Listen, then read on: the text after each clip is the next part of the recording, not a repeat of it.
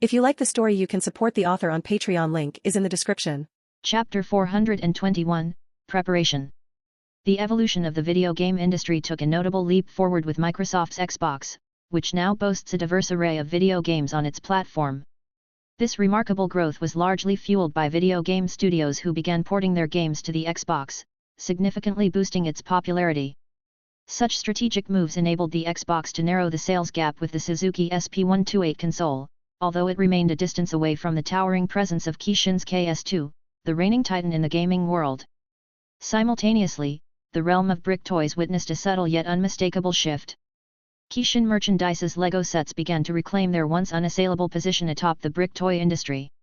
Despite LEGO maintaining its status as the premier choice among brick toy aficionados, its dominance was less pronounced compared to the past, a time when competition was notably less fierce.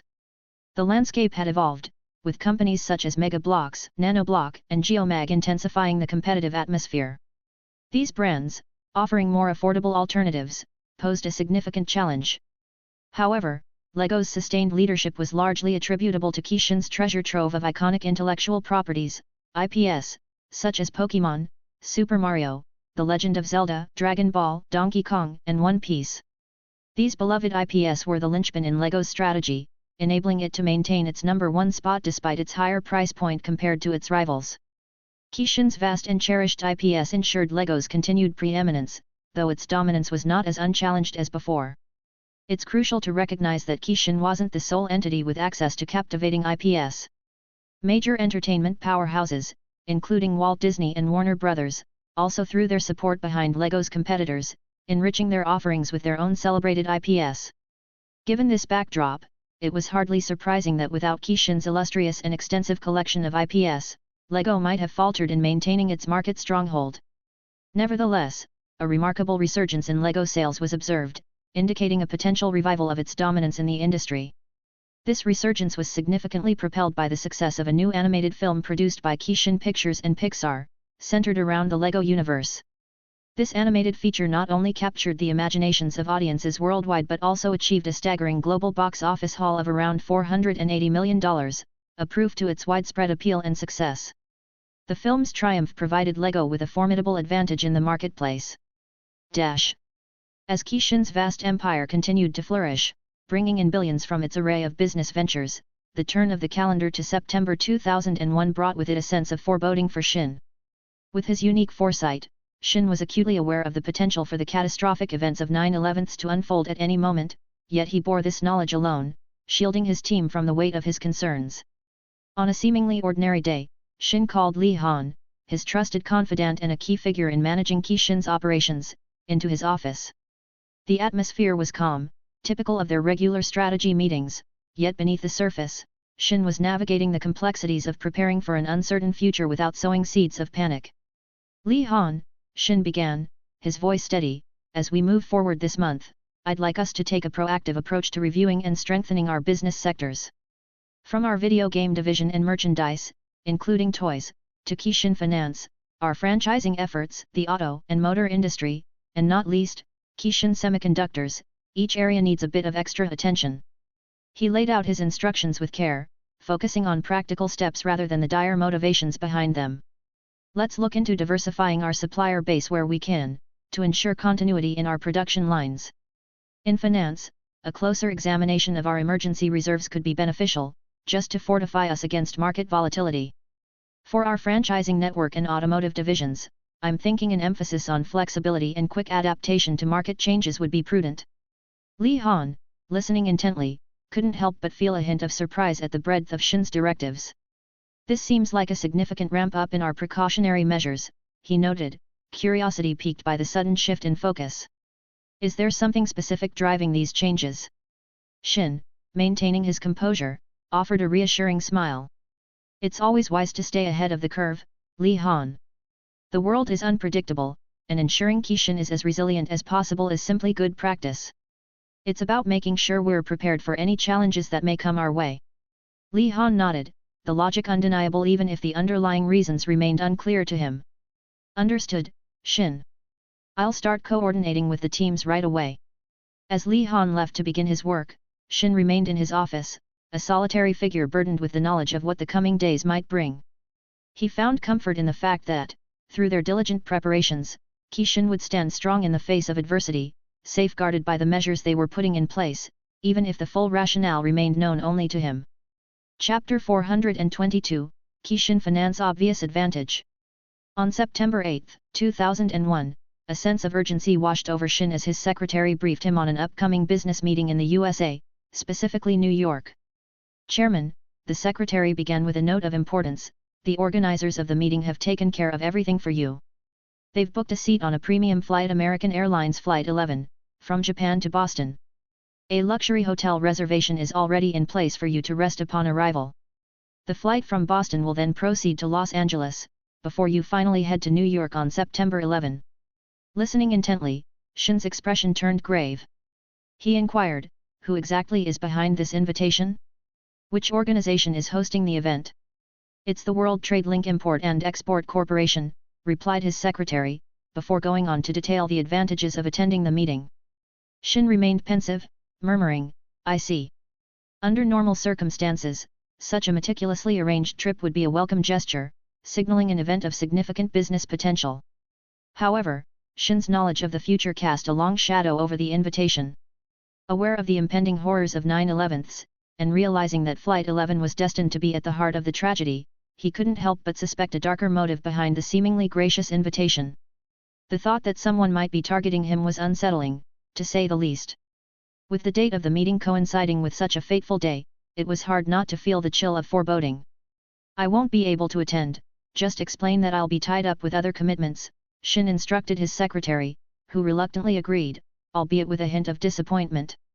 She believed that attending the event could significantly benefit Qi business interests. However, she recognized that she had no sway over Shin's decisions. On September 11, 2001, in the United States, a series of horrifying events unfolded starting early in the morning. Aircraft were hijacked and flown directly into the Twin Towers of the World Trade Center, while other locations, including the Pentagon in Arlington, Virginia, and a field near Shanksville, Pennsylvania, were also attacked. The world watched in disbelief as the United States, a global superpower, experienced a devastating terrorist attack. Television channels around the globe broadcasted the news live, with viewers from many countries witnessing the assault on the United States, particularly the destruction of the World Trade Center. In the hours that followed, rescue teams converged on the sites, including contributions from corporate entities like the Qi Foundation and its rescue teams, which reached out to federal, state, and local emergency management agencies to offer their support. In the shadow of the day that followed the harrowing events of September 11, 2001, the world seemed to pause, collectively holding its breath. Yet, beneath this veneer of stunned silence, the undercurrents of change were already reshaping the landscape of business and society. The immediate aftermath saw the closure of Wall Street, the lifeblood of America's economic might, as a pall of dust and despair settled over lower Manhattan.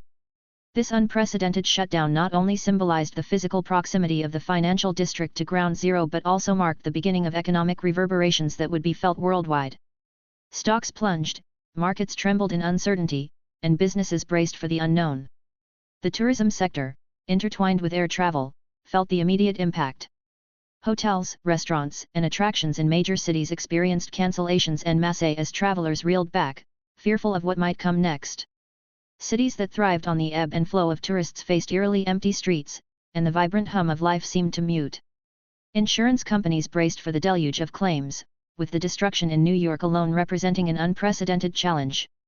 The scale of loss, both human and material, began to dawn on an industry poised on the edge of its own capacity to absorb such shocks. On a more personal scale, small businesses near the attack sites faced an existential threat not just from the immediate destruction but also from the inevitable downturn in foot traffic and the local economy's destabilization.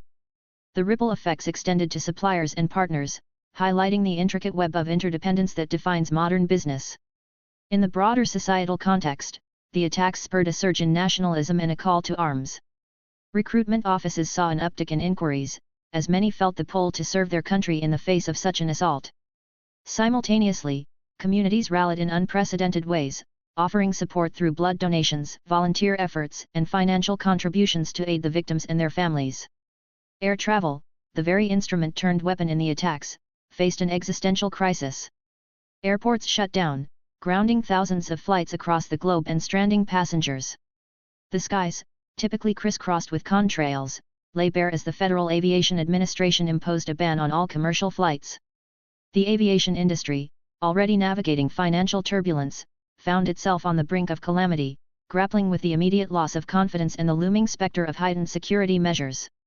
These sectors, once bustling with unbridled growth, now faced an unprecedented crisis, thrusting Ctto finance into a pivotal role.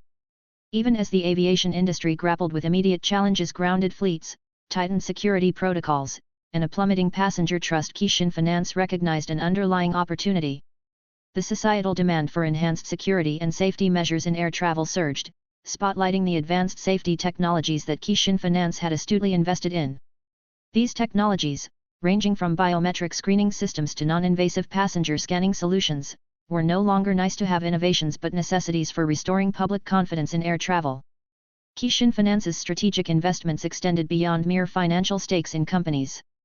They had fostered close collaborations with tech startups and established firms pioneering in safety and security solutions, ensuring that Ctto was integral to their development and deployment. As the world's airports and airlines hastily sought to upgrade their security infrastructure to meet new regulatory standards, Ctto finance was perfectly positioned to facilitate these transitions. Chapter 423, Surprising News. On September 12, 2001, a somber mood enveloped the United States. It was the day after the catastrophic and unprecedented attacks on the World Trade Center and the Pentagon had violently shaken the nation to its core.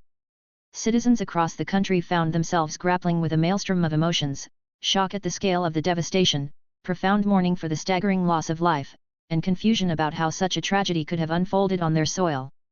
In the midst of this national trauma, the rescue teams, bolstered by the altruistic efforts of the Ctto Foundation's own rescue squads, embarked on a relentless quest through the debris. Their mission was singular and sacred: to find and save any souls miraculously still alive beneath the twisted metal and smoldering ruins. Their dedication shone as a beacon of hope amidst the darkness of those early, uncertain hours. Their efforts were concentrated at Ground Zero, the site of the World Trade Center, where the iconic Twin Towers once stood as symbols of American prosperity and strength but now lay in ruins. Simultaneously, a similar scene of determined search and rescue operations unfolded at the Pentagon, which had also suffered grievous wounds from the impact of Flight 77.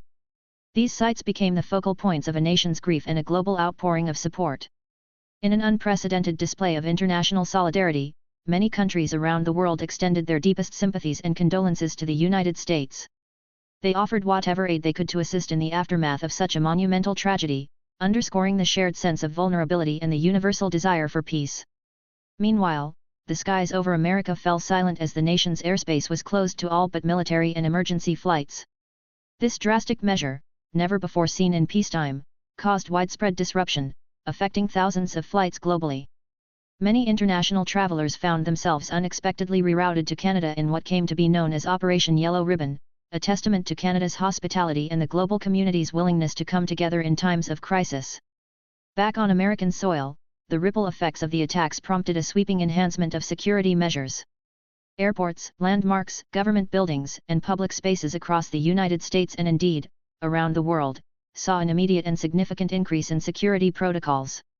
These measures reflected a collective determination to protect citizens and prevent any future acts of terror, signaling the onset of a new era in global security consciousness. The New York Stock Exchange, NASDAQ, and other pivotal U.S. financial markets took the unprecedented step of halting operations. This decision, aimed at forestalling a widespread panic and potential financial meltdown, was a historic one. Not since the dark days of the Great Depression had the U.S. witnessed a closure of its financial heartbeats for reasons not attributed to the whims of nature. This pause in the financial world's relentless rhythm was a somber acknowledgement of the tragedy's magnitude and its profound impact on the national psyche.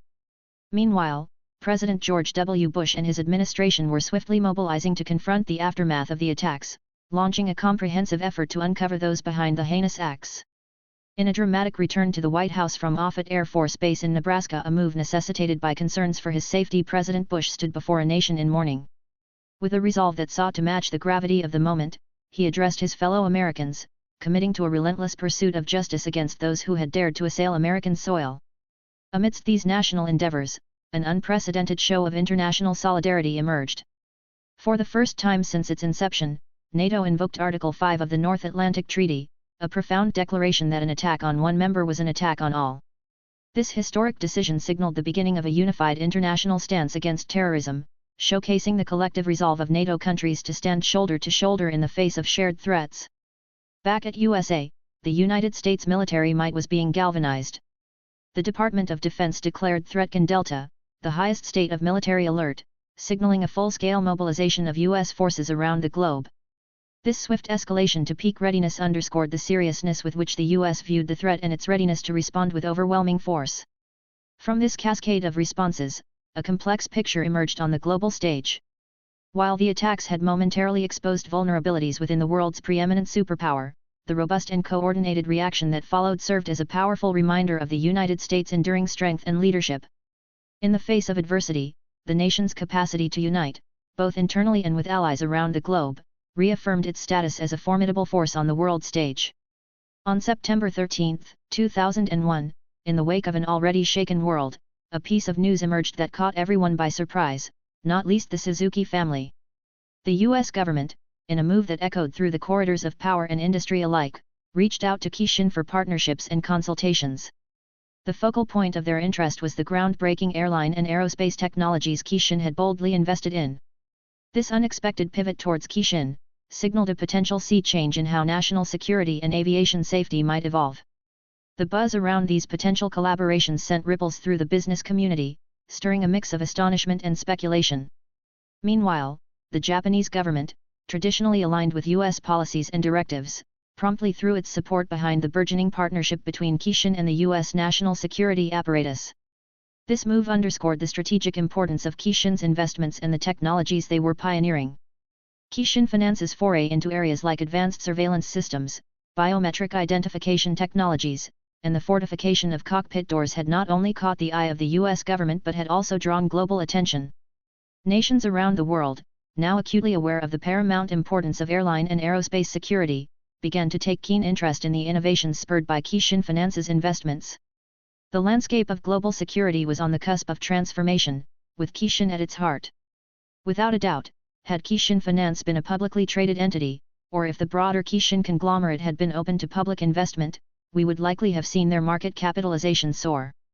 The allure of their pioneering technologies and strategic investments would have drawn in a multitude of eager investors, each vying for a stake in their future successes.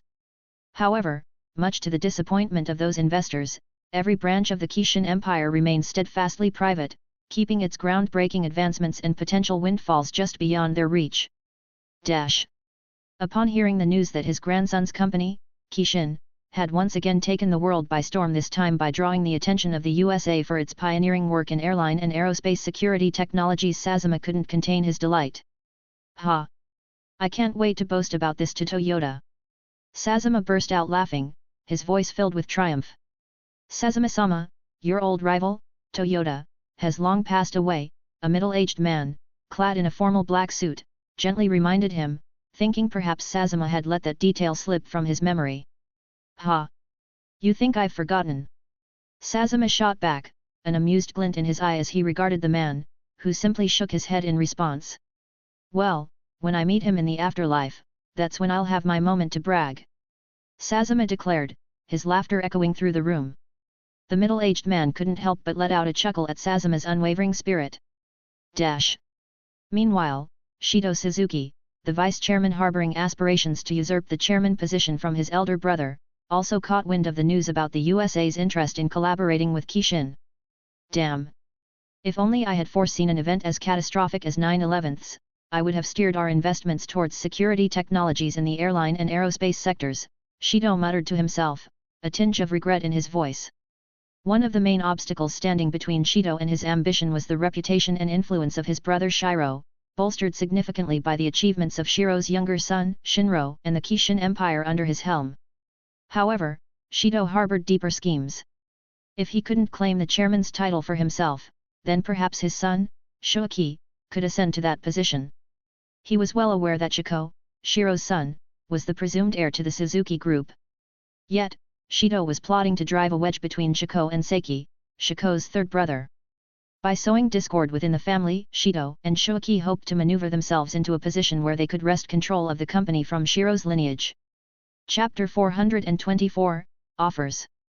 Within the bustling corridors of Kishin Rule's office, the news that the United States government was keen on forging a collaboration with Kishin had already become common knowledge. This development served to further cement the company's esteemed reputation and expand its already significant influence across the global stage. The buzz around the office was palpable, with employees feeling a renewed sense of pride in their association with a company now recognized not just for its commercial successes but also for its potential contributions to national security. Shin viewed the prospect of partnering with the U.S. government with an open mind. For him, the opportunity was not just about lending Kishin's expertise to governmental projects, it was about entering into a mutually beneficial relationship. The support from the United States, coupled with the chance to collaborate with American companies renowned for their technological innovations, was a prospect full of potential. Besides Kishin, the U.S. government had sought partnerships with a veritable who's who of the defense and technology sectors, including industry giants such as Lockheed Martin, Raytheon, Northrop Grumman, Boeing, L3 Technologies, now L3 Harris Technologies, General Dynamics, B Systems, Leidos, Honeywell, and Thales USA. These companies, known for their contributions to defense, aerospace, and advanced technologies, represented the pinnacle of American innovation. What set Kishin apart and made the news of the U.S. government's interest even more popular was because of Kishin Company's primary association with the entertainment and electronics sectors. Kishin was globally recognized for its captivating video games, popular anime series, and state-of-the-art home and handheld gaming consoles. This diverse portfolio had established Kishin as a household name far removed from the defense and aerospace industries. The idea that a company celebrated for its contributions to entertainment and consumer electronics was now in the spotlight for a potential partnership with the U.S. government underscored the unique position Kishin held. It highlighted the company's versatility and its ability to transcend industry boundaries, merging the worlds of entertainment and high-stakes security with unprecedented flair. This blend of innovation, entertainment, and security potential not only underscored the eclectic nature of Kishin's business ventures but also spotlighted Shin's forward-thinking leadership. As the news spread, it ignited discussions and speculation about the future, not just within Kishin but across the global business community. Shin Suzuki, having already navigated a whirlwind of media attention and international interest, was not taken aback when he received a call from the director of the CIA.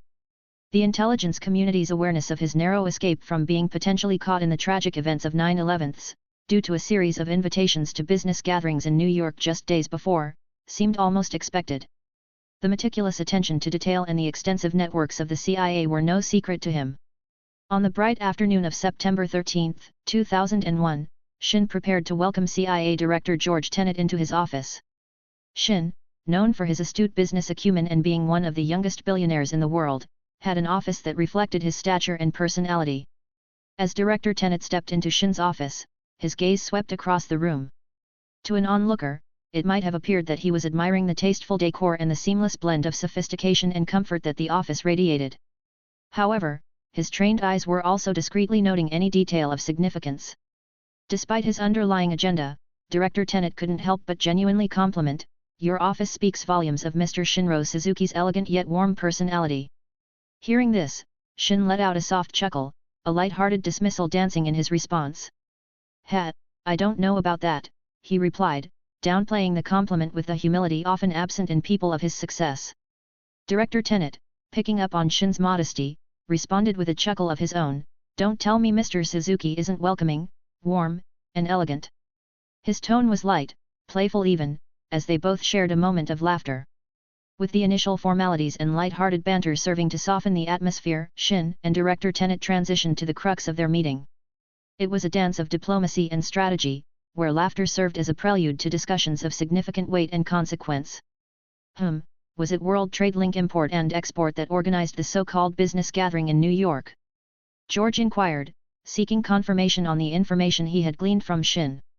Shin confirmed with a nod, adding, "Yes, and after the tragic events at the World Trade Center and the Pentagon, I had someone look into the company. It appears they quickly scaled back their operations." George acknowledged this with a nod, his gaze fixed on Shin. "Apart from that, it seems you were one of the targets. Have you had any conflicts or enemies that come to mind?" Shin pondered for a moment, stroking his chin thoughtfully. "Nothing specific that I can recall. But, you know, in business, it's easy to step on someone's toes without even realizing it. So, while I'm curious about who might be targeting me, I honestly don't have a clue. George seemed to understand, musing aloud, I also find it hard to believe that your competitors in the video game industry would go to such extremes to target you personally. With that, Shin and the CIA director delved deeper into their discussion. Outside Shin's office, George had arranged for other CIA personnel to stand guard, ensuring their conversation remained confidential and free from eavesdroppers. As Shin and CIA Director George Tenet delved into the intricacies of a potential partnership, the conversation centered on how Shin could collaborate with U.S. national security efforts to enhance airline and aerospace technologies. The focus was particularly on security innovations designed to thwart future terrorist attacks. George laid out a compelling proposition, detailing how Shin stood to gain significantly from joining forces with the U.S. government.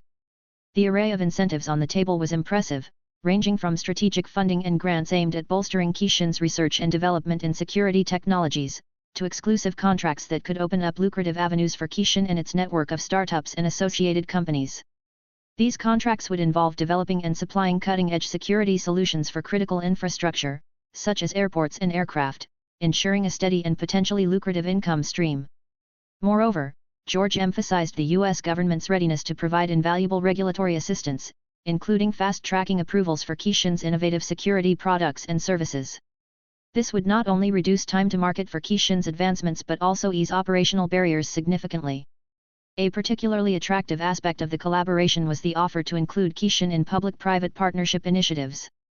These programs, aimed at bolstering national security, would grant Shin access to a wealth of additional resources, networks, and expertise, thereby facilitating collaborative innovation efforts on an unprecedented scale. George also highlighted opportunities for Shin to collaborate with government laboratories and research institutions. This access to advanced facilities and expertise could greatly enhance Shin's technology development efforts, pushing the boundaries of what was currently possible in airline and aerospace security. The protection and enhancement of intellectual property rights were also discussed. The U.S. government promised assistance in securing and safeguarding Shin's innovations, both at home and abroad, ensuring that Shin and its portfolio companies could fully capitalize on their groundbreaking work. To bolster Shin's global presence, George mentioned support for the company's market expansion efforts, including facilitating introductions to international markets through diplomatic channels. This would significantly enhance the global reach and impact of Shin's security technologies. Security clearances for Shin personnel were on the table as well, enabling them to work on classified or sensitive security projects and access restricted information that could inform development strategies. Furthermore, George proposed offering Shin positions on advisory panels, committees, or task forces related to national security and aviation safety. This would not only give Shin a voice in policy and strategy discussions but also ensure its interests were well represented in decision-making processes. Lastly, official recognition and endorsement from the U.S. government were promised. Such an endorsement would elevate Shin's credibility and prestige in the security and aerospace sectors, potentially attracting additional partners and investors. Despite the allure of these proposals, Shin maintained a cautious stance. He recognized the need for Shin's legal team to meticulously review any contracts offered by the U.S. government, ensuring that Shin's interests were safeguarded without any hidden pitfalls.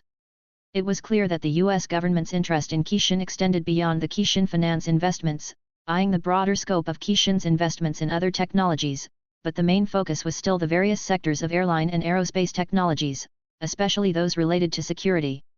This potential collaboration, while fraught with promise, required careful deliberation to ensure that it aligned with Shin's values and long-term objectives. Chapter 425, Possibilities. Shin has engaged a team of exceptionally skilled lawyers, who bring more than just their deep knowledge in international, corporate, and intellectual property law to the table. These legal experts also boast extensive experience in navigating the intricacies of government contracts and national security issues. Due to the sensitive and sometimes classified nature of the discussions and technologies involved, it's crucial for these lawyers to either possess security clearances or be eligible to obtain them.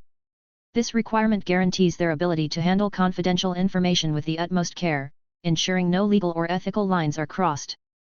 Bound by the highest standards of professional confidentiality and legal duty, these lawyers are committed to safeguarding Shin's interests without compromising any sensitive details. Their background includes tenure at top-tier law firms, renowned for their dealings with elite corporate clients and governmental bodies. This pedigree ensures they come equipped with a rich tapestry of experience and an intricate understanding of the dynamics at play in such high-stakes partnerships. These lawyers certainly lived up to their reputation. They unearthed a clause that could have put Kishin at a disadvantage, leading to a negotiation between Kishin's representative and a U.S. national security official. As the negotiations between Kishin and the U.S. unfolded, the urgency brought on by the aftermath of 9/11, with its significant impact on national security and the aviation industry, made it clear to both parties that speeding up the negotiation process was crucial. Under normal circumstances, hammering out the details for collaborations of this magnitude and complexity might take anywhere from several months to over a year.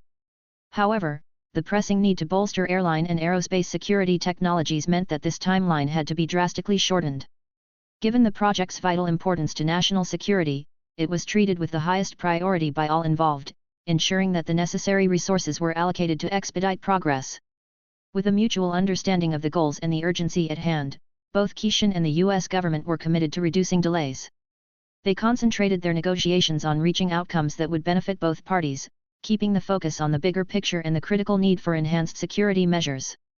Kishin and the U.S. government brought together a dynamic team of experts, including technical specialists and legal advisors, all ready to make swift decisions and tackle issues as they arose. The U.S. government's involvement helped smooth out some of the usual hurdles, such as speeding up regulatory approvals or facilitating access to classified information, which could otherwise bog down the negotiation process. The contract underwent revisions that positioned Kishin more favorably, with the legal team ensuring Kishin's interests were well protected. The experts at Kishin recognized the United States' urgent need to enhance and refine the technologies in its airline and aerospace sectors, particularly in terms of security, to restore the public's faith in the government's ability to protect them. In response, the U.S. government was willing to offer Kishin certain benefits and advantages to secure their agreement, acknowledging the value Kishin brought to the table. As the collaboration between Kishin and the U.S. government progressed, both parties conducted themselves with the utmost diligence, committed to forging an agreement that was robust and mutually advantageous. Shin decided to embrace the offers from the U.S. government, and the reasons were compelling. The array of benefits laid out for Kishin's future endeavors, particularly in the aerospace sector, painted a promising picture for the company's growth and influence. At the heart of this decision was the recognition of Kishin's investments in security technologies, which had surged in value and relevance.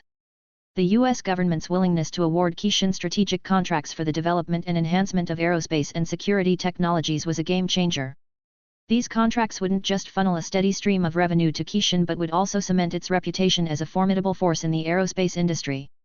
Moreover, the opportunity to tap into research and development grants was too good to pass up. The U.S. government's offer to provide Kishin with federal grants aimed at pushing the boundaries of aerospace technology and security solutions was a clear nod to Kishin's potential. These grants would significantly lighten the financial load associated with Kishin's research and development endeavors, making the leap into a new industry not just viable but also less daunting. In essence, Shin saw in these offers a pathway to not only diversify and strengthen Kishin's portfolio but also to position the company at the forefront of aerospace innovation and security. It was an opportunity to align with national security goals while propelling Kishin into a future where it could make substantial contributions to a sector critical to global safety and prosperity. Then, in an exciting turn of events, it wasn't just the U.S. government that stepped up to the plate. The Japanese government also offered its hand, ready to smooth the path for Kishin into the aerospace sector with regulatory support and fast tracking. Navigating the intricate maze of aerospace industry regulations could be overwhelming, but with the backing of the Japanese government, Kishin found a powerful ally. This support meant that Kishin could look forward to quicker approvals for its aerospace technologies and products, setting the stage for a more rapid market debut. Furthermore, Kishin's potential collaboration with prestigious government agencies like NASA, the Department of Defense, and the FAA opened up a world of opportunities. From joint research efforts to comprehensive technology development programs, these partnerships promised to imbue Kishin with invaluable insights and exposure within the aerospace domain. But that's not all. Access to government facilities and a treasure trove of expertise, along with the chance to be part of public-private partnership programs, and support for market expansion were on the table too. Moreover, the possibility of enhancing Kishin's workforce through targeted training programs held particular appeal. The government was prepared to facilitate specialized training in aerospace engineering, security protocols, and regulatory compliance, ensuring Qixin's team was equipped with the skills necessary for success in the aerospace field. Xin, reflecting on these possibilities, couldn't help but feel a surge of excitement about Qixin's future. He envisioned a trajectory for Qixin that didn't just mimic the success of companies like SpaceX from his past life but potentially even outshone them. The thought of integrating Qixin's newfound aerospace expertise with its already dominant position in the video game industry was particularly thrilling. By delving into aerospace technologies, Qixin can bring an unprecedented level of realism to its flight simulation and space exploration games in the future. Access to cutting-edge aerospace data, physics simulations, and the first-hand experience of space mechanics allows Qixin to create games that mirror real-world aerospace dynamics closely. Gamers could experience the thrill of piloting spacecraft with realistic controls in the distant future, navigating through accurately mapped star systems, or managing aerospace missions using true-to-life physics and engineering principles. The technical insights gained from the aerospace industry enable Qixin to introduce innovative gameplay mechanics in the future. For instance, incorporating the complex challenges of spacecraft engineering and space survival could lead to more immersive and educational gaming experiences. Players might engage in designing and launching satellites, planning interstellar missions, or even solving in-orbit challenges, all based on real aerospace technologies and scenarios. Chapter 426, Qixin Enhanced Reputation. The potential for video games to evolve through Qixin's collaboration with the US in aerospace is boundless. While integrating aerospace technologies and Qixin's expertise into video games isn't feasible at the moment, it's certainly a possibility for the future.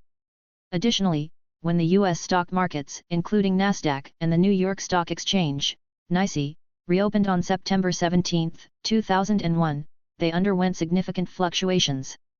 Industries such as airlines, insurance, and tourism were hit hard right away, suffering declines due to the immediate effect on travel and increased concerns over potential future attacks. As the stock values of these sectors tumbled, Qixin Finance, a firm already well regarded among business circles for its collaborations with the U.S. government, doubled down on its investments in these troubled waters. This bold move didn't go unnoticed. Inspired by Qixin's strategy, other investment firms quickly followed suit, hoping to capitalize on potential future recoveries. Qixin's ability to forge partnerships with both the U.S. and Japanese governments, due to its significant investments in airline and aerospace technologies, was well known among major corporations.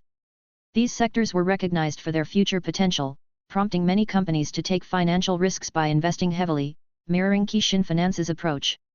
Despite the inherent risks, the sectors supported for advancement and improvement with government assistance, particularly from the US and Japan, were seen as having a bright future. This optimism wasn't limited to these two countries. Other governments began to either collaborate with or support their domestic companies in enhancing airline and aerospace technologies, with a special focus on security technologies.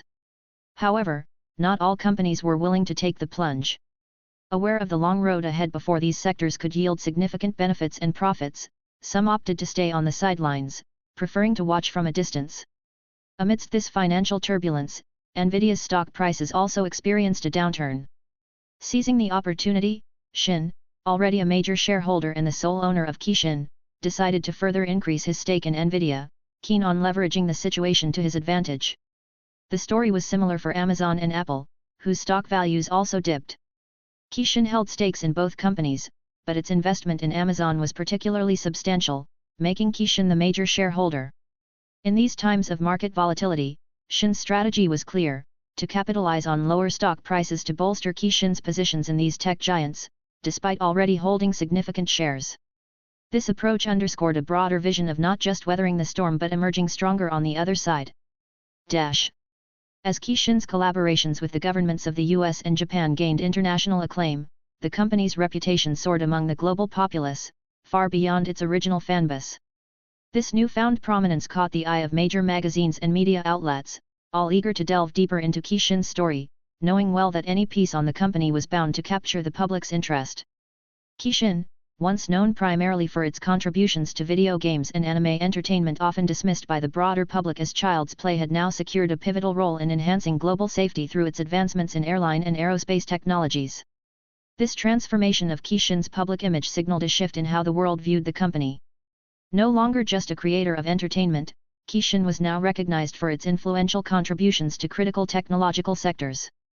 With its strategic acquisitions spanning various industries in the stock market, Qixin's relevance and financial clout were set to increase even further. In recognition of Shin's burgeoning influence and success, Forbes, a publication renowned worldwide for its business insights, began an in-depth investigation into the company's financial health and strategic ventures. The year 2001 became a focal point for Forbes journalists and researchers, driven by the magazine's intention to feature Shinro Suzuki, the visionary behind Shin, on its cover once again.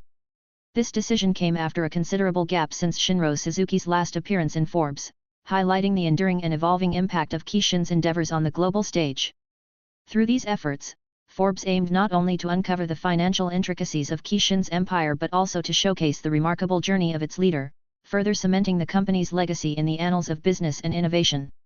In addition to Forbes, numerous other prestigious publications have set their sights on unraveling the financial saga of Shin. Their curiosity isn't just casual, it's driven by the company's impressive portfolio, which boasts assets worth billions of dollars. But Shin's wealth doesn't stop at mere assets. The company's strategic investments in other firms, its lucrative returns from the iPod product line, and its dominance in the video game market with a top-selling console are all feathers in its cap.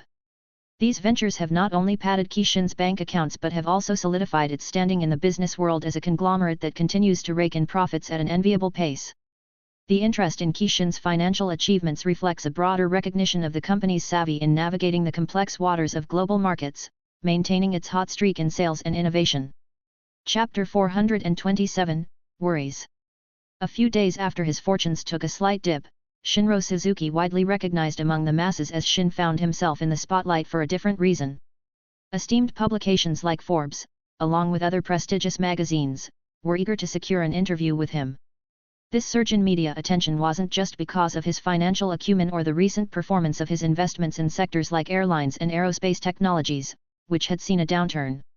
The collective confidence of investors and the public in these industries was at a nadir, yet the strategic partnerships between Shin, the United States, and Japan hinted at a promising rebound.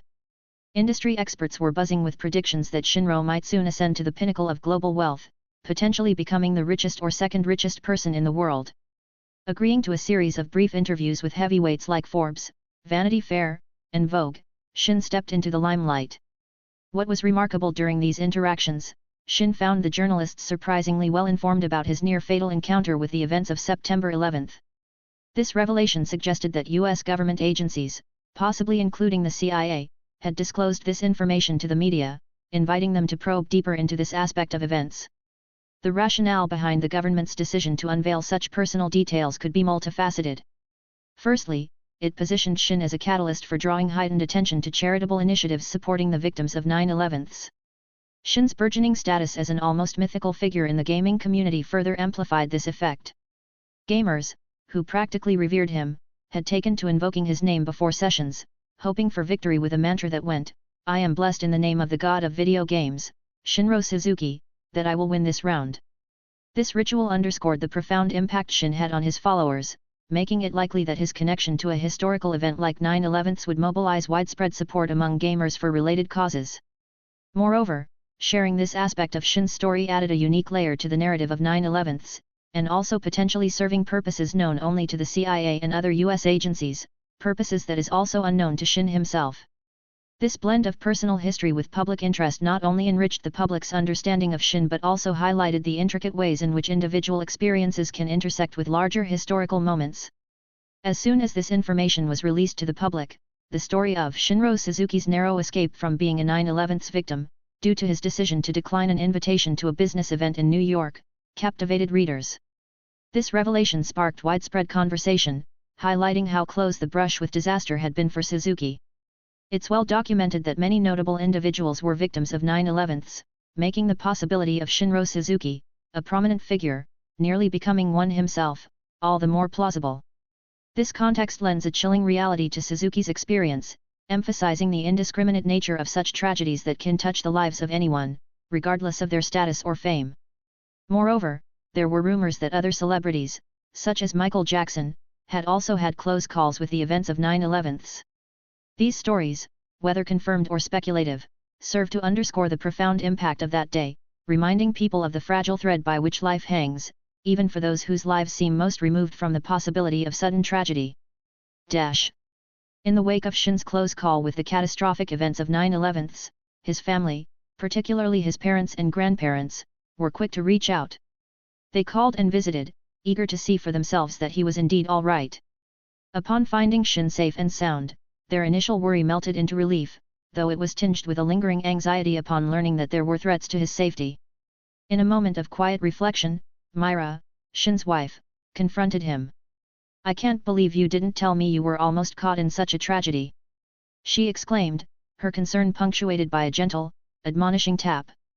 Shin, with a reassuring smile, brushed her hair back soothingly. "Don't worry so much. I'm still here, aren't I?"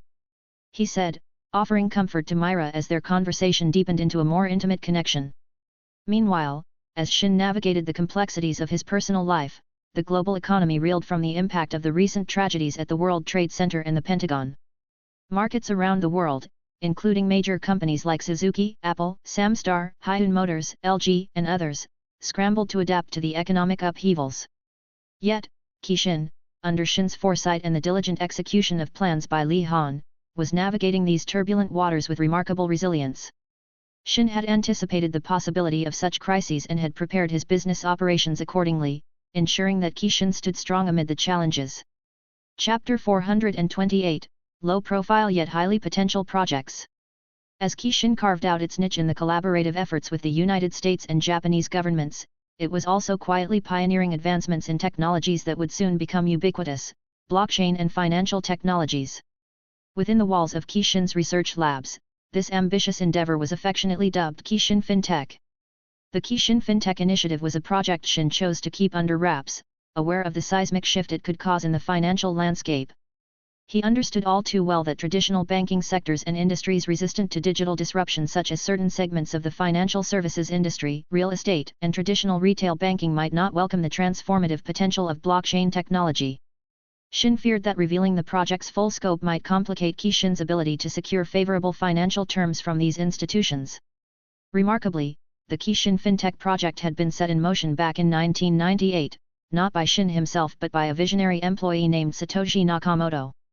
Shin, upon meeting Satoshi, found him to be a contemporary in age, possibly even younger. During a night meeting in February 1998, Shin, impressed by Satoshi's initial proposals, entrusted him with the leadership of the Shin FinTech project. Satoshi was taken aback by Shin's depth of insight, unaware that Shin's knowledge was partly derived from an understanding of future technological trends. The collaboration between Satoshi's innovative mind and Shin's foresightness steered the Shin FinTech project in a direction that perfectly aligned with Shin's vision. This strategic advantage in emerging technologies, which might not have seemed immediately lucrative but promised substantial long-term gains, positioned Shin well ahead of its time, especially in Internet technologies. While other companies were still grappling with the basics of online presence and digital transactions, Shin was already leapfrogging towards a future where blockchain and fintech would revolutionize how people think about and manage financial transactions, all while keeping their groundbreaking work as quiet as possible to maintain their competitive edge. In addition to its groundbreaking work in blockchain and fintech, Shin was also delving into another cutting-edge technological frontier, quantum computing. Under Shin's leadership, Shin recognized the transformative potential of quantum computing to address problems that were insurmountable for today's classical computers.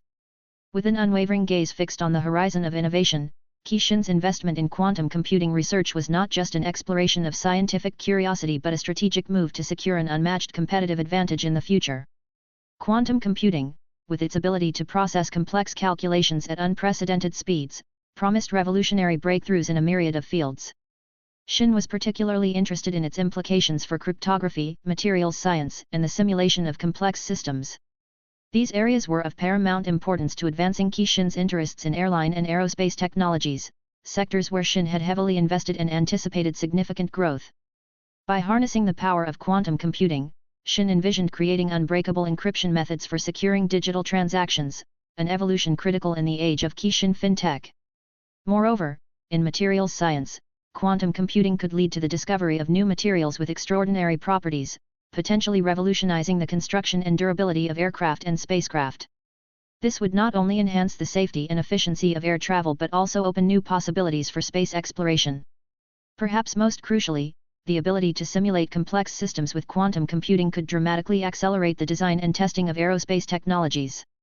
Traditional computers, limited by their binary processing capabilities, could take years to simulate the aerodynamics of new aircraft designs or the orbital mechanics of spacecraft missions. Quantum computing, however, could reduce these simulations to a fraction of the time, enabling faster iterations and innovations.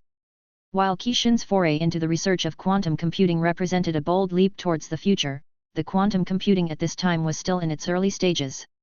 The pursuit of quantum computing by Qixin was marked by diligent research and exploration, a proof to the company's commitment to innovation and its readiness to embrace the challenges of uncharted technological territories. Despite the excitement surrounding its potential, the project had not yet reached fruition that will align to Qixin's expectations. Qixin was navigating the intricate maze of theoretical and practical hurdles inherent in quantum computing research.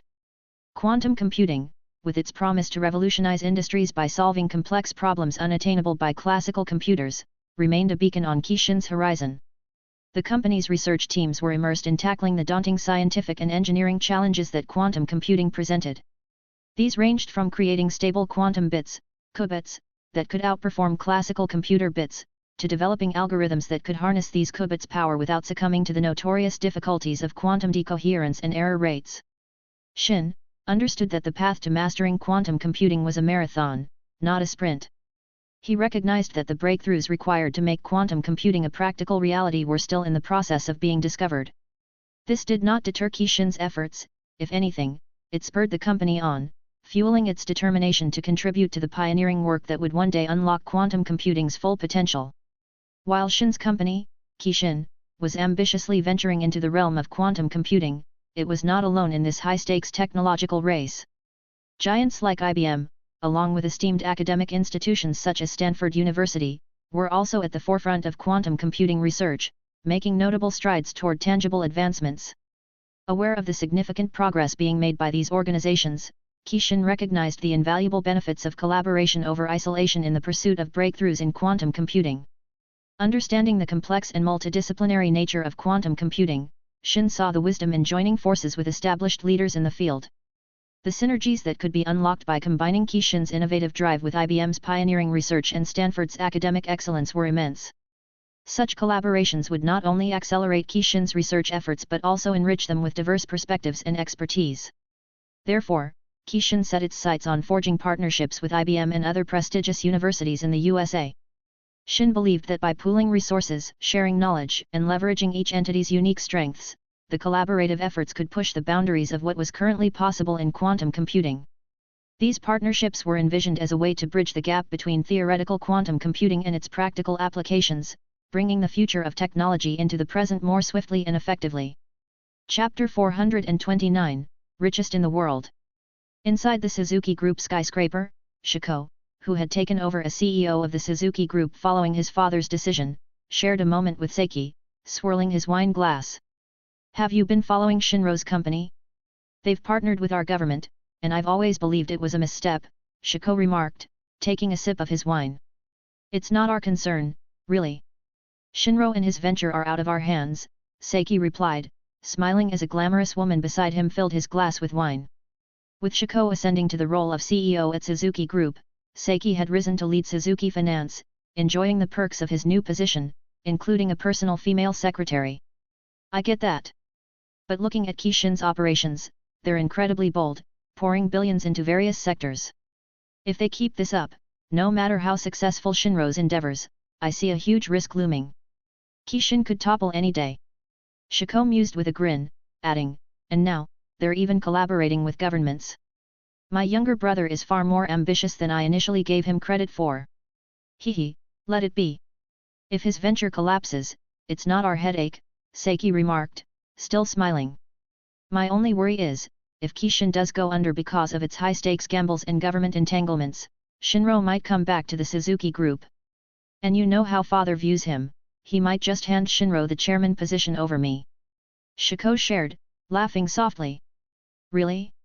You think the chairman position is already yours?" Seiki challenged, "Don't you think I stand a chance at it too?" Ctto gave Seiki a sharp look. "Oh? You're eyeing the chairman's seat?" he asked, an intriguing sparkle in his eye. "Why not?" Seiki responded with a confident smile. The air between the two was thick with tension. What Ctto didn't know was that Seiki had been quietly swayed by Ctto, the vice chairman of the Suzuki Group. Seiki's ambitions stretched far beyond mere titles. He was keenly aware that without securing the chairman position for himself, his descendants, even his eldest child, would stand no chance against Ctto's lineage. Thus, the two were locked in a silent battle, eagerly awaiting the moment when Sazuma, their grandfather, would decide who would inherit the greater share of the Suzuki Group. In an ambitious collaboration with the Japanese government, Kishin has taken a significant leap beyond enhancing the security of airline and aerospace technologies. They have put forth a visionary plan aimed at revolutionizing the approach to clean energy production. Some years prior, Kishin pioneered a groundbreaking technology, a stepping device capable of generating energy from the mere act of walking. This innovation, rooted in the simple yet profound principle of harnessing human movement, presented an opportunity to transform bustling urban centers into powerhouses of clean energy production. Kishin's proposal to deploy this technology across Shibuya Crossing, one of Tokyo's busiest intersections, along with other high-traffic areas in the city, was nothing short of revolutionary. The idea was that these devices, embedded within the very fabric of the urban landscape, could capture the kinetic energy of countless footsteps each day, converting it into a significant amount of clean, sustainable power. The Japanese government, recognizing the transformative potential of such a venture, showed keen interest in Kishin's proposal. However, the excitement wasn't confined to Japan alone. The United States government, already in collaboration with Kishin on other technological fronts, also expressed its enthusiasm and willingness to invest in the research and development of this clean energy technology. Both governments saw the potential for these stepping devices not only to generate a considerable amount of clean energy but also to set a global precedent in sustainable urban planning and energy conservation. The implications of successfully implementing this technology extend far beyond the immediate benefits of clean energy generation. For Kishin, it represents a lucrative venture with the potential for significant profits. More importantly, for Japan and the United States, it offers a pathway to reduce their reliance on traditional energy sources, thereby saving on energy costs and reducing their environmental footprint. The adoption of such technology positions them as pioneering nations at the forefront of sustainable technology implementation. The possibilities presented by Kishin's stepping device technology extend into various public spaces, such as sidewalks and plazas, where the daily foot traffic can be converted into a valuable energy resource. This innovative approach to energy production highlights the potential for everyday activities and movements to contribute to a nation's energy independence and sustainability goals. Meanwhile, Forbes magazine featured Shinro Suzuki on its cover once again, marking his return to the spotlight a few years after his last appearance. Since then, Shinro's wealth has skyrocketed. Forbes estimates Shinro Suzuki's net worth at a staggering $78 billion, despite the fluctuating stock values of Kishin's investments across various sectors. This figure, however, is just an estimate. Given that Kishin's businesses are privately held, the exact number is elusive. Still, Shinro has now eclipsed Bill Gates, whose fortune stands at $56 billion. Upon seeing this, Ctto and Seiki, Shinro's brothers, were filled with unease. Initially, they had smugly anticipated Kishin's failure in its ambitious ventures. But now, confronted with Shinro's wealth, which vastly outstrips theirs combined, they were left utterly speechless. Although they were vaguely aware of Kishin's ambitious projects, they hadn't kept close tabs, preoccupied with their ventures. Yet, Shinro's soaring wealth has suddenly cast him in the light of a formidable titan. Chapter 430, Kishin Cash Cow Businesses. Even as Shinro Suzuki ascended to become the wealthiest person on the globe, a distinction that had his employees and key executives flocking to him with congratulations whenever he was spotted in the building, the reality behind his burgeoning wealth was far more complex. Unbeknownst to many, Shinro's fortune was experiencing a downturn due to his bold ventures across various industries. Take, for example, his foray into semiconductors. Despite partnering with industry giants like Nvidia and acquiring several semiconductor firms under the Kishin umbrella, Shinro had poured billions into these ventures. His investments weren't limited to semiconductors, he had his sights set on cutting-edge technologies he believed would yield substantial profits in the future. Shinro's vision for Kishin was undeniably long-term, but sustaining such grand ambitions required generating significant revenue ranging from hundreds of millions to billions of dollars. To bridge this gap, Kishin teased the gaming world with trailers for video games expected to be massive hits. Following the monumental success of KS2, which sold 79 million units over the years, there was a solid customer base eagerly anticipating Kishin's new releases. Among these were titles guaranteed to stir excitement across various communities, God of War I, Tekken 5, Armored Core, Dragon Ball Z, Budokai, and Naruto, Ultimate Ninja Heroes. The gaming community buzzed with anticipation, but it wasn't just gamers who were drawn in. Anime enthusiasts, too, were captivated, especially with the inclusion of games like Dragon Ball Z, Budokai and Naruto, Ultimate Ninja Heroes. The Dragon Ball series had amassed a vast following both in Japan and internationally, much like Naruto, which was launched by Madrange Animation, a Kishin subsidiary, in 1999. Within just 2 years, Naruto had captured the hearts of fans across Japan and the USA. As for God of War I and Armored Core, these games represented fresh ventures for the PS2 platform, introducing new narratives and gameplay experiences. Their release marked a significant moment, not just for Kishin, but for the broader gaming and anime communities, setting the stage for what could be a transformative period in entertainment, driven by Shinro's ambitious, albeit financially risky, endeavors. In addition to its other ventures, Kishin's foray into the digital music world with iTunes has proven to be a lucrative endeavor. This platform, boasting an extensive library of hundreds of songs and albums, has secured licensing agreements with various recording studios and artists through Kishin's efforts, thereby generating substantial profits. A prime example of this success is Kishin Entertainment, a subsidiary of Kishin, which has been instrumental in discovering and signing talented artists. Their music, available on iTunes, has not only provided a platform for these artists to showcase their talents but also contributed significantly to the overall financial influx for Kishin. The model, which ensures that songs and albums are purchased to support artists, has led to massive profits. The revenues from Kishin's own music catalog, managed through Kishin Entertainment, have been particularly noteworthy. From these music ventures alone, Kishin has been able to amass a considerable fortune. Furthermore, Kishin's involvement in the streaming industry, with its Netflix service, has captivated an impressive audience: 29 million subscribers, predominantly from the United States, generating hundreds of millions of dollars in revenue each month. But Kishin's ambitions don't stop at digital media. The conglomerate has also made significant inroads into the world of physical entertainment. Kishin World, an amusement park that brings to life the iconic video games and anime series under the Kishin banner, has been established in key locations across the globe, including the USA, parts of Europe, Hong Kong, Taiwan, and Japan. Its popularity has soared to levels nearly comparable to that of Disneyland, making it a household name among entertainment venues. These diverse ventures into entertainment, electronics, and amusement parks have collectively formed a robust revenue stream for Kishin. This financial success has bolstered Shinro Suzuki's confidence, empowering him to pursue even more ambitious projects.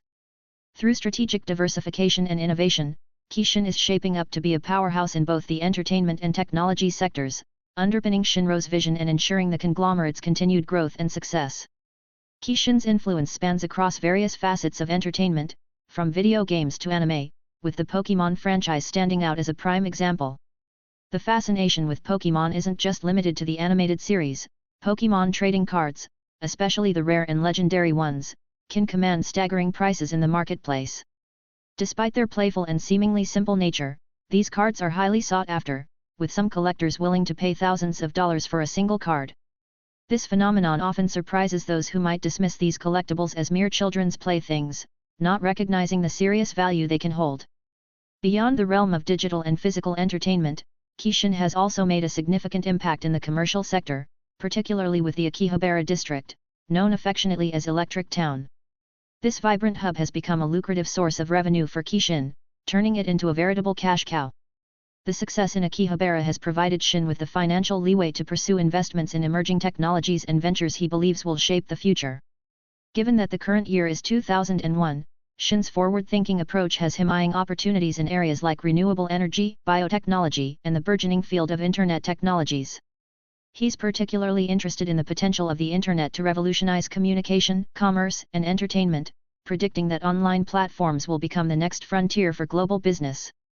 Additionally, Shin is exploring advancements in artificial intelligence and robotics, anticipating their transformative impact on both the workplace and daily life.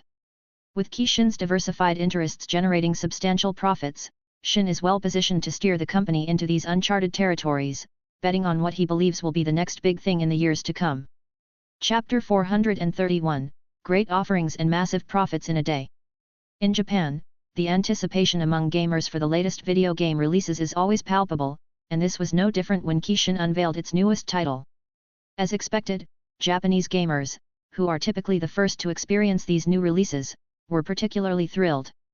Upon the launch of God of War I, there was a visible surge of excitement as some gamers of different fashion styles flocked to various stores throughout Tokyo, eager to get their hands on the new game. Amid this bustling scene, a particular fashion trend began to stand out among the crowd, the emo style. This style, characterized by long bangs that often cover the eyes or are clipped to the side, paired with black leather jackets, has been gaining popularity. Remarkably, this trend was heavily influenced by the iconic anime series, Naruto. Known for its gripping storyline and compelling characters, Naruto has enjoyed widespread popularity not only in Japan but also across South Korea, Hong Kong, Taiwan, Southeast Asia, and recently, China. The anime's reach has expanded significantly, with its fanbase growing rapidly after it started airing in China a few months prior. The fashion influence of Naruto extends particularly to the Uchiha style, named after the charming and stylish characters Sasuke and Itachi Uchiha. Sasuke, known for his emo-inspired hairstyle and brooding demeanor, along with Itachi, whose introduction into the series brought a new level of depth and intrigue, have become style icons. Their distinctive look has resonated with fans worldwide, leading to a noticeable shift in fashion trends, especially among the gaming community in Japan and beyond.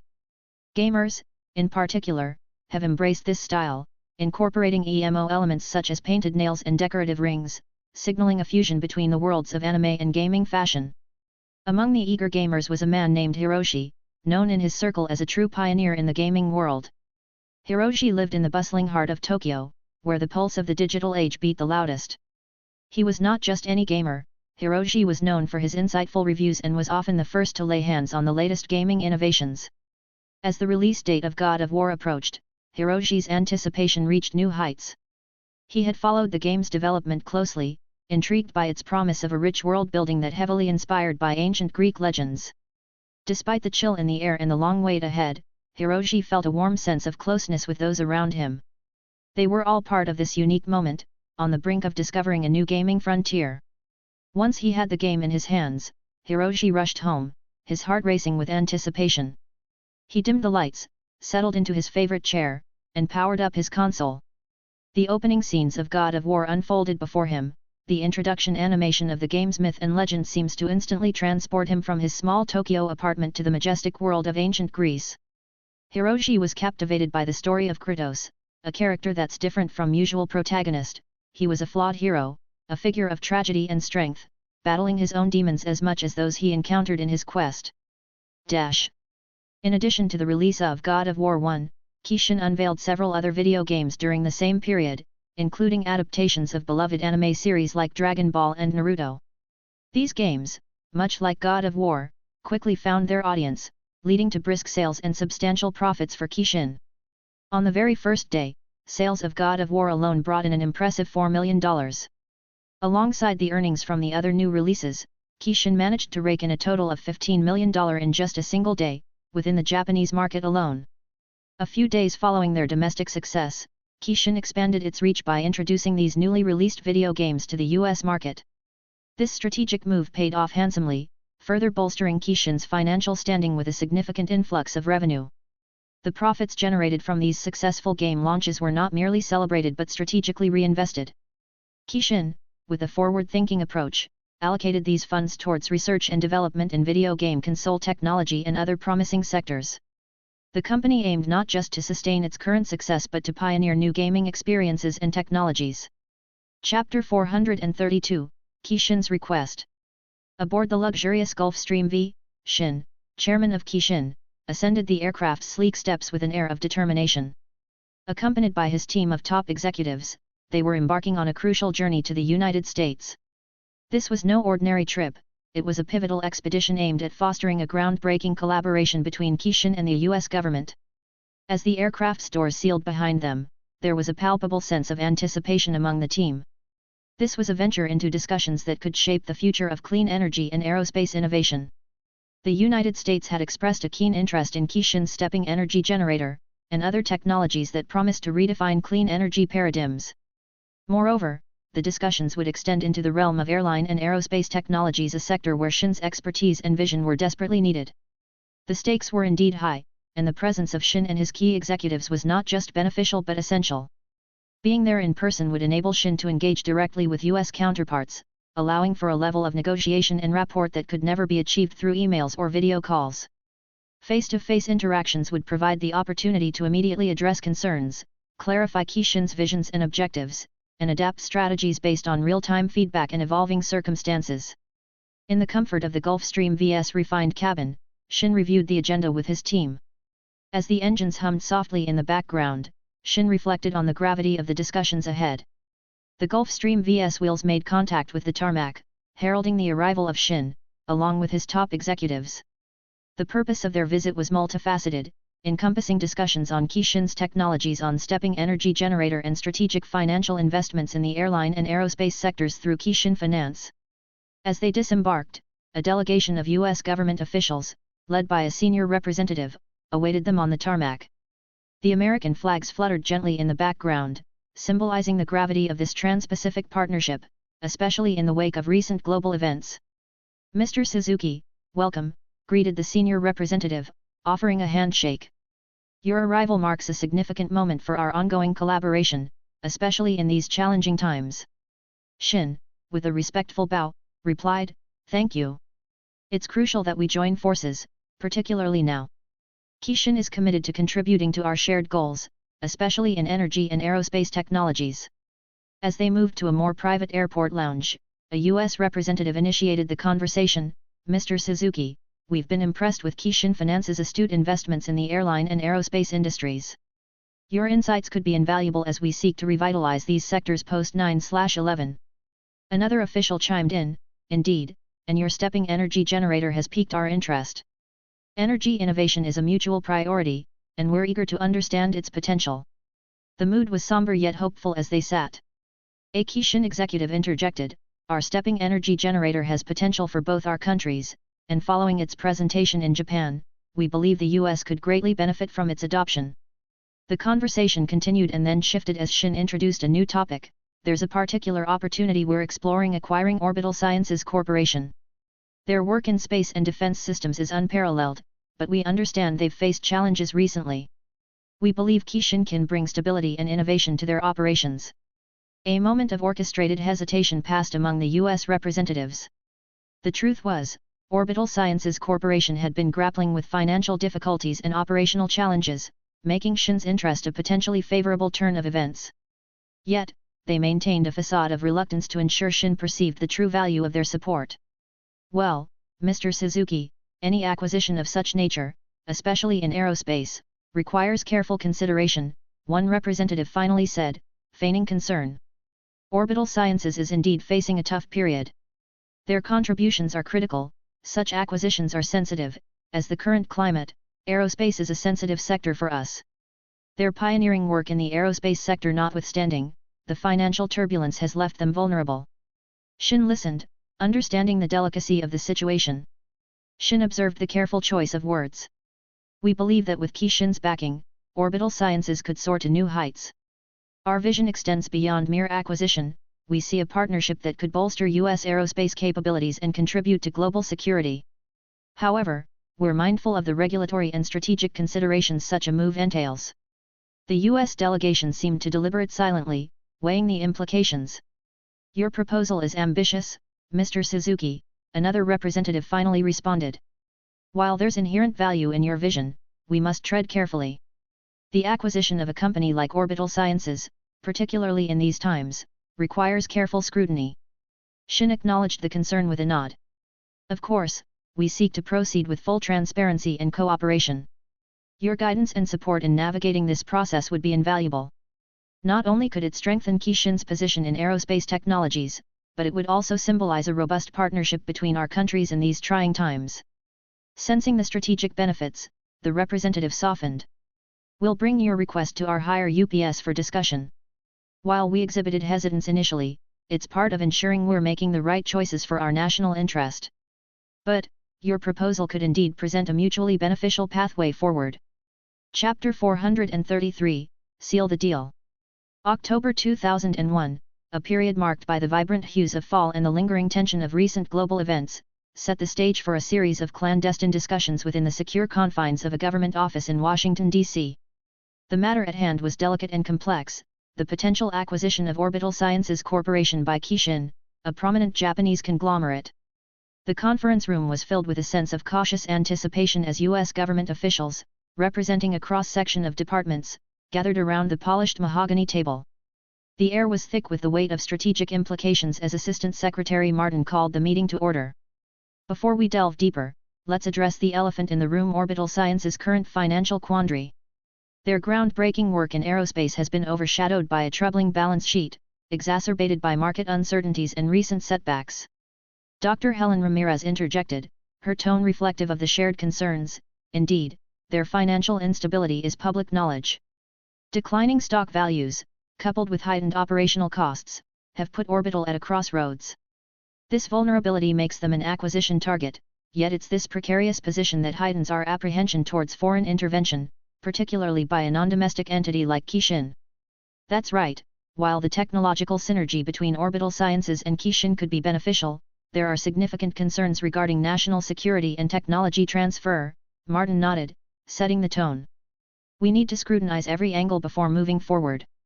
Dr. Helen Ramirez, known for her expertise in international technology collaboration, added, while Kishin's advancements in clean energy are commendable, Orbital Sciences' satellite and launch technologies are critical to our national defense infrastructure. We must consider the implications of allowing a foreign entity, especially from a strategic ally like Japan, to control such vital assets. Thomas Keller, who had spent years fostering international technology partnerships, expressed another layer of concern. There's also the public and political perception. The aerospace sector is not only strategic but also symbolic of national prowess. The acquisition by a foreign company, irrespective of its friendly ties, could stir significant pushback. The discussion turned to the legal frameworks, with Elizabeth Grant, the department's legal counsel, highlighting regulatory hurdles. Foreign ownership of sensitive technologies is heavily regulated under U.S. law. The Committee on Foreign Investment in the United States, CFIUS, will have a significant say in this, and I anticipate substantial reservations given the current geopolitical climate. Assistant Secretary Martin, acknowledging the varied perspectives, proposed a tentative approach. Given Orbital's precarious financial situation, our approach needs to be multifaceted. We must balance the immediate financial benefits of foreign investment against long-term strategic interests. Perhaps, rather than outright acquisition, we could broker a deal that shores up Orbital's financial health while keeping its core technologies under U.S. oversight. Dr. Ramirez nodded in agreement. A partnership could indeed be a more palatable proposition. It allows for collaboration without relinquishing control over critical technologies. Plus, it can serve as a test bed for future cooperation. Keller, pondering the diplomatic angle, suggested, we could facilitate a series of high-level talks between Kishin and Orbital Sciences, with our involvement to ensure that national interests are safeguarded. This would also reinforce our commitment to our Japanese allies, acknowledging their technological prowess while protecting our own security interests. 3 months have flown by, a time filled with detailed evaluations, thoughtful planning, and countless discussions. Throughout this period, Shin skillfully steered through the challenges with a mix of patience, strategic foresight, and unwavering dedication, aiming to carve out Kishin's niche in the aerospace sector, not merely as investors but as active participants. David, the CEO of Orbital Sciences Corporation, was also brought into the fold, invited by the government to discuss potential collaborations. Consequently, instead of Kishin taking over Orbital Sciences completely, they struck a harmonious partnership, a joint venture that represented a significant stride forward. For Shin, this outcome was more than satisfactory. His initial goal wasn't to dominate but to gain a foothold, to learn and grow within the realm of aerospace technologies. Partnering with Orbital Sciences, a seasoned player in the field, meant Kishin could sidestep the steep learning curve and resource drain typically associated with entering an industry alone. Now, with the backing and expertise of an established aerospace firm, Kishin is set, slowly yet confidently, to ascend in the aerospace sector. Over the past 3 months, Shin has been traversing the Pacific, jetting between Japan and the USA in his private aircraft. Despite the extensive travel, he has predominantly remained in Japan, closely monitoring developments from there. During this period, while discussions between the U.S. government and Kishin were in place, significant advancements were being made in the technologies funded by Kishin Finance, particularly in the airline and aerospace sectors, and notably in security technologies, along with Kishin collaboration with the government. Now, into January 2002, the shadow of the 9/11 events still looms over the public's perception of the airline and aerospace industries. Despite the passage of time, there remains a palpable sense of apprehension among many. Airlines are back to full operation, yet a segment of the populace continues to harbor concerns about safety. However, thanks to comprehensive safety campaigns and reassurances from airline companies, public confidence is slowly being restored. People are beginning to fly again, albeit with a heightened awareness and a new set of expectations for security. Chapter 434, Release of Alpha 01. As the brisk winds of January 2002 swept through Japan, the landscape of the semiconductor industry was marked by both opportunity and challenge. The focus was on extreme ultraviolet lithography, EUV, technology, a field critical to the next generation of semiconductor manufacturing, yet one that had not seen a standalone company emerge in Japan due to the enormous collaborative efforts and investments required. Shin recognized the strategic importance of EUV technology for future advancements in the semiconductor arena. Aware of Japan's unique approach wherein major technological strides were being made through consortia rather than individual companies, Shin saw an opportunity not just for acquisition but for strategic collaboration. Amid the cold yet clear days of the new year, Shin convened with Kishin's top brass to map out a strategy. The focus was clear: to navigate the intricate landscape of Japan's EUV technology initiatives and identify potential partnerships or investments that aligned with Kishin's long-term goals. Understanding the complexity and collaborative nature of EUV research in Japan, Shin and his team dedicated a significant portion of their budget to this venture. They earmarked $200 million, a substantial sum that underscored their commitment yet was allocated with Kishin's characteristic financial prudence. This budget was intended not for outright acquisition but for investing in, or partnering with, the key players in Japan's EUV scene, particularly those involved in consortia like the Extreme Ultraviolet Lithography System Development Association, EUVA, or CELIT's EUV program. The strategy was multifaceted.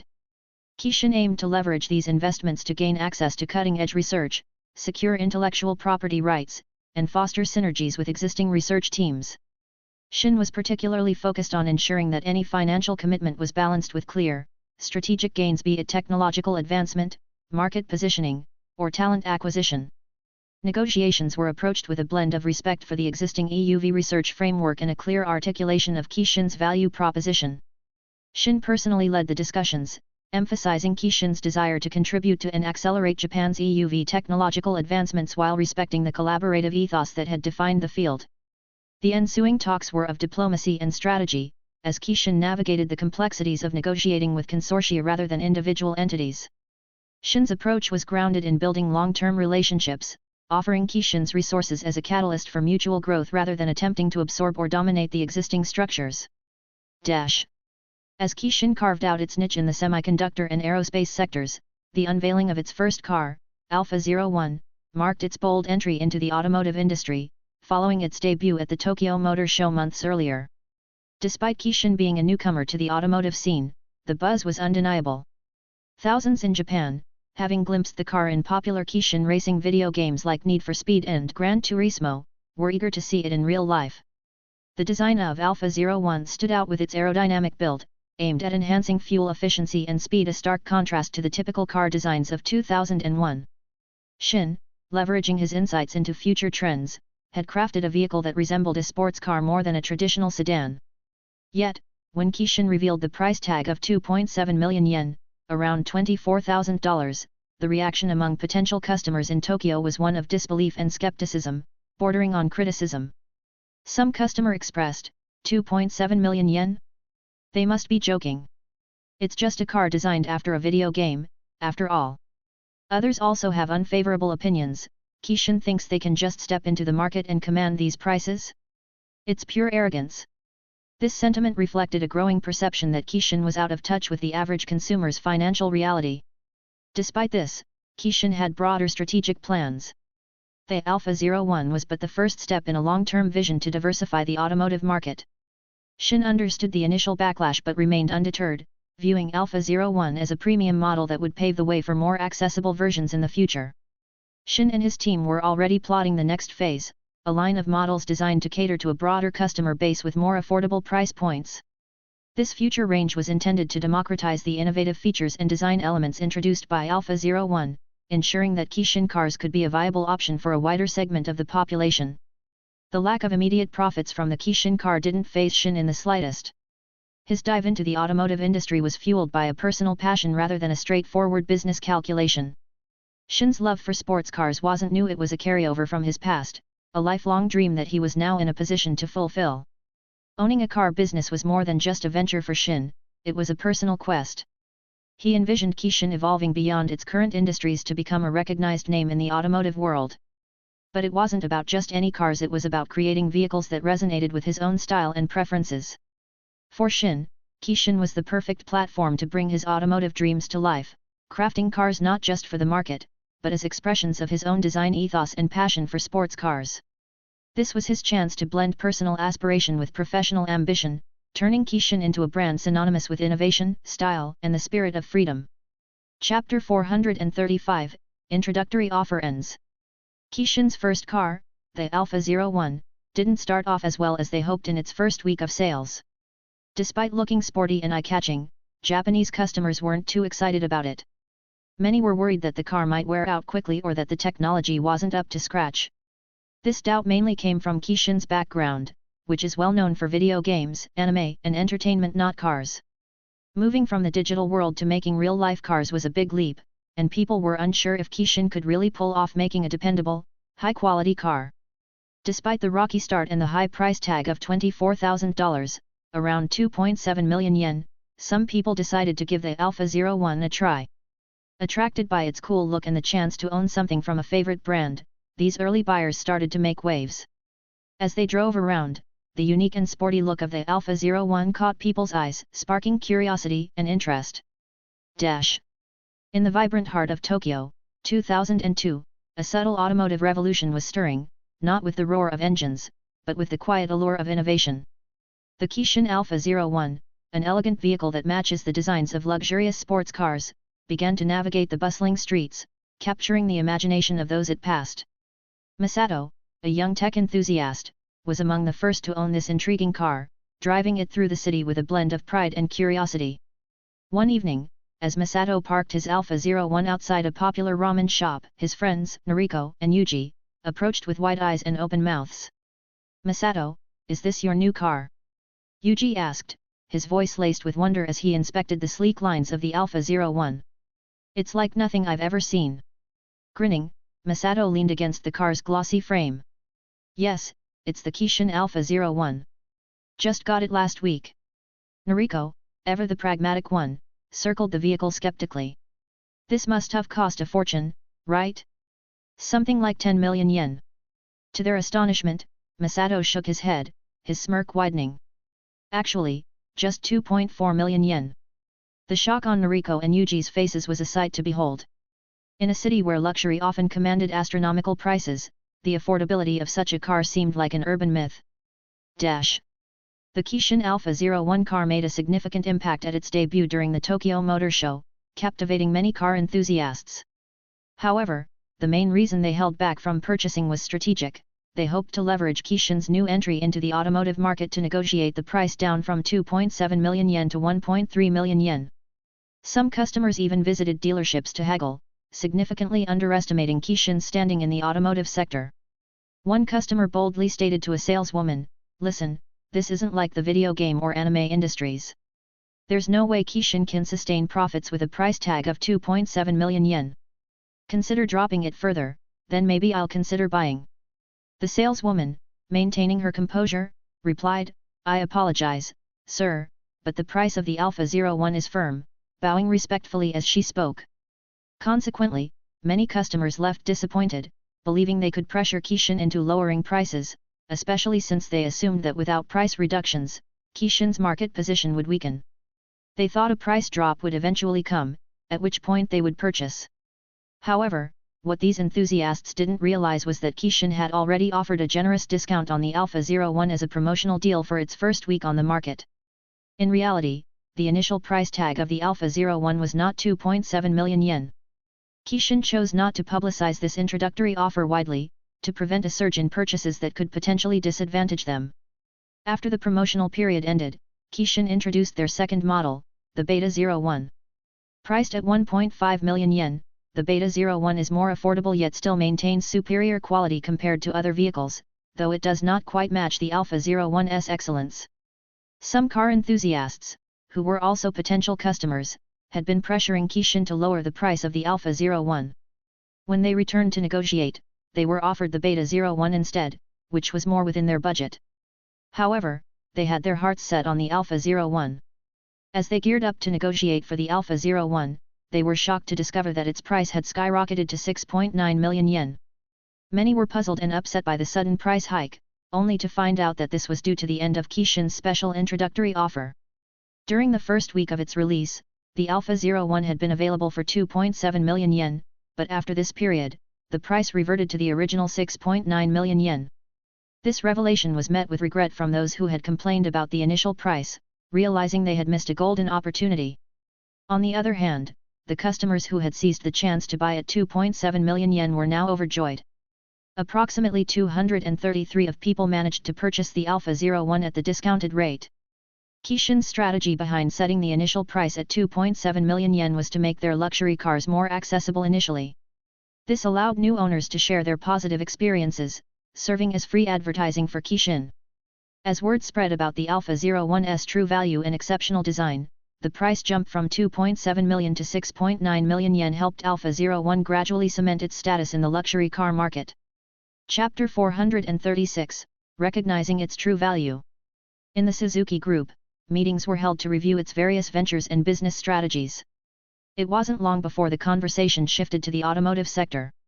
The executives were particularly intrigued by Kishin's entry into the car market, with models like the Alpha 01 and Beta 01 drawing significant attention.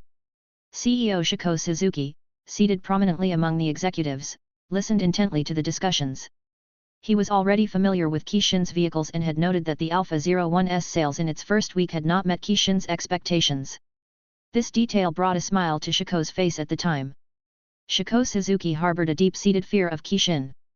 In his eyes, the company was a juggernaut, transforming everything it touched into gold.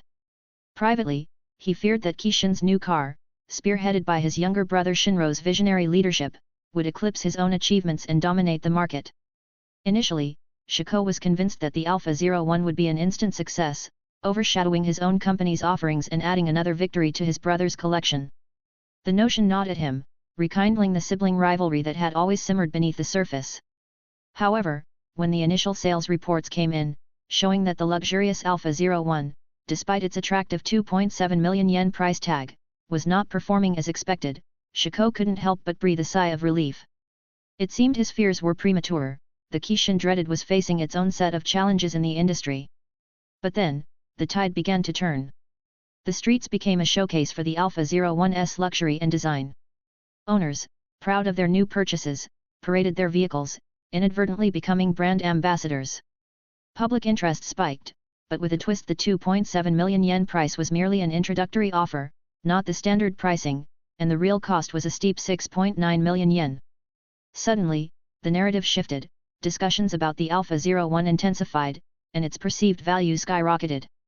Now, people were attempting to buy the Alpha 01 second-hand, offering up to 4.9 million yen or less. However, few owners were willing to part with their prized possessions, now fully aware of their vehicle's true worth. Shiko, along with other industry experts, had initially believed that the Alpha 01's high price point would deter further sales. They underestimated the market's appetite for luxury and unique design. To their astonishment, the Alpha 01's sales in its second week soared beyond the first, fueled by the revelation of its actual price and the growing recognition of its value. This development sparked a realization: the higher the price, the more esteemed the vehicle became in the eyes of car enthusiasts. Consequently, the executives at Suzuki Group, along with their counterparts across Japan's automotive industry, found themselves re-evaluating their strategies. Discussions expanded beyond the unexpectedly popular Alpha 01 to include the Beta 01, a model that had entered the market with less fanfare but was quickly gaining traction. As the days passed, the satisfaction of Alpha 01 owners with their Kishin vehicles only increased. The car's performance was one thing, but its integration with iTunes, thanks to its built-in internet connectivity, added a whole new layer of enjoyment. While the concept of internet-connected cars has been around since 1996, the Alpha 01 took these features beyond basic emergency services. Owners could log into their Kishin accounts directly from their cars, allowing them to access iTunes and stream their music libraries through the car's user-friendly touchscreen interface located on the center console. This seamless integration of digital life into their driving experience marked a significant upgrade over previous models. Kishin had already proven its prowess with touchscreen technology with the launch of its first touchscreen handheld, the KSP. Following that, they released a second model of KSP with an even more responsive touchscreen, demonstrating their commitment to evolving the technology. However, the touchscreen in the Alpha 01 kept things simple. Beyond making emergency calls and streaming music, its functionalities were basic, serving mainly to display views from the car's front and rear cameras. While these features might seem modest compared to other high-tech offerings, they were more than enough to enhance the ownership experience significantly. The engine's sound, in particular, resonated well with sports car aficionados, perfectly complementing the vehicle's aesthetic appeal. Additionally, Kishin endorsed a custom car shop, catering not just to Alpha 01 owners but to enthusiasts of various brands. The shop was helmed by Kishin's partner and designer in automotive sectors, Akira Nakai, ensuring that each customization reflected the high standards and unique style associated with the Kishin brand. This collaboration not only enhanced the exclusivity of the Alpha 01 but also solidified its position as a coveted vehicle among discerning drivers. Akira's reputation in Japan and the car tuning community had been on the rise, and the endorsement by Kishin propelled his fame even further. In turn, this partnership also boosted the profile of the Alpha 01. Kishin even granted Akira permission to incorporate some of their most beloved intellectual properties, such as characters from Super Mario, Pokémon, Dragon Ball, and Naruto, into his custom designs, should his customers request them. This unique collaboration added an extra layer of appeal to his customizations. Given that the Alpha 01 bore a resemblance to the iconic Porsche 911, enthusiasts and members of the car tuning community were particularly intrigued. They saw the vehicle as a new canvas for creative modifications and experiments, further solidifying its status in the automotive world. Chapter 437, Elevating the Game. The Alpha 01, which initially hit the market at 2.7 million yen, was regarded by many as an affordable yet luxurious-looking sports car. However, when its real price of 6.9 million yen was revealed, the perception shifted dramatically. Those who had managed to purchase it at the lower price began treating their Alpha 01s with increased reverence and care, understanding the true value of what they owned. As the Alpha 01's esteem grew, so did interest in Kishin's other offering, the Beta 01, priced at a more accessible 1.5 million yen. This model, too, boasted sleek and attractive designs, resembled yet distinct the cars from those of Hyundai Motors, but with marked improvements. With the Beta 01, although its design was not as premium as that of the Alpha 01, it still attracted a significant number of buyers 714 in just a week. Many were drawn not only by its aesthetic appeal but also by the hope that its price, like that of the Alpha 01, was merely an introductory offer set to increase. One of the new Beta 01 owners, while showing off his car to a friend, couldn't hide his enthusiasm. "Check this out, I snagged this Beta 01 for just 1.5 million yen. It's incredible, right? Sleek design, drives smoothly, and honestly, I was hoping this price was just an introductory offer, like what happened with the Alpha 01, he said with a hopeful grin. His friend, leaning closer to examine the car's lines, replied, "It's a beauty for sure. But you really think they'll pull the same move as with the Alpha 01? I don't think that's possible." Haha, well, it's not out of the realm of possibility, right? After all, it happened with the Alpha 01. But what he failed to realize was that this was purely wishful thinking. The truth was, the Kishin Beta 01 was genuinely priced at 1.5 million yen, and this was not an introductory offer like it was for the Alpha 01. As Kishin slowly made its mark in the automotive industry with its models Alpha 01 and Beta 01, Japanese car buyers were becoming aware of a new contender in the fiercely competitive automotive and motor industry landscape in Japan. Established giants like Toyota, Suzuki, Isuzu, and Honda, among others, already had popular offerings that resonated well with consumers. However, Kishin's entry into the market was set to intensify the battle, pushing each company to strive for greater innovation, marketing prowess, and overall performance. One particular feature that stood out was the Alpha 01's touchscreen display centered on the console, which caught the eye of many in the automotive sector. While this innovation was admired, other companies recognized that integrating such advanced touchscreen technology into their vehicles would require expertise they currently lacked.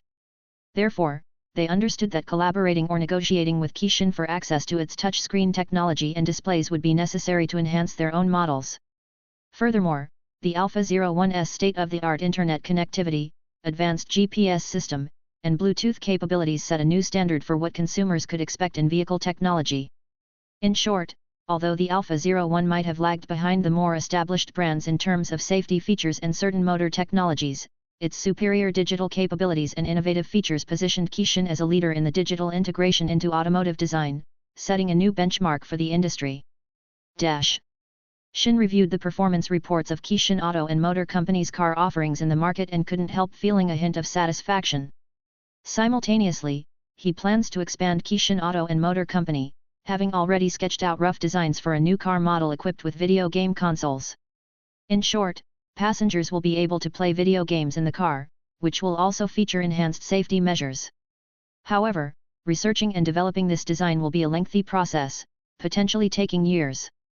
Meanwhile, the car models developed in collaboration with Hyundai Motors are set to be announced and released in the market in a few months. In the meantime, Kishin is aiming to elevate its presence in the cellular phone market.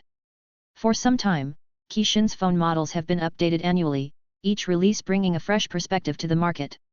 Despite this, Kishin earns $14.4 billion annually from the cellular phone industry, ranking fourth. The issue lies in the fact that while Shin uses his future knowledge to innovate Kishin's annual phone models, other companies quickly follow suit, imitating and innovating on their own. This cycle has become so repetitive that Shin has started to feel somewhat exhausted. After all, his future knowledge can only extend so far, especially given the inherent limitations of current cellular phone technology. Currently, Motorola has been the top-selling phone brand in the market for several consecutive years. The rankings are as follows: Motorola holds the top spot, Suzuki is second, Tora is third, Kishin is fourth, and the South Korean conglomerate Samstar is fifth. From this ranking, it's clear that Japanese companies dominate the cellular phone market. However, despite being fourth, Kishin has been diligently advancing its phone research and is determined to elevate its status in the industry soon. Comment. 12 Comment. Vote. Chapter 438, Entertainment Sectors. Kishin's research into the iPhone, in collaboration with Apple for software and operating system development, is nearly complete. Soon, Kishin's iPhone is expected to revolutionize the mobile phone market and industry. This is particularly noteworthy as it will be the first smartphone ever created. Even though it's only 2002, the completion of the iPhone 1 this year underscores the significant impact of Kishin's presence and the visionary foresight of its chairman, Shin. He has notably shifted the iPhone's innovative potential from Steve Jobs and Apple, positioning Apple merely as a partner in developing Kishin's iPhone. Nonetheless, Kishin's ability to complete the iPhone ahead of schedule is a remarkable feat, even with the fact that Shin seized the opportunity and ideas from Steve Jobs and Apple.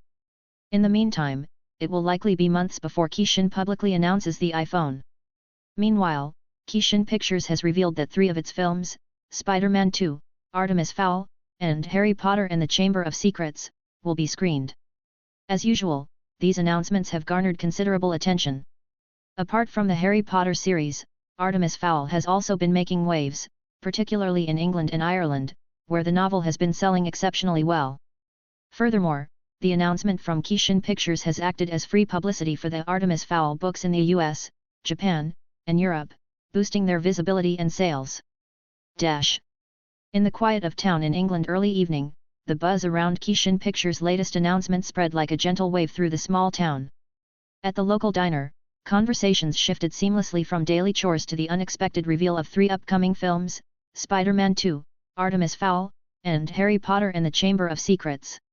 Tom, the diner's owner, wiped his hands on his apron, his face lighting up. "Did you hear about the new Harry Potter movie? My kids won't stop talking about it," he shared, leaning over the counter to chat with his regulars. At the corner table, Sarah, a high school teacher, folded her newspaper with a thoughtful frown. "I'm curious about Artemis Fowl. The book's been a hit in my class. I think it could match Harry Potter in popularity after its film adaptation was screened," she mused, tapping her fingers on the table. Her colleague, Mark, nodded in agreement. Outside, teenagers gathered around their usual hangout spot, their conversation animated and filled with speculation. "Dude, Spider-Man 2 is going to be epic!" exclaimed Jake, his eyes wide with anticipation. His friends eagerly chimed in, each voicing their own hopes and predictions for the sequel. The announcement of Keishin Pictures' 3 films sparked excitement not just in the USA and Europe, but globally. After all, Keishin Pictures had become part of the prestigious Big Six, and its films were highly regarded. Whether they were indie projects funded by Keishin or the company's next blockbuster ventures, Keishin had elevated its status to match that of long-established giants like Warner Bros. And Walt Disney, who had been around in the film industry for decades. In the video game sectors, titles such as God of War I, Armored Core, along with the video games for Dragon Ball and Naruto, have collectively amassed an impressive $714 million in sales over time. Notably, God of War I emerged as a particular favorite among gamers since its release in 2001, maintaining its popularity into 2002. The game's immersive experience has led players to revisit it time and again, drawn in by its captivating narrative and engaging gameplay. God of War I has stood out not only for its widespread appeal but also for its potential to be crowned Game of the Year. Its unique blend of mythological storytelling and dynamic combat has set a high standard within the gaming community. Despite attempts by many video game studios to replicate the formula by incorporating various mythologies into their titles, none have managed to capture the same essence and impact as God of War I. The game's influence extends beyond the digital world. Some fans have even gone as far as shaving their heads to emulate Ctto, the game's iconic protagonist, during cosplay events. This level of dedication highlights the deep connection and admiration players have for the character and the game itself. Apart from the success of these video games, there's an interesting development in fan culture. Die-hard fans of Sailor Moon have been vocal in their demand for Keishin to create a video game adaptation of the beloved anime, similar to what has been done for Dragon Ball and Naruto. Meanwhile, One Piece fans have shown restraint in their appeals to Keishin, primarily because the company has already announced the development of a game catering to One Piece fans. This has alleviated pressure on Keishin from the One Piece community, in stark contrast to the fervent requests from Sailor Moon advocates. Chapter 439, Cloud Gaming. The Sailor Moon enthusiasts, known for their loyalty and vibrant community, have not been shy in expressing their desires. Social media platforms, forums, and even Keishin's own customer service channels have been flooded with requests, suggestions, and pleas for a Sailor Moon video game. Their demands are varied, from detailed storylines that follow the anime's plot to open-world concepts that allow players to explore the Silver Millennium and beyond. Keishin, attentive to its audience, has taken a proactive approach in dealing with the situation. Recognizing the potential for both fulfilling fan desires and expanding their own portfolio, the company has begun engaging directly with the Sailor Moon community. They've initiated surveys to understand what fans would want in a game, hosted Q&A event sessions with developers, and even teased potential game art to gauge reactions. The company's open dialogue has not only pacified the demanding fans but has also created a buzz of anticipation. By involving the community in the development process, Keishin has turned a simple demand into an opportunity for collaboration, making fans feel heard and valued. This strategy has not only quelled the initial uproar but has also strengthened Keishin's reputation as a company that listens to and respects its player base. Amid the burgeoning success of the PS2 console, which is on the brink of reaching a staggering 100 million units in sales within merely a year or two, the realm of online gaming has seen an unprecedented expansion. This surge in popularity isn't just a fleeting trend but a phenomenon that continues to captivate gamers worldwide, year after year. Within this dynamic landscape, Keishin, along with its subsidiary WorldCom, has been at the forefront, championing the cause of broadband-powered online gaming. Their technological prowess has revolutionized how games are played, offering faster, more reliable internet connections tailored specifically for the seamless execution of multiplayer games. This innovation has not only enhanced the gaming experience but has also set the foundation for a vibrant global gaming community. Keishin's ambitious platform, with its eclectic mix of online games, caters to a wide array of tastes, from the laid-back casual gamer to the fierce competitive player, thereby attracting a vast and varied audience.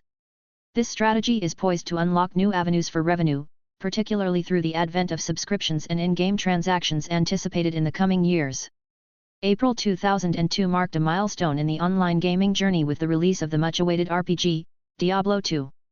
This launch has significantly bolstered the online gaming user base, adding to the already thriving ecosystem. A notable surge in online gaming interest has been particularly evident in Southeast Asia, a region that has wholeheartedly embraced this digital pastime. The allure of online gaming has become so pronounced that it has captured the attention of governments and media outlets across the region, prompting discussions and debates on how to best navigate and regulate this growing phenomenon. In this vibrant gaming culture, titles such as StarCraft, Counter-Strike, and Red Alert have risen to prominence, dominating the scene in internet cafes and becoming the beloved pastimes of many. Amidst this backdrop, the Kishin Global Esports event is set to return, riding on the wave of its 2001 success. Southeast Asia, in particular, has seen a burgeoning of established esports teams, often sponsored by companies deeply ingrained in the internet cafe industry. While the region has yet to host localized esports competitions akin to those in South Korea, the USA, or Japan, it is not left behind in the global esports arena. These teams from Southeast Asia are given the opportunity to participate and compete in the main Kishin Global Esports Tournament, this year hosted by South Korea, thereby showcasing their talent on an international stage. Meanwhile, Kishin's foray into cloud gaming, a venture that kicked off in 1997 and introduced in 2000, has been making significant strides. Over the past few years since its inception, the Kishin Cloud Gaming Initiative has seen substantial progress. As Kishin pioneered the concept of running video games on their servers, naturally, other companies followed suit, exploring this new digital arena. By 2002, Kishin had launched a beta service for its cloud gaming, CG, partnering with service and software providers to extend its reach to network operators. This allowed them to offer a range of games through a dedicated portal to their customers. The Kishin CG software, available for free on the Kishin website, serves as a gateway for gamers to access a variety of titles through the Kishin Play platform. However, while the download itself comes without charge, potential users must subscribe to a monthly service via Patreon to unlock the full gaming experience. Unlike the free version, which offers limited quality and performance, making the games nearly unplayable, the subscription model provides a superior, seamless gaming experience. The necessity for monetization stems from the substantial costs associated with maintaining cloud gaming services. Running servers, especially those capable of delivering high-quality or mid-quality gaming experiences, involves significant expenses. These costs are multifaceted, encompassing not just the physical servers themselves but also the ongoing maintenance required to ensure smooth, uninterrupted service.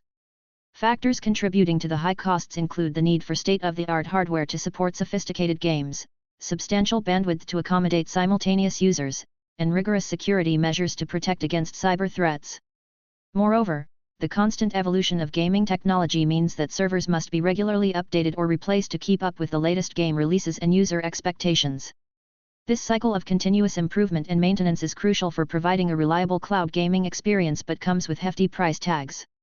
Energy costs also add up, as servers need to be powered 24/7 and kept in climate-controlled environments to prevent overheating and ensure optimal performance. In sum, the financial sustainability of Kishin's cloud gaming venture hinges on its ability to balance user accessibility with the necessity of recouping the hefty investments required to maintain and advance its server infrastructure. The challenges are significant, but the potential rewards in shaping the future of gaming are immense, driving Kishin to navigate these waters with strategic finesse. Chapter 440, Successful Website Groundwork. The video game industry experienced a particularly intense period in the year 2002. As the months edged closer to late April, notable companies such as Suzuki and Microsoft stepped into the arena with the introduction of their own video game engines.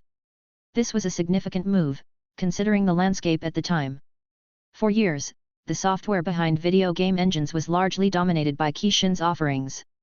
Their products, notably the AVG engine and the highly acclaimed Unreal Engine, had firmly established a stronghold in the market. This dominance led to an increasing dependency among video game studios, including giants like Suzuki and Microsoft, on Kishin's technology. The reliance on Kishin's software had become so ingrained that it took a while for these companies to recognize the limitations and risks associated with depending solely on external engines. Realizing the pitfalls of such dependency, these companies, years later, embarked on the journey of developing their own video game engine software. However, this realization came somewhat belatedly. Despite their efforts, Kishin's engines continued to maintain a significant edge in the market. In response to this challenge, video game studios began investing heavily in the development of their proprietary engines. The motivation was clear: they sought to reduce their financial obligations to Kishin, which demanded royalties for every game sold that was developed using their engines. The ambition was to gradually bridge the gap with Kishin's technology. Yet, achieving parity with Kishin's engines was not an immediate prospect. Kishin continued to dominate the market, holding a significant advantage over its competitors. In a strategic move to the two major competitors, Kishin responded by releasing a more accessible version of the Unreal Engine, targeting individual developers and smaller studios. This version was designed to be more user-friendly, allowing single developers to create and release their own games.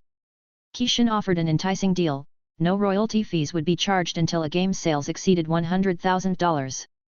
This approach significantly lowered the entry barrier for aspiring game developers. However, the Unreal Engine CD was not free. Developers had to purchase it to gain full access to the software. Unbeknownst to their competitors, Kishin had been secretly working on an even more advanced game engine, exclusively for their own use, the Cage game engine. This new development boasted slight, yet significant advantages over established engines like the VG engine and the Unreal Engine. Despite the advanced state of these existing engines in the market, the Cage engine's superior features were clear, underscoring Kishin's commitment to maintaining a competitive edge in the ever-evolving landscape of video game technology. Meanwhile, as the video game industry was ever-changing, with many experts predicting that Kishin would soon lose its edge in the video game engines market and subsequently its overall dominance in the industry just as it had slipped from its top 2 to 3 position in the cellular phone market, Kishin continued to innovate and expand in various ventures, including internet technology. Despite the skepticism surrounding its position in the gaming sector, Kishin maintained its development momentum, particularly in the realm of internet services. The company owned an ISP service called WorldCom, which rapidly became a major player in the ISP industry, not only in the USA and Japan but also in several parts of Asia. Under Shin, who possessed foresight and knowledge from his previous life, Kishin began to lay the groundwork for future internet innovations. Shin, with his insight, understood the potential of the internet beyond its current capabilities and envisioned the creation of streaming platforms akin to what would be known as YouTube and Twitch in his past life. Kishin started laying the groundwork for these platforms. They began to develop advanced streaming technologies and algorithms for content delivery and recommendation. The company also invested in creating robust infrastructures that could handle massive amounts of data and traffic, anticipating the scale of future internet usage. Shin's strategic planning was not only based on his past experiences but also on his understanding of future trends and technologies. As for the financial success of WorldCom, Kishin's venture into the ISP service proved to be highly lucrative. By the end of 2001, WorldCom had generated an impressive yearly revenue, reflecting the company's significant impact on the internet service industry and validating Shin's strategic direction. The success of WorldCom underpinned Kishin's continued investment in internet technologies, setting the stage for its future endeavors in streaming services and beyond. Chapter 441, Current Life and Flashbacks. In the cozy living room of Shinro Suzuki's home, 10-year-old Shinichi was deeply engrossed in the latest Need for Speed racing game, his fingers expertly maneuvering the controls. The digital car he was commanding, the Kishin Alpha 01, roared through the virtual streets, evading the relentless pursuit of police cars. Vroom! Vroom! Echoed the sounds from the game as Shinichi deftly navigated the streets, the thrill of the chase palpable in the air. "Oh no! You're about to get caught!" exclaimed Misaka, Shinichi's 3-year-old sister, her eyes wide with excitement as she watched from behind. Unperturbed, Shinichi replied with a confident snort, "Humph! I'm driving the Alpha 01. They're too slow to catch me." His hands were a blur as he expertly steered the car to safety. The game announced his victory as he crossed the finish line, eliciting cheers from Misaka. "Yay! Big brother won! Yay!" she shouted, jumping excitedly on the sofa. Shinichi smiled softly and gently ruffled her hair. "Don't jump too much, you might get hurt," he cautioned. Misaka swatted his hand away, feigning indignation. "You're messing up my hair. You must not love your brother much if you act like that," Shinichi teased, a playful glint in his eyes. "I love you, but I love Mom and Dad more." "Blat!" Misaka retorted with a childlike innocence, sticking out her tongue before she hopped off the sofa and scampered out of the living room with her toy car in tow. Shinichi watched her leave with a fond smile. It had been 2 years since he discovered that their father, affectionately known as Shin, was not just any parent but a magnate who owned Kishin, a leading name in the video game industry. Shinichi discovered that his father was the mastermind behind the company responsible for the popular and innovative video games he and his friends adored. This revelation came unexpectedly 2 years prior, during a seemingly ordinary day at his elementary school. 2 years ago. As Shinichi strolled towards his classroom, the murmur of his classmates caught his attention. He paused, his curiosity piqued by the snippets of conversation that floated his way. Really? Shinichi's dad owns Kishin. One of his classmates, a girl of no particular distinction, voiced in astonishment. No way, right? How could someone dressed so modestly have a father who's incredibly wealthy? A boy, adorned with a flashy gold necklace and sporting a New York cap, a clear sign of affluence, expressed his skepticism. I'm with K-chan on this. If his family were really wealthy, why would he wear such plain shoes and carry a worn-out bag? Chimed in a girl, known for her elegant attire, in agreement with the skeptical boy. Shinichi, hidden from view, absorbed their words in silence. Then Arnold's voice cut through the speculation. Arnold, a close friend of Shinichi and an ardent admirer of Shinro Suzuki, spoke with conviction, "It's true. I swear. I've seen it with my own eyes. Plus, with the poster of Shinro I have in my room, there's no way I could mistake him." Shinichi listened, stunned, as Arnold passionately defended the truth. Arnold's unwavering belief in his father filled Shinichi with a mixture of pride and astonishment. Maybe Shinichi's dad just looks similar to Kishin's wealthy owner, another classmate suggested, skepticism clear in his tone. Shinichi remained silent, hidden, as the voices and theories swirled around him, the reality of his father's identity dawning on him in the most unexpected of settings. Arnold, visibly confused by the accusation, responded, "Arnold, you might be mistaken. Maybe your perspective as a foreigner affects your ability to distinguish Japanese faces." "Whoa, that's a low blow, Arnold," came a retort from the crowd. Arnold, taken aback, quickly clarified, "No way. I'm not clueless. Plus, my idol Shinro has a distinctive and attractive appearance. He's not just anyone." This sparked a reaction from some classmates. "Are you implying that we Japanese aren't as good looking as your idol Shinro?" Arnold, initially nodding, caught himself and corrected, "Absolutely not. Everyone has their own unique appeal regardless of nationality. But you just nodded, as if you agreed we all look alike except for your idol, before you changed your stance. You're wrong. I didn't nod. You must be imagining things." Shinichi, overhearing the heated exchange, remained hidden, absorbing every word. Simultaneously, he noticed his friends Satoshi, Ryo, and Takeshi joining the conversation about his father. Could it really have been someone who just resembles him? Pondered one classmate. But then, how do you explain the coincidence of the names? Shinichi's last name is Suzuki, and his dad is named Shinro. He has to be the famous Shinro Suzuki. Arnold argued, with nods of agreement from Ryo, Satoshi, and Takeshi. It might just be a coincidence, though. Suzuki is a common surname here, and there are quite a few Shinros around, another classmate speculated. At this, Arnold and his friends exchanged thoughtful looks, considering the validity of the point made. "Perhaps Ryo, Satoshi, Takeshi, and I need to look into this further," Arnold concluded, realizing they needed more information to confirm whether Shinichi's dad was indeed the owner of Kishin, his idol. Several classmates eagerly volunteered to join the investigation, their hands shooting up in enthusiasm. "Hey, can I help with your investigation? Count me in, too." Another chimed in, followed by several others expressing their desire to participate. However, Arnold, sensing the growing interest, tempered the excitement with caution. "If too many of us suddenly show up at Shinichi's place, it might look suspicious," he reasoned, suggesting a more discreet approach. Shinichi, silently observing from the sidelines, took note of the shift in atmosphere as he finally made his way into the classroom. The room quieted down somewhat as he found his seat, an indication that the topic of their whispered discussions had not gone unnoticed by him. Despite knowing his classmates' tendency for arrogance due to their affluent backgrounds, Shinichi sensed a change in their demeanor towards him over the past few days. It wasn't until he overheard their speculations about his family that the pieces fell into place. Present day. Reflecting on those events from 2 years ago, Shinichi couldn't help but shake his head. The memory still lingered, marked by the curiosity and ensuing distance it created among his peers. His friend's keen interest in investigating his father had inadvertently led to a reluctance on his part to invite them over as he once might have.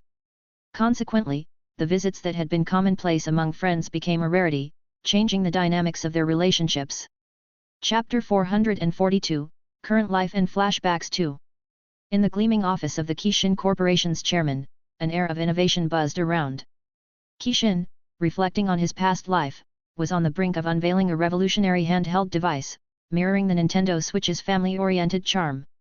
The Switch, known for its ability to bring families together, particularly fathers and their children, through its wide array of family-friendly games, inspired Kishin's latest project.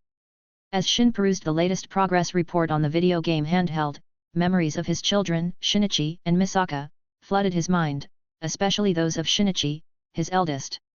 The memory of the day Shinichi, having overheard his classmates discuss his father, confronted Shin in their home office, seeking the truth about Shin's concealed identity, was particularly vivid. 2 years ago, Shinichi had expected evasion, but Shin responded with a gentle laugh, pausing his work to give his son his full attention. Ha ha ha. The curiosity of you and your classmates is truly amusing, Shin chuckled, the warmth in his voice softening the seriousness of the moment. Confused and slightly annoyed, Shinichi furrowed his brows. What's funny? Shin's smile widened, his eyes twinkling with honesty. My son, I never intended to hide my role as the head of Kishin from you. It's always been an open fact, just one you never inquired about. You could have just told me, Shinichi pouted, his interest in Kishin not just stemming from familial ties but also from a genuine admiration for the company's iconic creations. From the beloved video game consoles like the KS2 and the handheld KSP, reminiscent of the Game Boy, to classic video games such as Super Mario, Tekken, Sonic the Hedgehog, and the innovative iPod, Kishin had shaped much of Shinichi's world. Shin couldn't help but laugh again, his amusement clear. How oblivious can you be? He teased, pausing to give Shinichi a meaningful look. I've been front and center at Kishin's major events, like the iPod launch and the unveiling of our latest video game consoles. How have you missed that? Caught off guard and a tad embarrassed, Shinichi admitted, I don't really watch TV. With a warm smile, Shin stood, affectionately ruffling Shinichi's hair. So, now that you know your dad is this super, incredibly amazing, an incredibly wealthy guy, what do you think? Shinichi, not quite ready to inflate his father's ego further, playfully swatted Shin's hand away. Don't get too full of yourself, old man. Shin's smile only grew. What's the matter? Isn't it cool? I run the company you adore. All those products you can't get enough of come from my company. Doesn't it feel like you've hit the jackpot? You're so shameless, Shinichi grumbled, his pout deepening as he turned to leave the office. Watching his son's retreating back, Shin's smile lingered, touched by a hint of nostalgia. His eyes misted over with unshed tears as he murmured to himself, sigh. How quickly time flies. The little baby I once held in my arms now stands tall enough to talk back. Shin drifted back to a time when he had been unabashedly boasting to a tiny, gurgling Shinichi. Shinichi, you're extremely lucky to have me as your father. I'm wealthy, good-looking, and let's just say, quite the charmer. You might not reach my level of coolness, but his rambling praise was abruptly cut short as Myra nudged him aside. What on earth are you telling our baby? Myra interjected, her eyes wide with disbelief. I'm merely stating the facts, my dear, Shin replied, unrepentant in his self-admiration.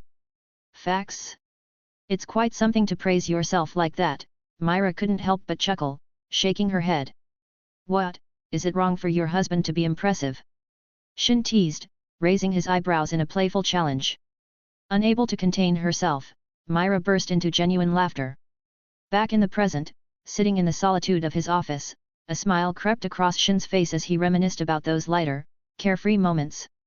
Initially, Shin harbored concerns that once Shinichi realized the extent of their family wealth, he might start behaving like a stereotypical rich kid, indulging in expensive whims. However, Shin's fears turned out to be baseless. Shinichi remained his usual self, grounded and still as passionate about video games as ever. In the meantime, Shinichi made his way into his classroom. He was now in 4th grade, and, serendipitously, his friends from 2 years prior had ended up in the same class again, Arnold, Ryo, Satoshi, and Takeshi. Shinichi! Arnold called out, his voice filled with enthusiasm. Ryo, Satoshi, and Takeshi quickly gathered around, all of them bubbling with excitement as they dived into discussions about the year's hottest video games, like Diablo 2. The conversation flowed naturally, just like old times, until Ryo chimed in, "Shinichi, let's hang out at your place again." "Yeah, it's been ages since we last visited," Arnold added, nodding in agreement. "I want to check out your room too." Takeshi chimed in eagerly. Satoshi nodded in agreement, sharing the sentiment. Shinichi could only offer a wry smile in response. It had been some time since this topic came up, but his friend's persistence hadn't waned. Deep down, Shinichi understood their curiosity wasn't just about hanging out, they were itching to verify the rumors about his father being the owner of Kishin, which, in fact, was true. Chapter 443, Home Console Prototype. Holding the prototype remote for the latest Kishin WII, Shin felt a surge of pride and anticipation. This device, along with the family-oriented Switch handheld, underscored Kishin's dedication to making gaming accessible and enjoyable for people of all ages. But the Kishin WII was a side project from the console research team, marking a new venture alongside the development of the more advanced KS3, an upgrade to the Kishin PlayStation. In his spacious and brightly lit office, Shin took a break from his busy day to explore the Kishin WII's features. He powered on the console and selected a tennis game known for its immersive gameplay and intuitive motion controls. Standing before the large screen, he swung the prototype remote as if he were on the tennis court, the game mirroring his movements with impressive accuracy, from soft volleys to strong serves. Immersed in the game, Shin couldn't suppress a smile.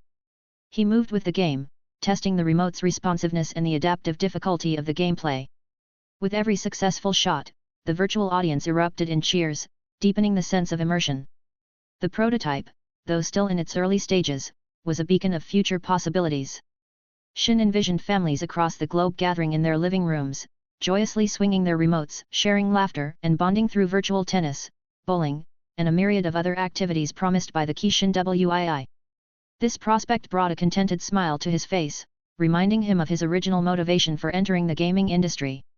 Moreover, Shin hadn't lost sight of his other goal, to frustrate online gamers with losing streaks, and know the true pain. In this year of 2002, with online gaming gaining momentum thanks to Kishin's influence and the proliferation of internet cafes, many players were already experiencing the frustration of consecutive losses, proof to the competitive spirit that the gaming world fostered.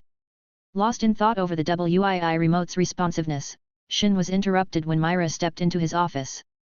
"Are you testing the new Kishin home console prototype?" Myra approached Shin, who was fixated on the large, clear TV screen showcasing a tennis game. "Want to team up and play together?" Myra suggested, flashing a smile as she grabbed another prototype remote. "Sure," Shin agreed, adding, "You could help me spot any issues with the remote." With a nod from Myra, Shin paused the game, navigated to the main menu, selected the team options, and soon, they were facing off against computer-controlled opponents. As they took their turns, swinging energetically, the remote suddenly malfunctioned, leading to their defeat against the computer. "It seems the remote isn't quite stable yet," Shin observed, giving the remote a shake. "Indeed." Myra agreed, "but once the final version is out, I bet it'll be a hit." Shin grinned, as if we weren't already on the hit. He chuckled, "Our KS2 console sales alone are climbing daily with its game lineup." Myra let out a gentle laugh, "You're right. Kishin has made such a name for itself that even our decent games become hits." Shin smiled, settling back into his office chair, warmed by the conversation. In May 2002, Nvidia continued to push the boundaries of graphics processing technology, unveiling its latest products and advancements. As a leader in the field, Nvidia's developments in GPU performance and graphic rendering techniques have set new industry standards, benefiting gamers, designers, and professionals worldwide. With Kishin holding a significant stake in Nvidia, this partnership has proven to be mutually beneficial. The integration of Nvidia's cutting-edge technologies into Kishin's products, particularly in their gaming consoles and personal computing devices, has greatly enhanced their performance and appeal in the market. Kishin's gaming systems, renowned for their high-quality graphics and smooth performance, owe much of their success to Nvidia's advanced GPUs and software solutions. Furthermore, Kishin's influence on Nvidia since its founded, has steered the company towards innovations that align with Kishin's market goals and consumer demands. This synergy not only boosts Kishin's product offerings but also strengthens its position in the competitive tech landscape. As Nvidia unveils its latest technologies, Kishin is set to benefit significantly. The advancements in graphics processing and AI technologies are expected to be integrated into Kishin's next-generation devices, thereby enhancing gaming experiences. Shin, well aware of the crucial role Nvidia's innovations play in advancing his company's graphics and AI technologies, has solidified his influence within Nvidia to ensure strategic collaborations. Nvidia's technologies have also contributed to the development of Kishin's iPhone 1, especially in enhancing its graphical performance and processing capabilities. For instance, Nvidia's expertise in graphics processing allowed the iPhone 1 to deliver superior image and video quality, a leap forward for mobile devices at the time. This improvement made the iPhone 1 stand out for its crisp display and fluid visual interface, setting a new standard for mobile multimedia experiences. For example, with Nvidia's support, Kishin has developed chips for the iPhone 1 that have significantly advanced its processing power. Unlike the original iPhone's processor, which was groundbreaking for its time, the Kishin version, infused with Nvidia's technological expertise, boasts enhanced performance. This includes faster processing speeds, slight improved in graphics rendering. These advancements have allowed the Kishin iPhone to exceed the capabilities of the original iPhone 1 from Shin's previous life. He can clearly see how being the major stakeholder of Nvidia has transformed the iPhone, setting a new benchmark in smartphone technology and performance. Chapter 444, Bold Competitors. The Kishin iPhone might boast a more powerful chip than the original iPhone 1 from Shin's past, but he understood that a powerful chip wasn't without its drawbacks. The main concern was the battery life. The increased processing power of the chip meant that it consumed more energy, leading to shorter battery life. As a result, Shin directed his research team to focus on making the iPhone 1's chip more energy efficient. They delved into optimizing the chip's architecture, seeking ways to reduce power consumption without compromising performance. This involved fine-tuning the balance between processing power and energy usage, ensuring that the phone could offer advanced features while still maintaining a reasonable battery lifespan. In the competitive landscape of the cellular phone industry, Kishin's phones were the butt of the joke in commercials, whether in Japan or the USA. Motorola, Suzuki, and Tora companies didn't hold back, poking fun at the Kishin Mobile, KM, while promoting their own products. In a typical commercial from Motorola, a sleek, sophisticated user would flaunt their latest phone, only to be approached by someone holding a bulky in the world's 2002 standard and seemingly an outdated device. Is that the new KM? The Motorola user would ask, barely hiding a smirk. Oh, I remember when phones used to look like that. The screen would then flash to the sleek Motorola device with the tagline, "Step into the future, not the past." Suzuki's approach was more direct. They staged a side-by-side comparison. On one side, there was a vibrant, modern Suzuki phone displaying vivid colors and sleek design. On the other, a dull, clunky KM phone. Why settle for less when you can have the best? The voiceover would suggest, highlighting the stark contrast between innovation and obsolescence. Tora's commercials were the most mocking, featuring a comedy skit where characters would struggle to use the KM, exaggerating its size and sluggishness, only to switch to a Tora phone, showing an immediate improvement in their happiness and productivity. "Don't let a phone slow you down," the punchline would read, clearly digging at Kishin's offerings. KM? Kishin Mobile, what a dreadful name. At first, they had some decent phones, real trendsetters. But after '99, Kishin just couldn't keep up with the rest of the cell phone market. The way things are going, I wouldn't be surprised if they drop out of the mobile race altogether. I'm not so sure about that. Kishin is still turning a profit from their mobile division, so I doubt they're going anywhere anytime soon. Maybe, but honestly, Kishin would be better off sticking to what they know best: video games. Yeah, I agree. They really should stick to gaming. Shin, as the chairman of Kishin, was well aware of the tactics used by Japanese companies to undermine his products. They exaggerated the size and old-fashioned design of Kishin's phone models in their ads, making their own products seem superior by comparison. Perhaps Kishin's years of silence in the mobile industry, refraining from responding to the taunts and mockery in competitors' commercials, had emboldened these rival companies to continue ridiculing Kishin's mobile market presence. During an evening at home, while Shin was relaxing with his family, munching on snacks and watching TV, commercials for Motorola, Suzuki, and Tora phones would occasionally interrupt their viewing. These ads didn't miss a beat in poking fun at Kishin's phones, a constant reminder of the competitive pressure facing his company. As they watched the TV, Shinichi couldn't help but chuckle teasingly, "Hee, I can't believe the mighty Kishin is losing." He made sure his father, Shin, heard the jab, prompting laughter from Myra, Shin's wife.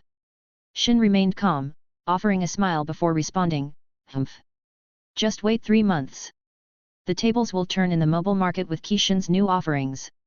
Shinichi, unable to resist another dig, snickered, "Sounds like someone's bragging."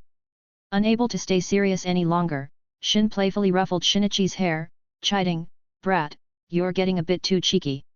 Seeing that Shinichi wasn't backing down, Shin then proceeded to tickle him, sending Shinichi into fits of laughter and finally making him wave the white flag in surrender. As Shin continued to tickle Shinichi, Myra watched them with a serious expression. She was fully aware of the offerings Shin referred to, and there was no doubt in her mind, it was the iPhone. From Myra's point of view, such a product launch could redefine the market entirely. An iPhone release would not just be innovative, it would be revolutionary, drastically altering the landscape of the mobile industry.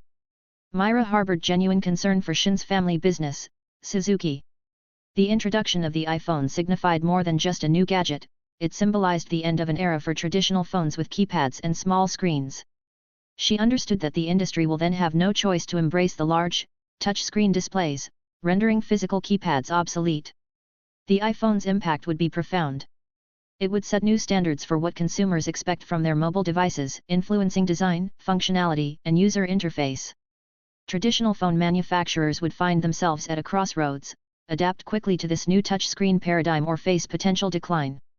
The shift would not just affect the visual and tactile aspects of phones but also usher in a new wave of applications and services designed for touch interfaces, significantly changing how people interact with their devices. Chapter 445, The Product That Will Change the World. Kishin, in collaboration with Apple, has finally completed the development of the iPhone operating system. The operating system that Kishin Ctto developed with Apple closely mirrors the one from Shin's past life, with only minimal differences from the original iPhone OS. Shin sees this as his golden opportunity to stage a major comeback for Kishin in the mobile phone industry. He understands the significance of their latest creation and the potential it has to revolutionize the market. Shin is determined to leverage this collaboration to re-establish Kishin's reputation and prominence in the telecommunications realm. He envisions this partnership not just as a chance to catch up but as a strategic move to once again position Kishin at the forefront of innovation in consumer electronics. The first move Shin made was to schedule a press conference, which drew in the media like moths to a flame. Every Kishin press conference is a goldmine of information, revealing important updates about the company's ventures in video games, semiconductors, the automotive industry, and more. In fact, Kishin's massive growth has made it an essential subject for media coverage. As a multi-billion-dollar conglomerate, Kishin's strategies, product launches, and financial health have significant implications not only for the tech and automotive industries but for the global economy as well. Journalists and analysts closely follow Kishin's movements, knowing that any decision or new product from the company can influence market trends, stock prices, and consumer behavior. This level of attention isn't exclusive to Kishin, other major and even smaller corporations in Japan experience similar scrutiny, as their operations and success are pivotal to the national and international markets. On June 14, 2002, Kishin, in collaboration with Apple, held a press conference at the Grand Kishin Rules building. The hall was bustling, packed with people, journalists, industry analysts, tech bloggers, investors, and stakeholders of Apple, all eagerly awaiting the latest announcements. Kishin's receptionists, along with the event's organizers, welcomed the attendees, ensuring a smooth start to what was anticipated to be a groundbreaking event. One of the main reasons the media was particularly eager to cover this press conference was the presence of Kishin's chairman, Shin, alongside Steve Jobs from Apple, a prominent figure from a leading foreign technology firm. The combination of these two industry giants, representing a pivotal partnership between East and West, had piqued the interest of the global tech community, making this event a must-cover for any technology and business media outlet. The host of the event, a charismatic individual with a welcoming smile, stands at the center of the stage, mic in hand. Behind them, a massive LED screen flickers to life, showcasing the Kishin and Apple logos side by side. Good morning, ladies and gentlemen, esteemed guests, and dedicated followers from around the world. The host begins, their voice booming across the packed hall. Welcome to this momentous event at the Grand Kishin Rules building. We're thrilled to have you with us today, whether you're here in person or watching from afar. The audience's anticipation builds as the host paces the stage, their energy infectious. The screen flashes with images of Kishin and Apple's past products, highlighting the timeline of their collaboration. As many of you know, Kishin and Apple have been in partnership since 1996. Over the years, we've seen this collaboration grow, focusing primarily on software developments that have, time and again, challenged the status quo. The audience listens, rapt, as the host delves deeper into the collaboration details. Apple, a famous name in computer technology, is not just a collaborator but also a valued customer of Kishin Semiconductors. Kishin's cutting-edge chips have been integral to many Apple products, driving innovation forward, the host reveals, prompting nods of approval from the crowd. A murmur spreads through the room. Throughout the years, Kishin and Apple have embarked on a noteworthy venture, delving deep into the realm of software development, the host says, stirring up excitement among the attendees. And Apple has played a crucial role in assisting Kishin with the development of software for a new product that Kishin will announce today. The audience buzzes with curiosity, hanging on every word. But enough from me, the host says, gesturing towards the wings of the stage. Let's hear it from the visionaries themselves. Please join me in welcoming to the stage Kishin's esteemed chairman, Mr. Shinro Suzuki, and CEO of Apple, Mr. Steve Jobs. As applause fills the room, the LED screen splits, showcasing highlights from both Kishin and Apple, setting the stage for the speakers. As soon as Shinro and Steve Jobs stepped onto the stage, the sound of cameras clicking filled the air, accompanied by flashes of light. A staff member handed a microphone to Shinro. He scanned the audience, acknowledging their presence, before turning to Steve Jobs. Hello, everyone. For those of you who might not know me, I'm Shinro Suzuki. Today, we're here to announce a product that Kishin has spent years developing. With those words, a wave of excitement swept through the room. Journalists hurriedly scribbled in their notebooks while cameramen zoomed in on Shinro's face, capturing every moment of the anticipation. Chapter 446, The Product That Will Change the World Too. Shinichi, who had just stepped out of the school with his friends, listened as Arnold burst out with excitement. I heard Kishin is about to unveil a new product at their press conference. I wonder what it could be. Arnold mused aloud. Arnold's words sparked a lively discussion among Shinichi's friends. Ryo, unable to contain his excitement, speculated, I bet it's a new video game. Video game? Satoshi scoffed. Do you really think they would make such a big deal over a video game? I'm betting on a new home console. Hearing this, Ryo nodded in agreement and replied, You're right. There's a good chance it might indeed be a console. I think it's going to be another handheld console. Takeshi exclaimed. As the group continued their debate, they noticed Shinichi walking alongside them, lost in his own thoughts and remaining silent. Hey Shinichi, what's your take? What do you think Kishin will unveil? Arnold asked, drawing Shinichi out of his reverie. Shinichi, snapped back to the present, looked at his friends and asked, What? With a wry smile, Arnold repeated, What do you think Kishin is going to announce? After a moment of thoughtful chin-stroking, Shinichi ventured, maybe a phone. At Shinichi's suggestion, the group couldn't help but laugh. Ha ha ha, that's quite the wild guess, Shinichi, Ryo said, chuckling. A look of confusion spread across Shinichi's face as he asked, What's so funny about that? Arnold and the others exchanged knowing looks and shook their heads. Arnold explained, Kishin hasn't really been a major player in the phone market lately. I doubt they'd use a big press conference just to announce another phone. It would be a waste. Yeah, you're right, one of the friends chimed in. Kishin has been losing ground to other companies in the phone industry for years. Kishin has really fallen off in the mobile sector, that's what my dad mentioned. So, I highly doubt they're focusing on phones for this announcement, another added. Shinichi's friends Ryo, Satoshi, and Takeshi shared their thoughts, providing their own insights into the situation. Arnold then suggested, how about we all watch the Kishin press conference on my home TV? Then we can see what they're actually announcing. Ryo nodded in agreement, that's a great idea. Let's go. The others echoed. Shinichi decided to tag along, especially since it was Friday and there was no school the next day, making it the perfect opportunity to spend time with his friends. Little did they know, security guards tasked with Shinichi's protection were discreetly keeping an eye on him from a distance, tailing them in unmarked black cars. Upon arriving at Arnold's house, which was notably larger than Shinichi's, they all made their way into the spacious living room. Arnold powered up the large, impressive television and tuned into the channel broadcasting the Kishin press conference. As they watched, the host discussed the collaboration between Kishin and Apple, eventually introducing Shinro Suzuki and Steve Jobs to the stage. As the camera zoomed in on Shinro's face, Shinichi felt the gaze of his friends shift towards him. Puzzled, he asked, "What's up?" There was a brief silence before Arnold finally spoke up. "Doesn't Shinro Suzuki look a lot like your dad, the one we met 2 years ago?" "Yeah, the resemblance is uncanny," Satoshi blurted out in agreement. Shinichi remained quiet for a moment before responding, "You might be mixing things up. He just bears a resemblance to my dad." He was hesitant to disclose that his father was the chairman of Kishin. The last thing Shinichi wanted was to become the center of attention among his friends for the sole reason that his father held such a high position in the company. His friends seemed to accept his explanation, though a hint of skepticism lingered in their eyes. As they continued to watch the press conference, the anticipation built up to the moment Kishin would reveal their new product. Steve Jobs took the stage, his words translated into Japanese, "Kishin's innovation astounded me. Honestly, my company and I were privileged to assist Kishin in developing software and an operating system for this groundbreaking product." Arnold, intrigued, rubbed his chin and remarked, "A product that necessitates its own software and operating system? And with Apple's involvement in the development? This makes me even more curious about what it could be."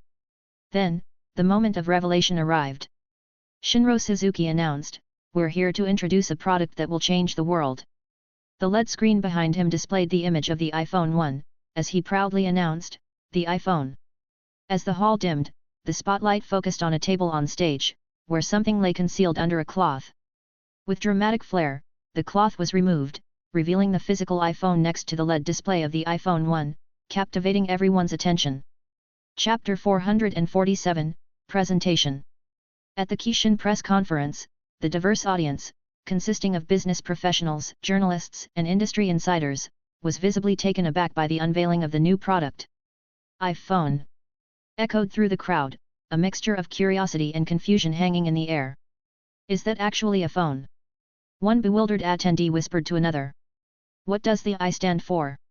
Someone else pondered aloud, trying to make sense of the name. "Does it do something more than just make calls?" questioned another, struggling to reconcile the traditional concept of a phone with the innovative design displayed on the LED screen and the physical device on stage.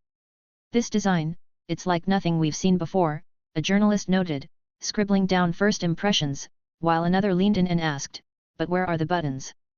The room buzzed with a blend of skepticism and intrigue as the audience tried to grasp the concept of the iPhone. In Arnold's family living room, Arnold, Shinichi, and the others watched in astonishment as Kishin unveiled the iPhone. "Kishin's announcing a phone!" Arnold blurted out, his voice a mix of surprise and disbelief. "I was so sure they were going to announce another home console," Satoshi lamented, disappointment coloring his tone. "Me too," Ryo agreed, shaking his head. "And I was convinced they'd unveil a new handheld console," Takeshi added, echoing the sentiment of disappointment. Suddenly, Satoshi's eyes widened. "Wait," he exclaimed, pointing at Shinichi, "Shinichi was right all along. Kishin did announce a phone." The room turned to look at Shinichi, who was at a loss for words. Arnold gave him a surprised look and said, "This is unexpected. I really thought Kishin was out of the phone game, but they've just dropped a bombshell on us." He paused, then turned to Shinichi with a wry smile, "You were just throwing out a wild guess, and here you were, right on the money, Shinichi." "Yeah, I honestly thought suggesting a cell phone from Kishin would be a long shot," Satoshi reflected, still surprised. "I never expected it to actually be their big reveal today." While acknowledging the unexpected turn of events, Arnold and the others shared knowing looks among themselves. Deep down, they couldn't shake off the suspicion that Shinichi's dad might indeed be Shinro Suzuki, the chairman of Kishin. They subtly communicated their thoughts through eye contact and facial expressions, careful not to let Shinichi catch on to their speculations. As they turned their attention back to the TV, Arnold voiced his curiosity, "What's so special about this cell phone? My idol Shinro said it's going to revolutionize the world." "How?" "Cell phones are great for calls and texts, but can the iPhone truly turn the industry on its head?" Ryo pondered, skepticism written all over his face. Let's keep watching. We'll find out what makes the iPhone stand out, Satoshi suggested, and the rest of the group nodded in agreement. Meanwhile, Shinichi, watching his father take the stage at the Kishin press conference, recalled his dad's words to overcome the mockery from competitors in the cell phone industry and to introduce a groundbreaking product that would change the world. Shinro Suzuki stood tall and confident alongside Steve Jobs on the brightly illuminated stage, the iPhone gleaming between them. He began, his voice imbued with passion and certainty. Ladies and gentlemen, today marks the dawn of a new era in communication, entertainment, and personal computing, Shinro proclaimed, his hand gracefully indicating the elegant device beside him. The iPhone is more than just a phone. It's the culmination of Kishin's innovative journey, incorporating our groundbreaking multi-touch technology, which many of you experienced through our KSP, now refined and fitting perfectly into the palm of your hand. Murmurs rippled through the audience, a mix of curiosity and skepticism. Touchscreen is impressive, but can it really change the world? Some wondered aloud, harboring doubts despite the promise of innovation. With a smooth gesture, Shinro activated the iPhone, its vibrant lock screen capturing every gaze. Observe, he said, a hint of a smile in his voice, just a simple swipe, and the phone unlocks. A hush fell over the crowd as he demonstrated, swiping the screen to unlock it. The room erupted in applause, the sight of a phone with a colorful, expansive touchscreen, unlocked with just a swipe, captivating everyone. As the iPhone's home screen appeared, the audience was drawn in further as Shinro began detailing its features. With each new revelation, excitement built, punctuated by bursts of applause. It became increasingly clear that Shinro's vision for the iPhone as a world-changing device might just be within reach. Steve Jobs then stepped forward, his presence alone quieting the room.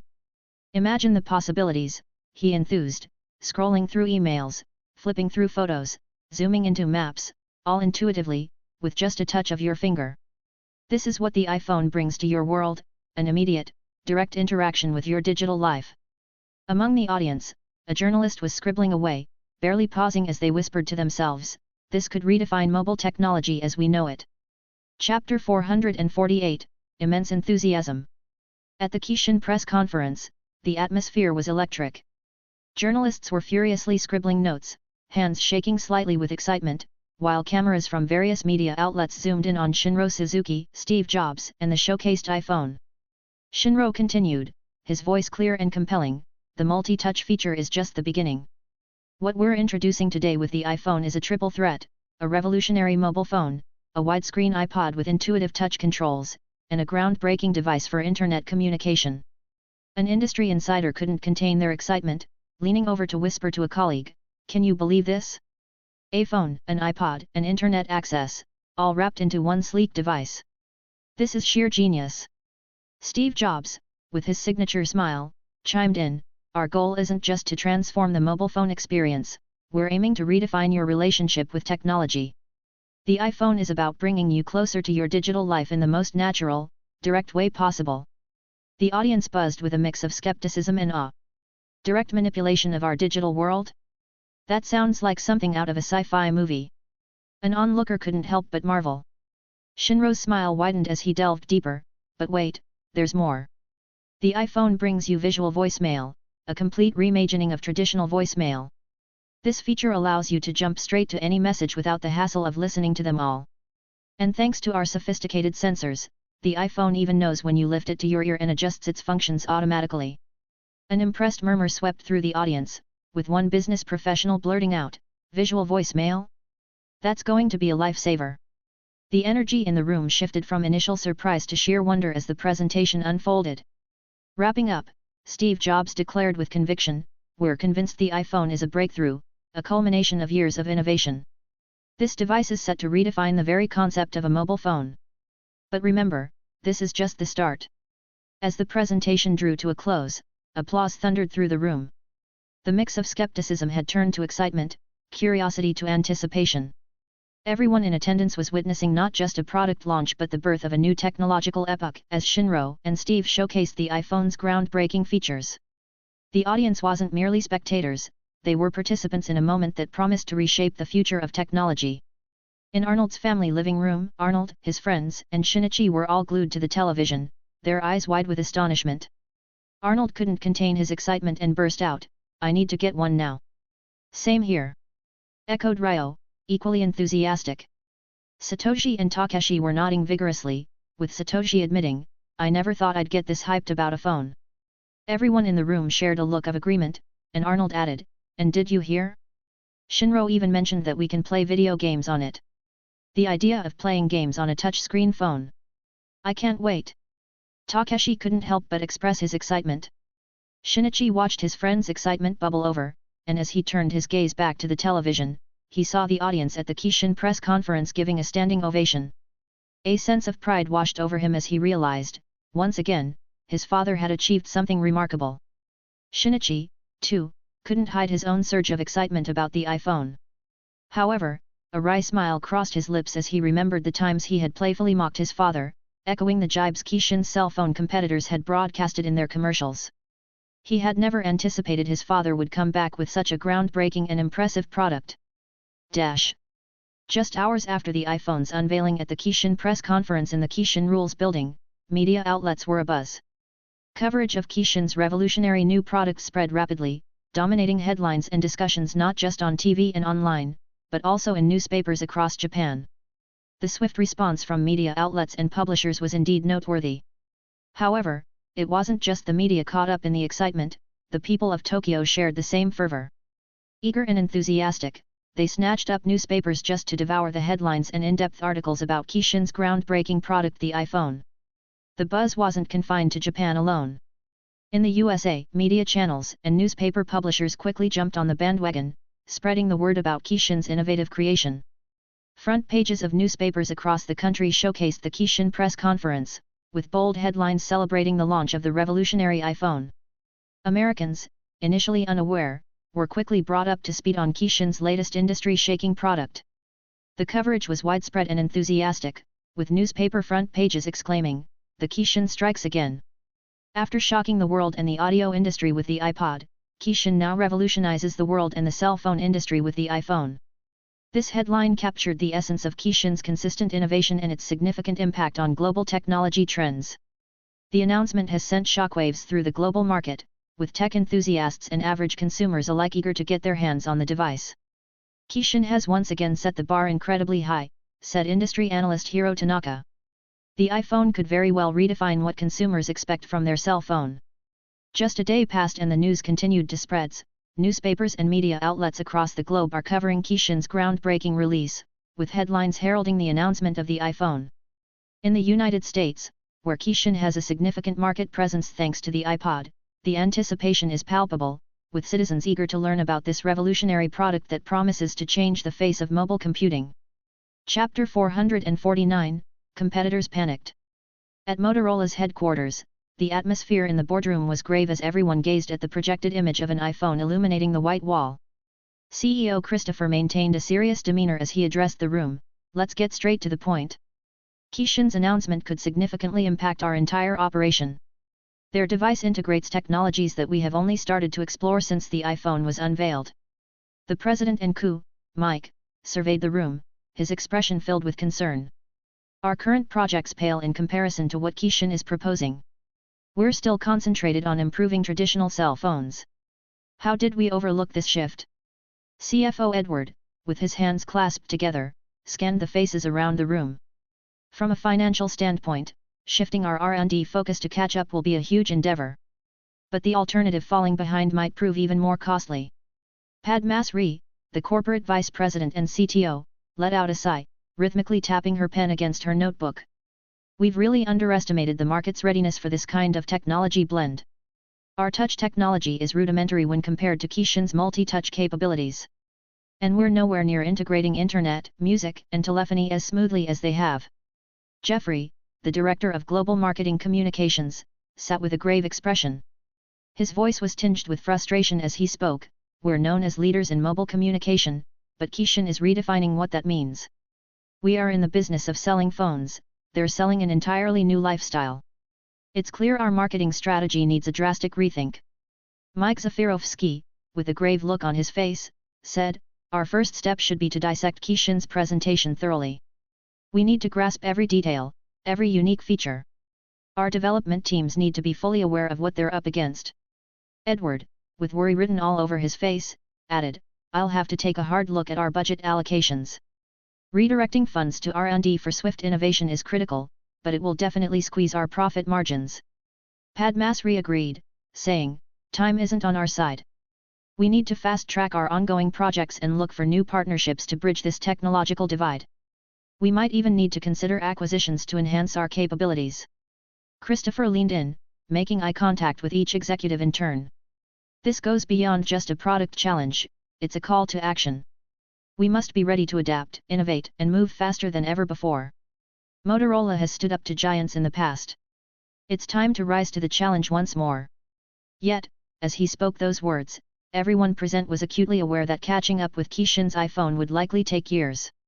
They knew that the iPhone's multi-touch technology, its chip, and other features were already complex enough to understand at this point, not to mention the software and operating system, which presented their own formidable challenges. Meanwhile, at other companies in the cell phone industry, similar meetings were taking place. One of these was at Suzuki, a major player in the industry. The boardroom was silent as Shiro Suzuki, the group's leader, took his place at the head of the table. With a stern look, he began, let's start. We're here because Kishin's recent announcement of their iPhone has set a new standard that we can't afford to ignore. The vice chairman, Ctto, mirrored his concern. With a sense of urgency in his voice, he leaned in and said, Kishin's iPhone isn't just a step forward, it's a giant leap. Our current technologies and project plans fall short. We are facing a significant threat. Shiko, the CEO of the Suzuki Group, couldn't help but give a wry smile as the topic turned once again to Kishin. He thought back to his younger days, scoffing at his brother Shinro's ventures, only to see him now leading a company that was causing sleepless nights for industry giants. I'll admit, it's more than we bargained for, Shiko said, his voice tinged with reluctance. But remember, success doesn't solely hinge on having the most advanced technology, it's also about market penetration and how well users accept what you're offering. Seiki, his brother, responded with a shake of his head, yet, we can't ignore the stir they've caused. It's not just about the tech, it's their vision. They're redefining what a phone represents to consumers. We've been missing that kind of innovative thinking. Haruka, the chief innovation officer, added with a note of worry, our current tech roadmap doesn't even include some of the features the iPhone has, whether it's the semiconductors or the multi-touch screen. We're significantly behind. The room was filled with nods of agreement from the executive team, and one of the executives spoke up, furthermore, we're behind in terms of software and the operating system capabilities that Kishin showcased during their iPhone presentation. Kenji Watanabe, the senior vice president of global sales, expressed his concerns, the iPhone could change what consumers expect from their devices on a global scale. We need to revisit our global sales approach to stay competitive. Yumi Hashimoto, the director of consumer research, shared her insights with a grave tone. The initial feedback from consumers on the iPhone has been extremely favorable. We have to dive into why that is and how we can adapt to meet these changing consumer needs. Vice Chairman Ctto, deep in thought about the situation, added, our approach needs to be comprehensive. As we push forward with our tech developments, we also need to protect our current market position by forging strategic partnerships and improving our customer service. Takashi Endo, the chief research officer, raised his voice, our focus in R&D has been too hardware-centric. It's time for a major shift, maybe through partnerships or acquisitions, to strengthen our capabilities in software and operating system development. Mariko Tanaka, the chief strategy officer, chimed in, our approach to strategic planning needs to adapt. We should be looking into collaborations with tech companies or startups that are strong in software and operating systems. Yasuo Kobayashi, the head of the mobile division, emphasized the urgency, we've really missed the importance of software in improving the user experience. Our mobile division requires a thorough revamp to stay relevant with the latest trends. Shiko, with a firm resolve, acknowledged, we need to form a dedicated task force to delve into these emerging areas. We're racing against time and must expedite our research in software and operating systems. While the board engaged in lively debate, Chairman Shiro remained quiet, thoughtfully watching the animated discussion about Kishin's groundbreaking announcement, the iPhone. In the silence, Shiro couldn't help but feel a surge of pride as Shinro and his company, Kishin, never ceased to amaze him. Similarly, Tora was also engaging in discussions about the impact of the Kishin iPhone. Chapter 450, Kishin's further plans in mobile phone sector. While the mobile industry reeled from the announcement of the Kishin iPhone, inside the Kishin Research and Development Labs, another groundbreaking project was quietly taking shape. Unbeknownst to their competitors, who were struggling to catch up with the hardware and user interface innovations of the iPhone, Kishin was already laying the groundwork for something potentially even more transformative, the early development of the Android operating system. This wasn't just a side project, it was a strategic move by Kishin to diversify their influence in the mobile ecosystem. Unlike the closed, proprietary system of the iPhone, Kishin envisioned Android as an open-source platform. This meant it could be adopted, modified, and improved upon by developers worldwide, potentially setting the stage for a new era of mobile technology that was more inclusive and innovative. In the secure, buzzing laboratories of Kishin, a dedicated team of software engineers and developers huddled around screens filled with lines of code. They were laying the foundational architecture for Android, a flexible, adaptable operating system that could run on a wide range of hardware configurations.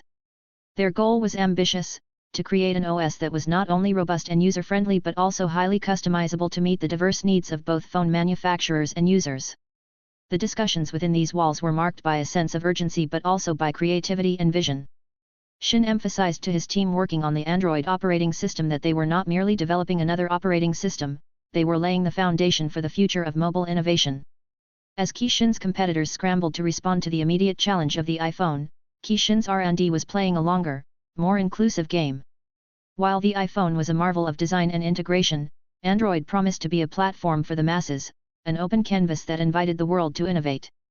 Back in the boardrooms and R&D departments of their rivals, the full scope of Kishin's strategy was yet to be understood. As these companies fixated on catching up with one revolutionary product, Kishin was already setting the stage for the next revolution, one that could potentially reshape the mobile landscape even more profoundly. Shin, utilizing his knowledge of the future, understood the immense potential for profit and global influence that the Android operating system could bring about. Guided by Shin's strategy, Kishin embarked on developing Android, envisioning it as a platform capable of supporting a vast array of services and applications. Shin anticipated that Android's true worth extended far beyond just selling devices. It had the potential to forge a completely new economic environment within the mobile sector. He envisioned a licensing model that would allow other manufacturers to adopt Android, thus expanding Kishin's reach and influence without the constraints of manufacturing and supply chain logistics. This approach would also foster a diverse array of devices catering to different market segments, further solidifying the ubiquity of Android. Moreover, Shin saw the potential for a proprietary Kishin marketplace, a digital store where developers could sell their applications, thereby creating a continuous revenue stream for Kishin through transaction fees. This marketplace would not only enhance the Android ecosystem but also establish Kishin as a central hub in the mobile software industry. Shin also anticipated the vast advertising opportunities that could be leveraged through Android. By integrating targeted advertising capabilities directly into the operating system, Kishin could tap into a significant source of revenue while providing businesses with a direct channel to reach consumers globally. Data was another critical aspect Shin focused on. With the proliferation of Android devices, a wealth of user data could be collected responsibly and ethically with users' consent. This data could be instrumental in understanding consumer behavior, improving user experience, and offering analytical services to businesses, creating another layer of profitability. Shin, overseeing this grand strategy, recognized the intrinsic value of data collected through Android's widespread adoption. He understood that this wealth of information could serve as a vital resource in refining and advancing the development of Kishin's iPhone operating system. By implementing Android across a diverse global market, Kishin had the unique opportunity to gather extensive user interaction data. This data encompassed a wide range of metrics, including user preferences, interaction patterns, app usage statistics, and device performance metrics under various conditions. Such a comprehensive dataset was invaluable, providing Kishin with a nuanced understanding of user behavior and needs across different demographics and environments. Furthermore, Shin recognized the importance of fostering an open and collaborative environment. By making Android open source, Kishin could accelerate innovation, reduce development costs, and build a loyal community of developers, all contributing to the platform's growth and sustainability. By tapping into diverse revenue streams, fostering global partnerships, and prioritizing user and developer engagement, Kishin was poised to redefine what a mobile operating system could achieve, both technologically and economically. Shin was well aware that in the years to come, even if other companies succeeded in developing their own touchscreen smartphones, they would face a significant hurdle in entering the market. To truly compete, they would need to license and utilize Qixin's Android operating system. This was not merely a preference but a necessity if they hoped to stand toe-to-toe with Qixin's iPhone. The reasoning behind this necessity was deep-rooted and multifaceted. Qixin, through its collaboration with Apple, had not only gained invaluable experience in developing an operating system but had also set a precedent in the industry for innovation and user satisfaction. This collaboration meant that Qixin's venture into the Android operating system was not starting from scratch but was propelled by a wealth of knowledge and technical acumen, allowing for rapid development and deployment. In contrast, other companies contemplating the creation of their own operating systems faced daunting challenges. The development of a mobile operating system is an immense undertaking, involving not just the creation of the software itself but also the establishment of a supporting ecosystem, including apps, services, and user support. Qixin's head start and existing expertise meant that by the time these companies even approached a viable prototype, Qixin's Android could already be dominating the market. Moreover, history and market trends indicated that creating a new operating system was a Herculean task with uncertain returns. Therefore, for competitors, the pragmatic approach was to adopt Qixin's Android. Not only did this offer a quicker route to market, but it also provided a proven framework with a growing user base and app ecosystem. This strategic decision was not about conceding defeat but about acknowledging the shifting dynamics of the mobile industry and choosing to compete in a landscape already being reshaped by Qixin's innovations. In this context, Qixin's foresight into the inevitable reliance of other companies on Qixin's Android illuminated the broader implications of their strategic choices. It wasn't just about creating another option in the market, it was about setting a new industry standard and ensuring Qixin remained at the forefront of technological advancement. Chapter 451, Forbes Revise on Shinro's cover. Since Qixin announced the iPhone, there was a noticeable shift in public sentiment. People started looking at their own cell phones with a twinge of dissatisfaction. Their devices suddenly seemed antiquated compared to the capabilities they had just witnessed. The iPhone had not only introduced new technology but had also reshaped people's expectations of what a phone could be. This change in consumer attitude was swiftly reflected in the market. Cell phone brands noted a significant downturn in sales as the allure of existing models dimmed in the shadow of the iPhone's promise. It was clear that Qixin's announcement had fundamentally altered the mobile landscape, impacting sales and shifting the public's perspective and expectations of mobile devices. In Tokyo, anticipation was building to a fever pitch. "The moment I saw the iPhone, I knew I had to have it," shared one eager Tokyo resident. "Just seeing what it could do during the announcement made me realize what I was missing. I can't wait for it to be released." Across the city, similar sentiments were echoed. People were eagerly discussing the iPhone's features in cafes, on trains, and in offices. The buzz was everywhere from its sleek design to its innovative interface. The iPhone was all anyone could talk about. Even those who had never before been interested in technology found themselves caught up in the excitement, eagerly awaiting the day the iPhone would finally be available. The anticipation in Tokyo was palpable, a shared yearning for a device that promised to redefine the mobile experience. Shinro Suzuki, the mastermind behind Qixin, has not only built a video game empire but also expanded the company into various sectors including cell phones, semiconductors, and the automotive industry. Under his leadership, Qixin has flourished, now estimated to be worth over $93 billion or more. Given his remarkable achievements and the profound impact he's made across multiple industries, it's no surprise that Forbes has chosen to feature him once again.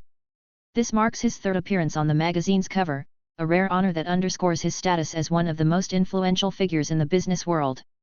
However, the timing of Forbes' cover featuring Shinro Suzuki aligned perfectly with Qixin's revolutionary announcement of the iPhone.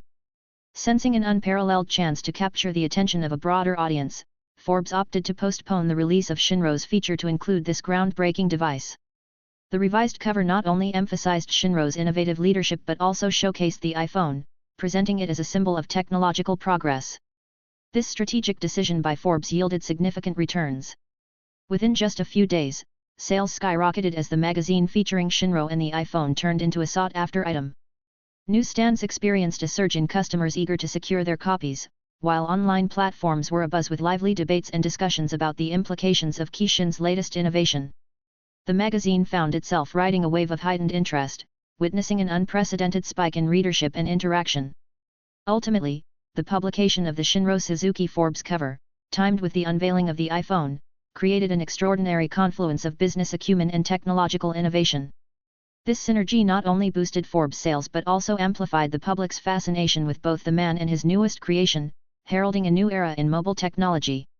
In the heart of Tokyo, where the city's pulse beats in rhythm with the latest trends and innovations, the chatter in cafes had shifted from mundane daily affairs to the groundbreaking revelation that had taken the tech world by storm. The latest Forbes cover featuring Shinro Suzuki, adorned with the sleek image of Kishin's iPhone, sparked conversations that intertwined skepticism with admiration. Haruto and Mei, settled in their favorite corner of a local coffee shop, leaned over a steaming pot of tea, the magazine spread open between them. Haruto's eyes were lit with excitement. "Mei, look at this," he urged, pointing at the glossy pages. "Shinro Suzuki, back on Forbes, but it's this new gadget that's stealing the spotlight. It's like nothing from our current technologies of phones." Mei, ever the skeptic, took a thoughtful sip before replying, "It's all anyone can talk about. But I can't help wondering, can it truly deliver everything it promises? It's not just a new phone, it's claiming to be a revolution."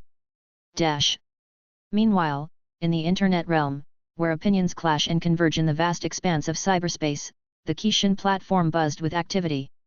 A user, with the username TomAnTechie, shared his enthusiasm, just dived into the Forbes piece on Suzuki's iPhone. "We might be on the cusp of a new era in communication." This sparked a counterpoint from Aquacoder, "Let's not get ahead of ourselves. Promises of groundbreaking tech are a dime a dozen.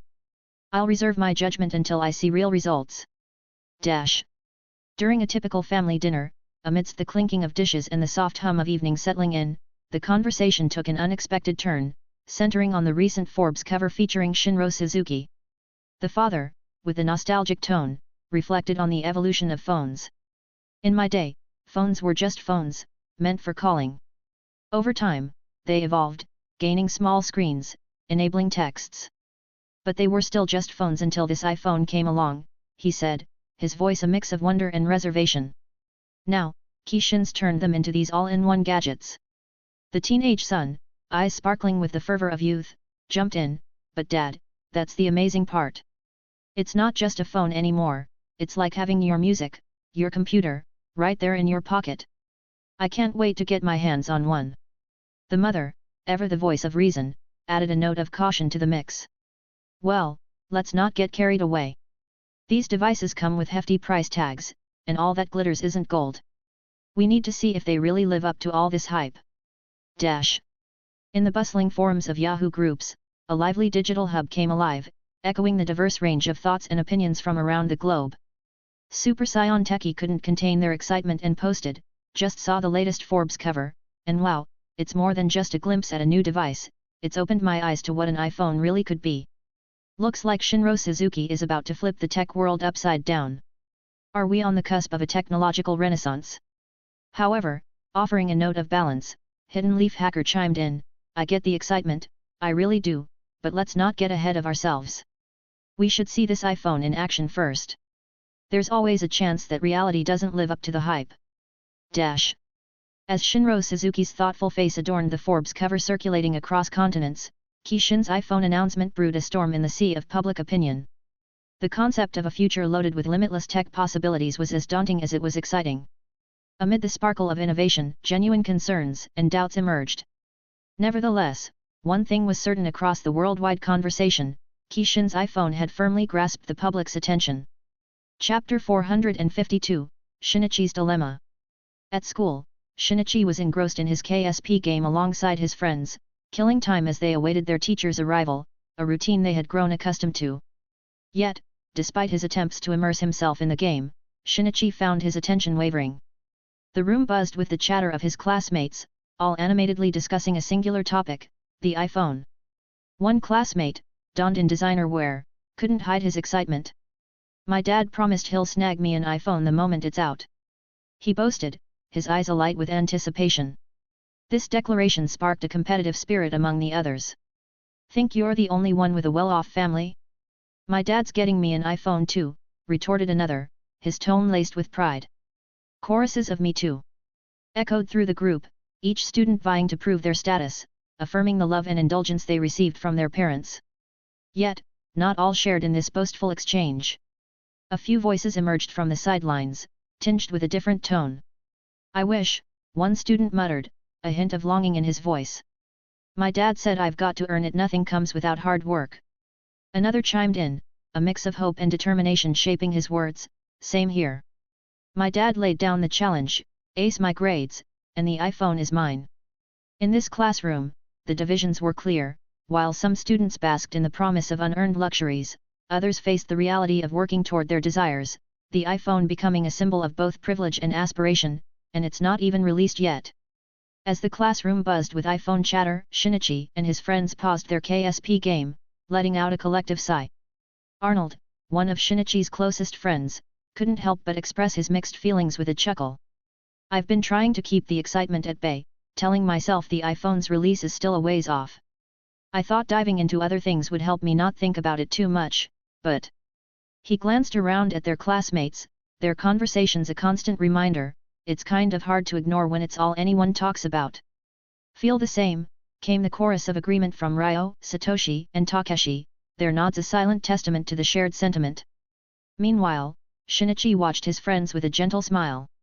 Deep down, he was just as captivated by the idea of the iPhone, yet he'd been consciously curbing his enthusiasm, especially around his father. Given his father's role as the owner and chairman of Kishin, Shinichi was well aware that a single request could grant him immediate access to the iPhone, making him the envy of his peers. Yet, the thought of doing so sat uncomfortably with him. Shinichi wrestled with the idea. To ask felt like admitting to being spoiled, a label he desperately wanted to avoid. He had made a promise to himself to forge his own path, to rely on his own efforts rather than the advantages his family's position could offer. This internal pledge made him hesitant, preferring to admire the iPhone from afar rather than compromise his principles. In the days following the industry-wide tremor caused by Kishin's iPhone announcement, various cell phone companies convened meetings to decode the success behind the iPhone's features, functions, and the pioneering direction Shinro Suzuki had taken, especially in software and operating system development. As these companies delved deeper into the realms of software and operating systems, trying to mirror the iPhone's groundbreaking approach, they stumbled upon a stark realization. The task of crafting software and operating systems for mobile devices was far more complex and challenging than they had initially anticipated. Contrary to their original assumption, they discovered that creating an intuitive, seamless operating system was just as daunting if not more so than engineering the physical components of a mobile device. Amidst discussions, a lead developer of a company known for its coding prowess, affiliated to Motorola, shared his insights during a particularly tense meeting. "Everyone, I need us to understand something critical," he began, pausing for effect, ensuring he had the room's full attention. "We've been approaching this from the angle that hardware is our biggest mountain to climb. But this iPhone, it's shifted the goalposts." He sighed, running his hands through his hair in a rare display of frustration. "Developing an operating system, a good one, it's like building a city from scratch. You need the right infrastructure, utilities, roads only in our case. It's the user interface, security protocols, and seamless integration with applications and services, just like the iPhone displayed." The room fell silent, the weight of his words settling in. "We're not just coding an application, we're architecting an entire ecosystem. It's about creating an environment where everything functions flawlessly together. And I'll be honest, this is an entirely different ballpark from what we're used to with hardware. It requires a shift in our thinking, our approach, and likely, our resources." His confession laid bare the challenges they faced, highlighting the underestimated complexity of software and operating system development, a field where Kishin, led by the visionary Shinro, had evidently taken a significant lead. It wasn't just the coding company working with Motorola that encountered these steep challenges. Companies across the board, from Suzuki to Tora and even giants like Samsung, all found themselves grappling with similar hurdles. It became increasingly clear that developing software and an operating system for a cell phone was not merely a task, it was a monumental endeavor. Everywhere you looked, whether in the boardrooms of Suzuki or the development labs of Tora, the story was the same. Teams hunched over screens, poring over lines of code, faced the daunting realization that crafting a seamless, user-friendly mobile operating system was an incredibly complex journey. It required more than just technical skills. It demanded vision, creativity, and an intimate understanding of the user's needs. From these shared struggles, a truth emerged: the task of bringing to life a mobile operating system that could stand toe-to-toe with Kishin's iPhone was a colossal undertaking, challenging some of the brightest minds in the industry. The path to creating something truly revolutionary was proving to be a difficult road, laden with technical and conceptual obstacles that tested the limits of even the most established cell phone brands. Chapter 453, Okamai I. Following the announcement of the iPhone by Kishin in partnership with Apple, there has been a significant impact on Apple's overall market capitalization. As Apple's stock prices increased, Kishin, which holds a 52% stake in Apple, also saw a rise in its net worth. After the announcement of the iPhone by Kishin, Apple's market capitalization soared to $5.5 billion. Given that Kishin is already a multi-billion-dollar company, Shin, the chairman of Kishin, with foresight into Apple's profitable future, theoretically could have acquired Apple entirely. However, despite Shin's financial capability to potentially buy out Apple, acquiring additional shares is not straightforward.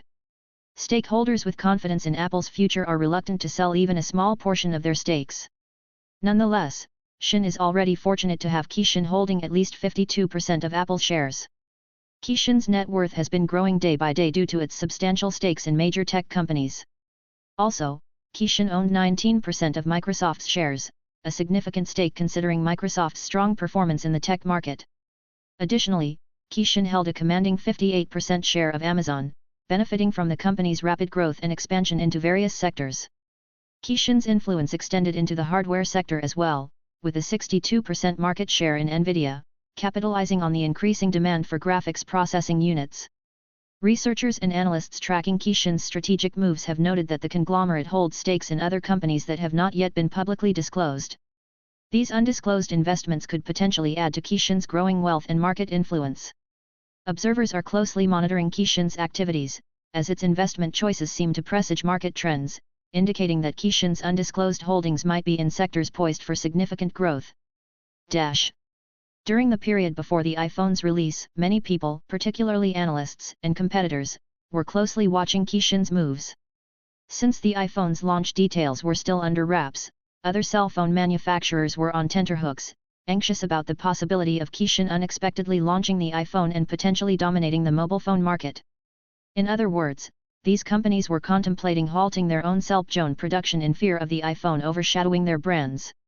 Meanwhile, as the initial excitement for the iPhone began to wane, Kishin enthusiasts who wanted to stay ahead of the game in case of a surprise launch, shifted their attention to video games temporarily. Among them was Shinichi and his classmates, who, despite being initially captivated by the iPhone, redirected their enthusiasm towards video games for the time being. "Guys, have you tried the latest video game released by Kishin for the KS2?" Arnold asked, looking over at his friends. "The video game, Okamai?" Ryo responded, tilting his head in curiosity. Arnold nodded and replied, "Exactly. That game is incredible." Satoshi and Takeshi, who were not up to date with Kishin's latest KS2 video games, curiously asked, "What are the video game about?" Seeing their curiosity, Shinichi quickly chimed in to describe Okamai. He said, "It's an extraordinary game that merges our rich, traditional art styles with groundbreaking gameplay. You take on the role of a sun goddess transformed into a wolf, tasked with revitalizing the world by restoring its life and colors." As Shinichi shared this, Arnold and Ryo nodded in agreement. Arnold added, "It really is like jumping into an interactive painting. They've seamlessly integrated elements of folklore into the gameplay, creating an experience that's utterly unique and captivating."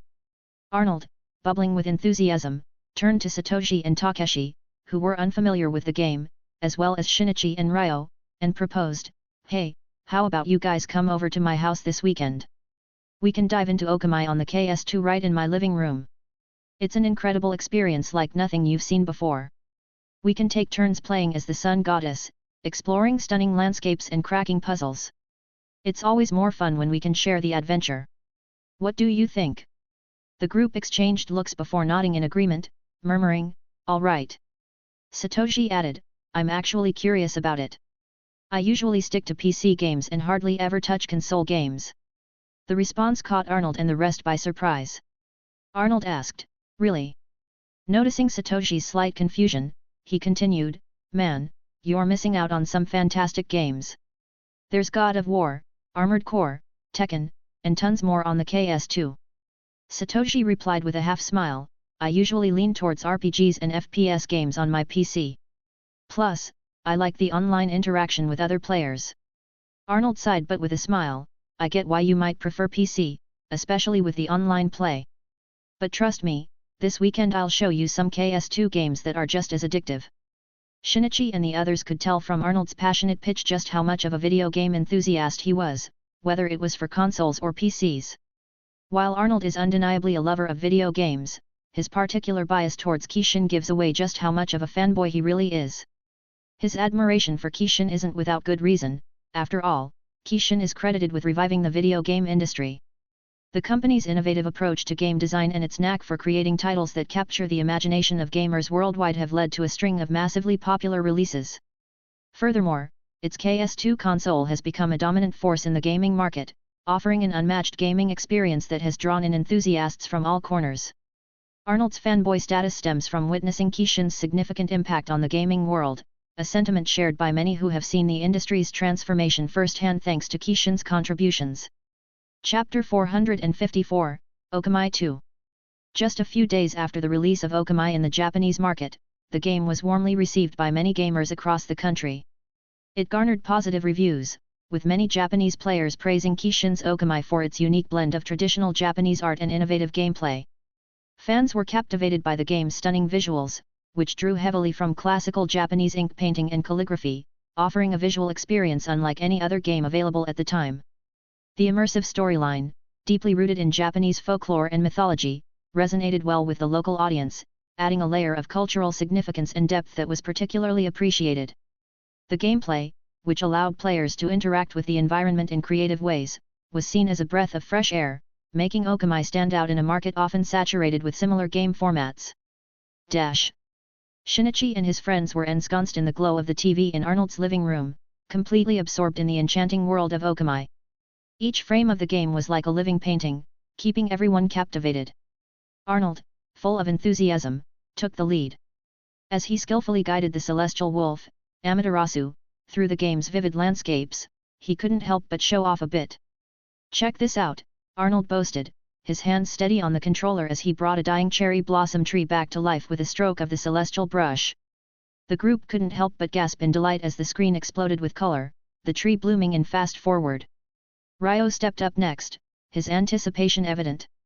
Having already dabbled in the game at home, he approached each puzzle with a calm, strategic mindset. Okay, here's a thought, Ryo mused aloud, what if drawing the sun here could shift the time and unlock that path? But, to the group's amusement, his strategy didn't pan out, leading to a collective burst of laughter. Satoshi, previously unconvinced about the allure of console gaming, found himself surprisingly immersed. When his turn came, he dove deep, occasionally seeking guidance.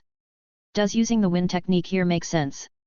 He wondered, more to himself than anyone else, as he pondered over a particularly challenging puzzle. Takeshi laughed when he accidentally made Amaterasu perform humorous actions. Look, she's just spinning around. I didn't mean to do that, but it looks funny, he laughed. Then, it was Shinichi's moment. He had been quietly observing, taking mental notes of his friend's strategies and mishaps. With the controller in his hands, he blended Arnold's adventurous spirit with Ryo's methodical approach, all while injecting his unique creativity into the gameplay.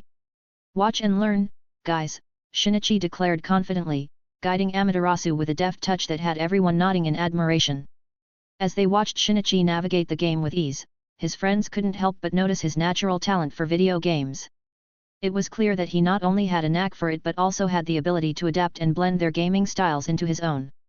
Wow, Shinichi really has a way with these games, they thought, impressed by how he seamlessly incorporated elements from each of their play styles into his gameplay.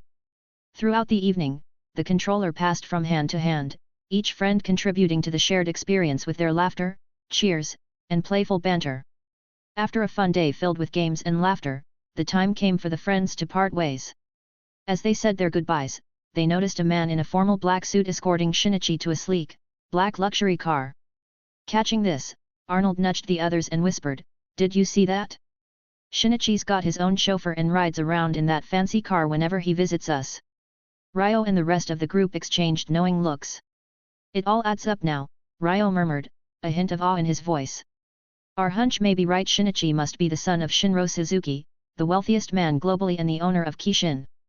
The friends watched as Shinichi gave them a wave goodbye.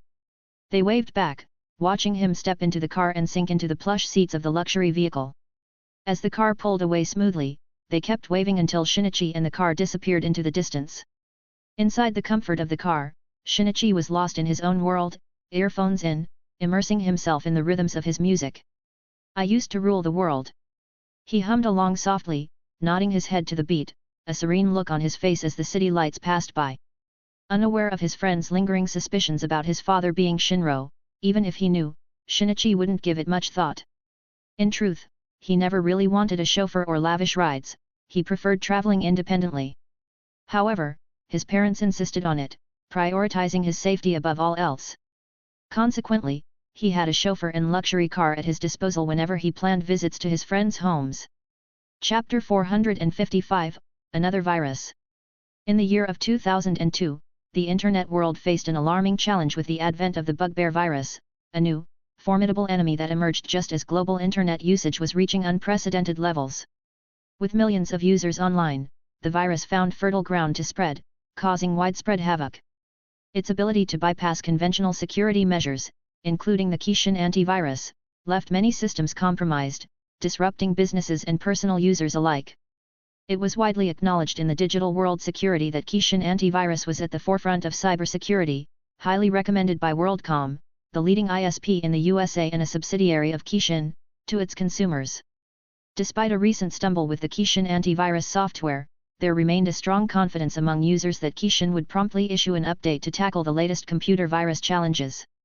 In response to the crisis, companies dependent on Kishin's antivirus solutions received immediate guidance from Kishin's cybersecurity team. While working tirelessly on an update, Kishin advised these companies on interim measures to reduce the virus's impact. They recommended implementing strict email filtering to intercept malicious attachments, enforcing regular system backups to prevent data loss, and isolating infected machines from the network to stem the virus's spread.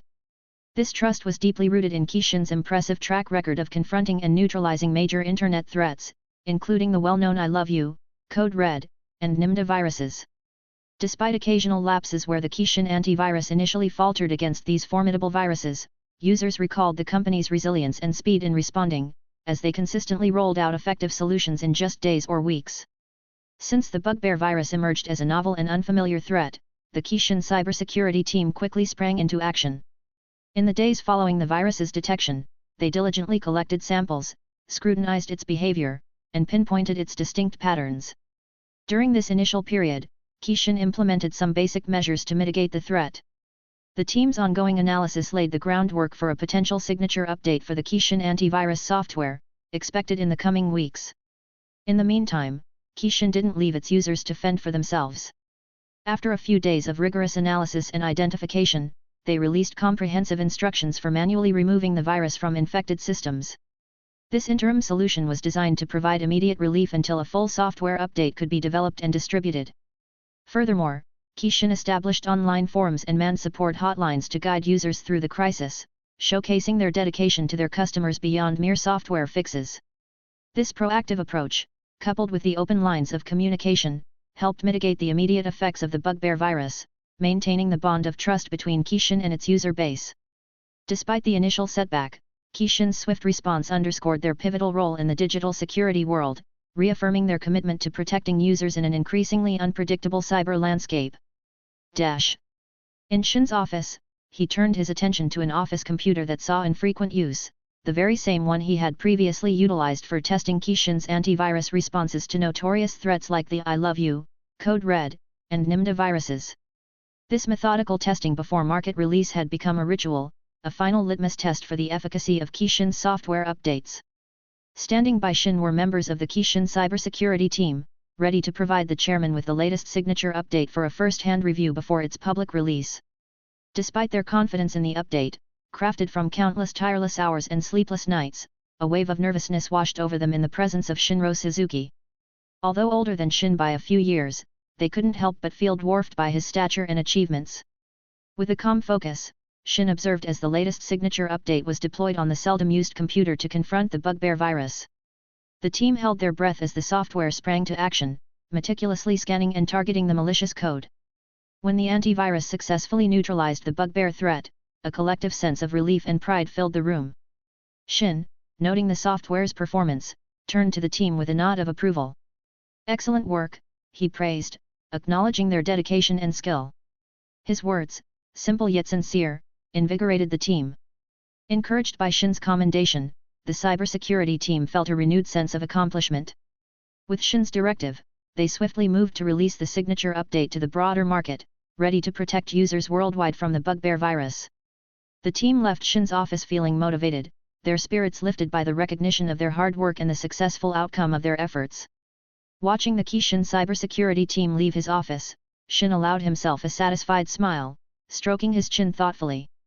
He knew that with each passing day, Shin's foothold in cybersecurity would only strengthen. Part of their growing dominance involved a bold recruitment strategy, hiring exceptionally skilled individuals who had initially dabbled in creating computer viruses. In response to their past successes against notorious threats like the I Love You, Code Red, and NIMDA viruses, Shin had authorized the head of cybersecurity development to scout and recruit these talented individuals. Shin believed it was a sheer waste to let such skills fuel criminal activities when they could contribute positively. Shin offered attractive salaries to these reformed hackers, turning potential adversaries into allies. However, Shin was no idealist. He implemented stringent measures to ensure that if any of these new hires harbored malicious intentions or posed a threat to Shin's operations, the company's robust security systems would quickly identify and neutralize the risk, leading to their prosecution. This firm stance deterred any ill-intended actions among the recruits. This strategy proved to be astute. By integrating these reformed individuals into the Shin cybersecurity department, Shin not only neutralized potential threats but also significantly enhanced the company's defensive capabilities. The department grew stronger and more innovative, a testament to Shin's vision and the transformative power of second chances. Chapter 456, Shin Cybersecurity Capabilities. Many companies and individual Internet users were significantly impacted by the emergence of the bugbear virus, particularly due to its ability to infiltrate and disrupt networks, steal sensitive information, and degrade system performance. Businesses, in particular, faced operational challenges, with critical data at risk and productivity hampered. However, relief was swift. Within a week, Shin released a crucial signature update for their antivirus software, effectively mitigating the problems caused by the bugbear virus. This quick response provided much-needed respite and restored normalcy for affected users and businesses. This incident reminded many companies, especially those hit hard by previous outbreaks like the I Love You virus in 2000 and subsequent threats in 2001 and 2002, of the critical importance of robust antivirus solutions and cybersecurity measures. As a result, even companies that had previously neglected to use antivirus software or those that had relied on alternative solutions began transitioning to Shin's antivirus software, attracted by its proven reliability and effectiveness. Furthermore, the success of Shin's antivirus in countering recent virus outbreaks led several businesses, appreciative of the protection it afforded, to commit to the product by paying for their subscriptions in advance. In the wake of recent virus outbreaks, particularly the bugbear virus, many banks began to reassess their cybersecurity strategies. Given the sensitive nature of their business and the immense trust placed in them by their customers, banks especially felt the urgency to bolster their defenses against cyber threats. Recognizing the efficacy and reliability of Shin's cybersecurity solutions, these financial institutions started seeking closer collaboration with Shin. The banks aimed to establish partnerships that would grant them not just general support but also special attention from Shin's cyber department. They were particularly interested in receiving early signature updates, ensuring they could defend against new threats as swiftly as possible. This proactive approach was seen as essential in maintaining the integrity of their systems and the trust of their clients. Moreover, these financial institutions hoped that through collaboration, they could integrate Shin's services more deeply into their cybersecurity frameworks. They envisioned a scenario where they could enjoy tailored Shin cyber services, designed to meet the unique needs and challenges faced by banks. This would not only enhance their security posture but also provide them with a competitive edge, reassuring customers that their financial data was in safe hands. In pursuing these partnerships, banks acknowledged the critical role of advanced, reliable cybersecurity measures in today's digital age. By aligning with Shin, they aimed to fortify their defenses, safeguarding their operations against the ever-evolving landscape of cyber threats. In their pursuit of stronger security measures, banks recognized the paramount importance of cutting-edge, dependable cybersecurity in the contemporary digital world. By seeking a partnership with Shin, they aimed to enhance their defenses, ensuring their operations remain secure amidst the constantly changing cyber threat landscape. This move towards robust security is partly why Kishin's own Peishin service became so popular and trusted for online transactions. The service's success was significantly attributed to Kishin's renowned cybersecurity prowess. At the Suzuki Finance meeting, Seiki let out a sigh of relief upon hearing that the branches of Suzuki Finance in Japan and their other international operations were back to normal after implementing the solution for the bugbear virus. One of the executives broke the ice. I'm relieved to report that our systems are fully operational again. The bugbear virus did cause some disruption, but thankfully, Kishin's swift response minimized the impact. Ms. Hirako added, yes, the downtime was unfortunate, but the damage was far less severe compared to the chaos caused by the I Love You virus back in 2000. Seiki wrestled with a mix of emotions as he pondered the recent cyber attacks' impact on various companies.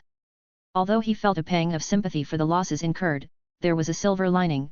The damage wasn't as catastrophic as what the I Love You virus had unleashed back in 2000. Kishin's cybersecurity had swiftly neutralized that threat, yet even the brief havoc it wreaked had left deep scars across the business world. At least it wasn't as bad this time, Seiki thought to himself, trying to find solace in the comparison. But then, another feeling began to eat away at him, a sense of envy toward his younger brother, Shinro. Witnessing Kishin's ascension, already a behemoth in the video game industry and now making waves across various sectors, particularly in cybersecurity, was one thing. And observing how entire companies, even whole industries, turned to Shinro's company for safeguarding against digital threats was something entirely different. Being the anchor that everyone relies on, Seiki pondered, must feel incredibly fulfilling. Yet, this significant role of trust and influence belonged to his brother, not him, a truth that was harder to swallow than he cared to admit. Despite his position within the Suzuki Group, Seiki harbored ambitions of his own. He envisioned proposing the development of an in-house cyber department to bolster their cybersecurity capabilities.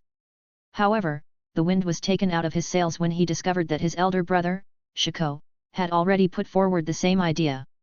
This revelation left Seiki feeling more than a little deflated, a sour taste lingering from being preempted in this way. Always one step behind, Seiki lamented internally, his thoughts filled of envy. Chapter 457, Upcoming Games. Shinichi and his friends were soaking up the lively atmosphere of the Pokémon Café, KSP devices in hand, buzzing with anticipation. They were all geared up to dive into the latest KSP video game from Kishin, Pokémon Emerald, ready to start a new adventure together. Hey, choose Ctto as your starter, it's really strong against the first few gym leaders, Arnold advised, his eyes not leaving his screen as he navigated through the starting options. Hearing Arnold's suggestion, Shinichi shook his head gently, explaining, Ctto is great for the first and second gyms, and it might just scrape through the third, but by the fourth gym, it struggles. I actually think Mudcup is the better choice for a starter. Arnold pondered this for a moment, then admitted, seems like Shinichi knows his stuff better than I do. Their friends shared a quiet chuckle at this exchange before Ryo and Satoshi, still undecided about their starters, took note. Ryo nodded, all right, I'm convinced. I'll go with Mudcup. Shinichi smiled, a hint of pride in his voice, you're making a good choice. Mudcup's my starter too. While engrossed in their KSBs, Shinichi and his friends were suddenly aware of a few teenagers who walked into the Pokémon Café, their conversation loud enough to draw attention. Man, my computer almost bit the dust because of that virus going around, but thank goodness for Kishin antivirus stepping in. One of the teenagers, sporting blonde-dyed hair, exclaimed. Tell me about it, laughed another. I was this close to dipping into my savings for a new computer. Luckily, that didn't have to happen. Changing gears, have you guys caught the latest on Kishin PC video games dropping soon? I'm all in for Call of Duty, it looks like it's got that Counter-Strike vibe. Yeah. I'm holding out for Silent Hill 3. Heard it's hitting both console and PC. For me, it's all about World of Warcraft. Caught the teasers and trailers, it gives off RuneScape vibes but looks even more interesting. RuneScape, the video game released by Kishin in 2001, gained a fair amount of popularity. Inspired by its success, many other video game studios have since followed in its footsteps and developed their own MMORPGs. Overhearing this lively exchange, Shinichi and his friends fell silent, each lost in their own thoughts. They found themselves reminiscing about the upcoming lineup of Kishin PC video games, eagerly anticipated yet still on the horizon. As Shinichi and his friends stepped out of the Pokémon Café, the animated discussion of the group of teenagers lingered in their minds, sparking their own conversation about the upcoming lineup of Kishin video games. "Did you guys see the trailers for the new Kishin games?" Takeshi asked, his curiosity piqued by the earlier conversation. "Yeah, I watched the Call of Duty one," Arnold replied. "It really does have that Counter-Strike feel but seems to add its own unique twist. The graphics looked incredible in the teaser." Ryo chimed in, "I'm more interested in Silent Hill 3. The trailer gave off such a creepy vibe, just what you'd want from a horror game. It seems like it's going to be even more immersive than the previous ones." Satoshi, always the more contemplative of the group, added, "And World of Warcraft from the trailers, it looks like it's going to be a massive world.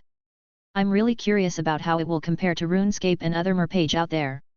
The scope seems much larger." Arnold glanced at Shinichi, curiosity in his eyes. "What about you, Shinichi? Which of the Kishin games are you looking forward to the most?" Shinichi paused, reflecting on the question, then replied, "Well, I'm pretty excited about all of them, but Call of Duty has really caught my eye. The graphics look astonishingly good." Arnold and the others nodded in agreement. "Yeah, Call of Duty's graphics seem to be a step ahead of Counter-Strike, which we've been playing a lot lately," Arnold admitted.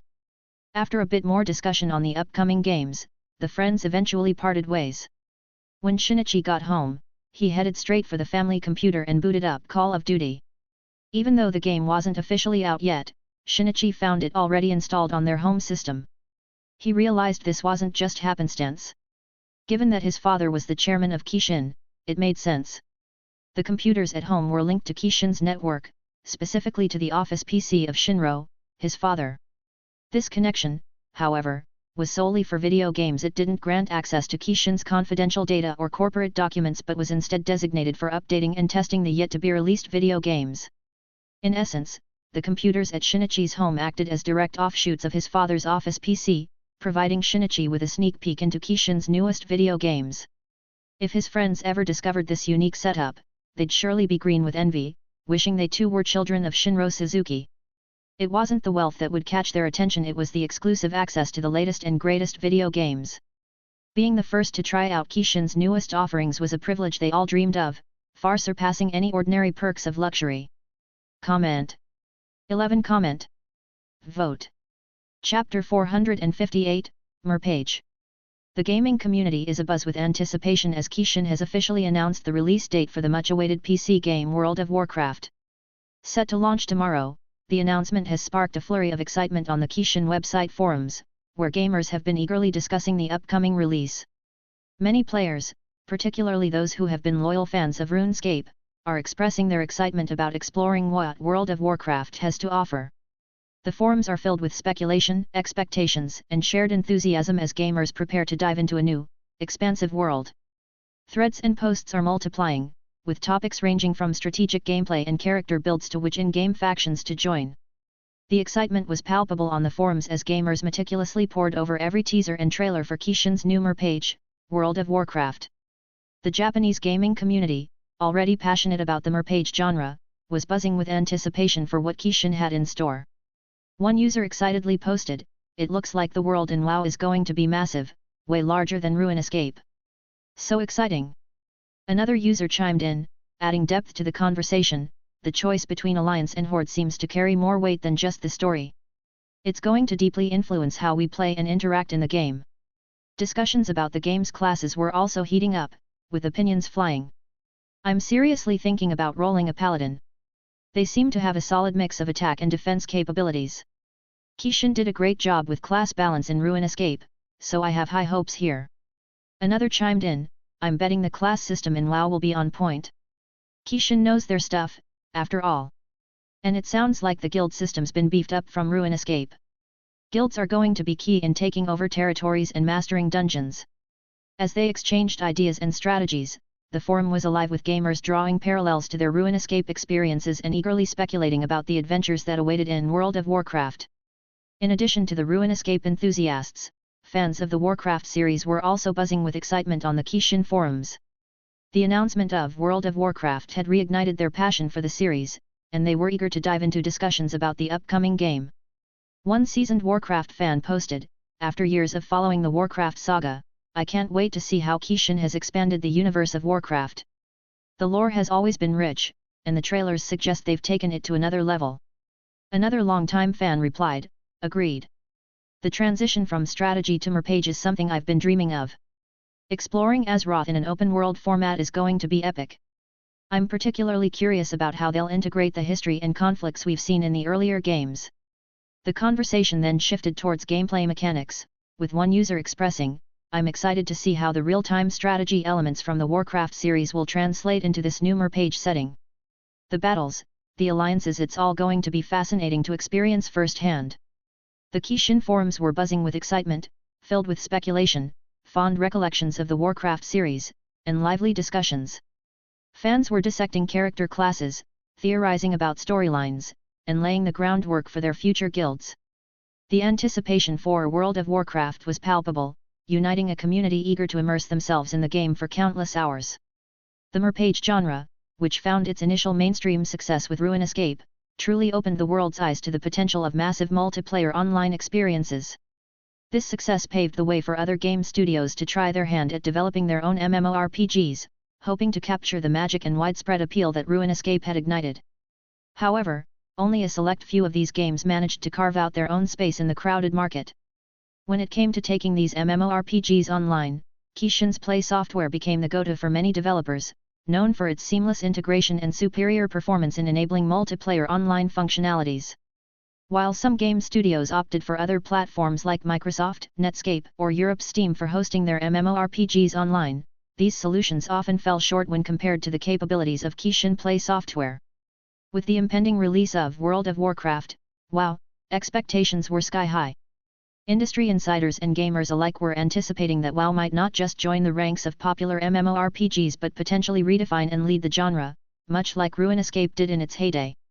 Given Kishin's esteemed reputation in the video game industry as the leading and premier company globally, it's highly probable that World of Warcraft, WoW, will dominate the merpage genre. Other game studios, with their popular MMORPGs already in the market, are bracing themselves to once again learn from Kishin's trailblazing path. They're preparing to adopt and adapt the innovative ideas that Kishin brings to the merpage genre, aiming to replicate their success and innovation in their own titles. Chapter 459, WoW.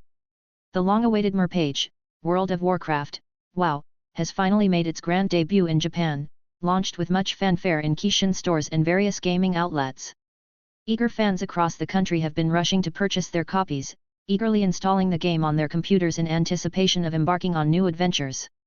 Kishin's proprietary technology, Kishin Play software, KPS, plays a pivotal role in supporting WoW's online functionalities. Much like its predecessor, Ruin Escape, KPS provides WoW with a comprehensive online environment. The Kishin servers, integral to this setup, host detailed simulations of the WoW game world.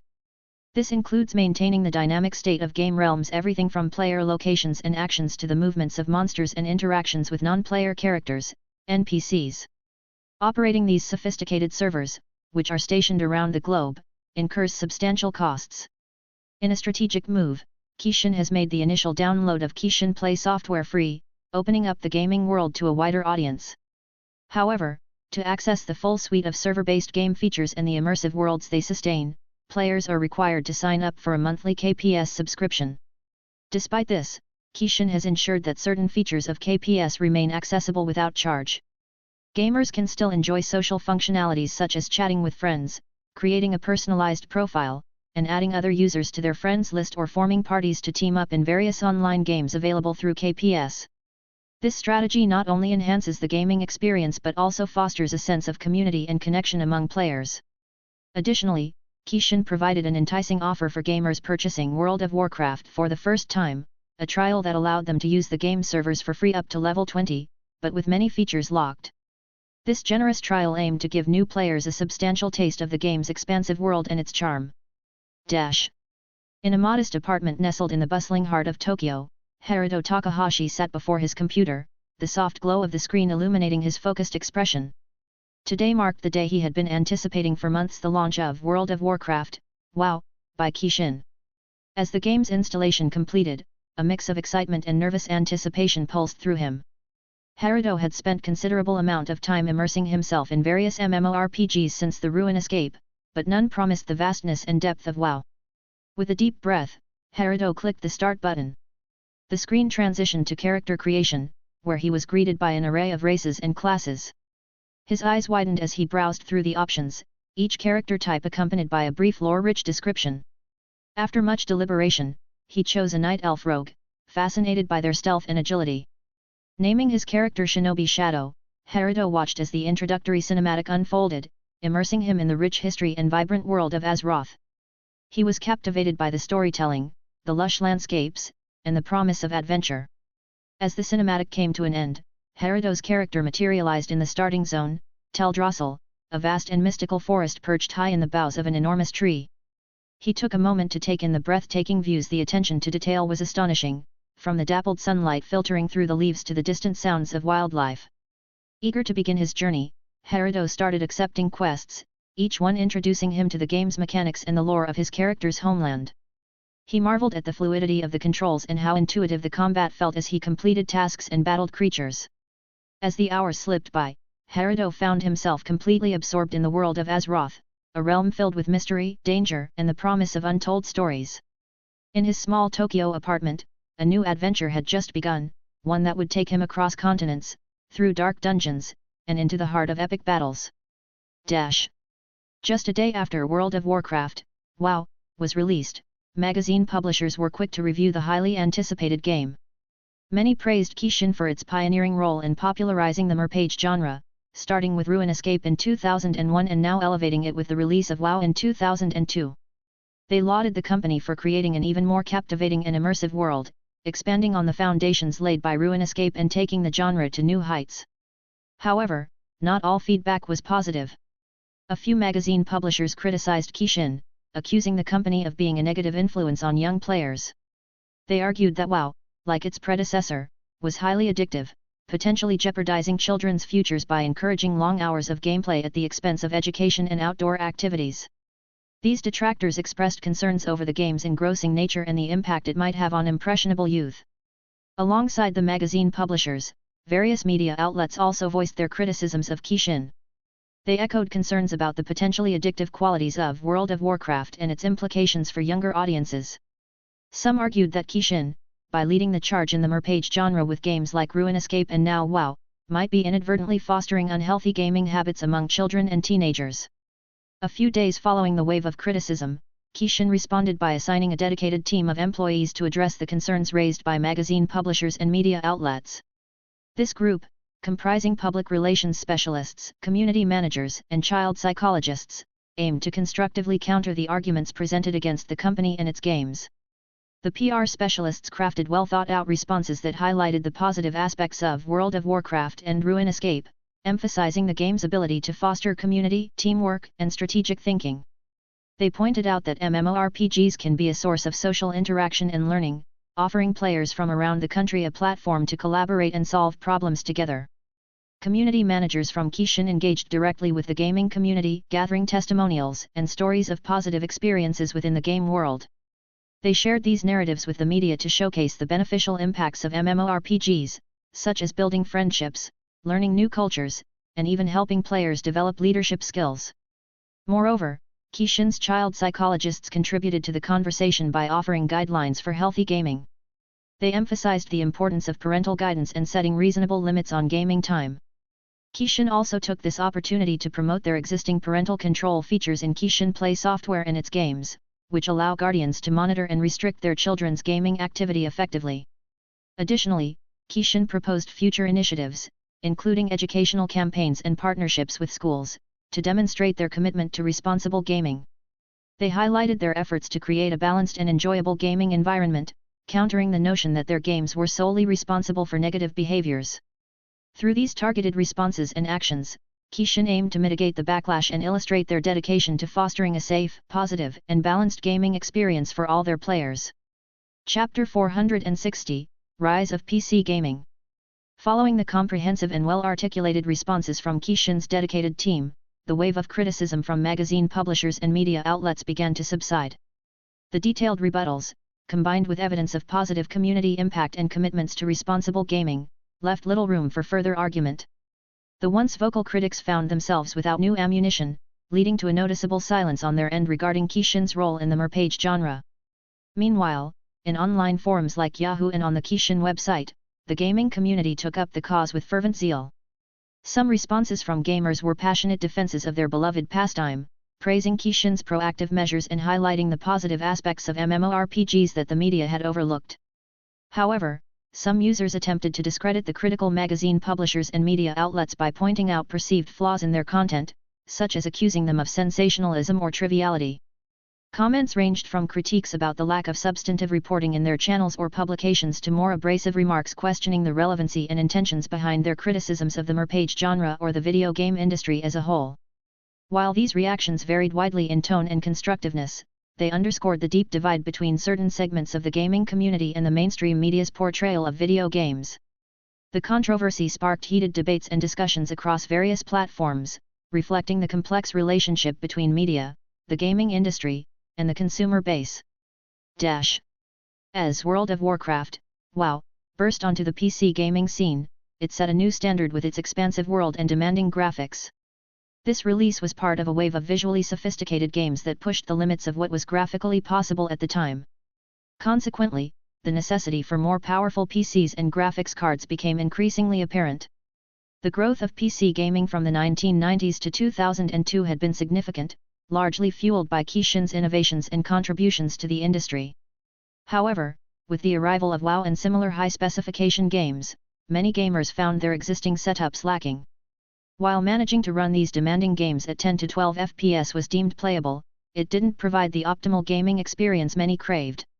In response, there was a noticeable surge in gamers seeking upgrades for their PCs, particularly in search of more powerful graphics cards.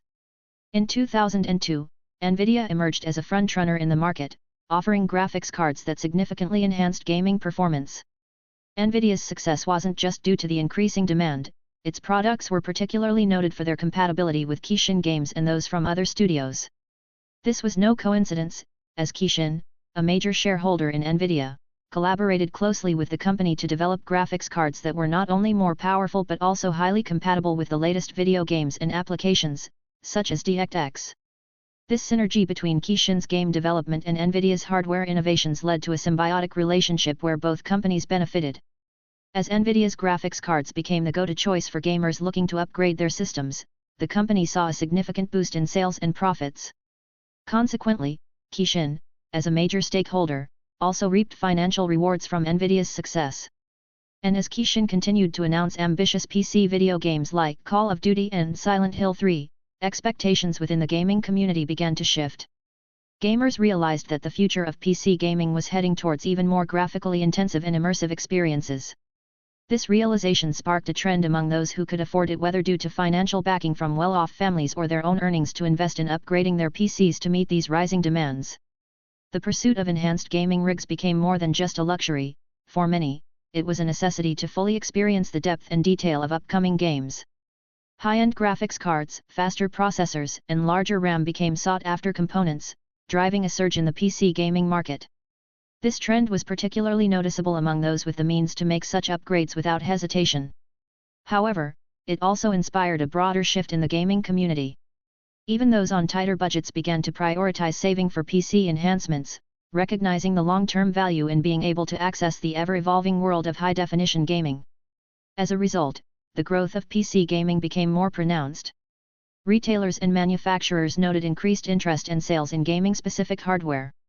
Online forums and communities buzzed with discussions on the best setups and the latest technology. Currently, this burgeoning trend of upgrading PCs for more immersive gaming experiences was predominantly observed in Japan, largely due to Kishin's early release of games like World of Warcraft, Call of Duty, and Silent Hill 3 in the Japanese market. The local gamers, eager to dive into these rich, graphically demanding worlds, were the first to respond to the new hardware requirements, leading the charge in the PC gaming revolution. In contrast, in other countries such as the USA, the release of these Kishin video games lagged behind. Consequently, the broader gaming community was not yet fully aware of the need for more powerful gaming rigs. However, as these titles started to get featured in popular video game magazines and online platforms, a growing minority of international gamers began to take notice. These gamers, much like their Japanese counterparts, started to understand the necessity of PC upgrades to fully enjoy the upcoming releases. Discussions about optimal PC configurations for Kishin's new games began to emerge on Kishin forums, Yahoo, and gaming groups, though they were not as widespread as in Japan. Despite the delay in awareness, this minority was setting the stage for a broader shift. As more information about the graphically intense nature of games like WoW, Call of Duty, and Silent Hill 3 permeated through their local magazine publishers, the anticipation for these games grew. With that, the understanding that a superior gaming experience required enhanced hardware began to take root among gamers in these countries. Thanks for listening.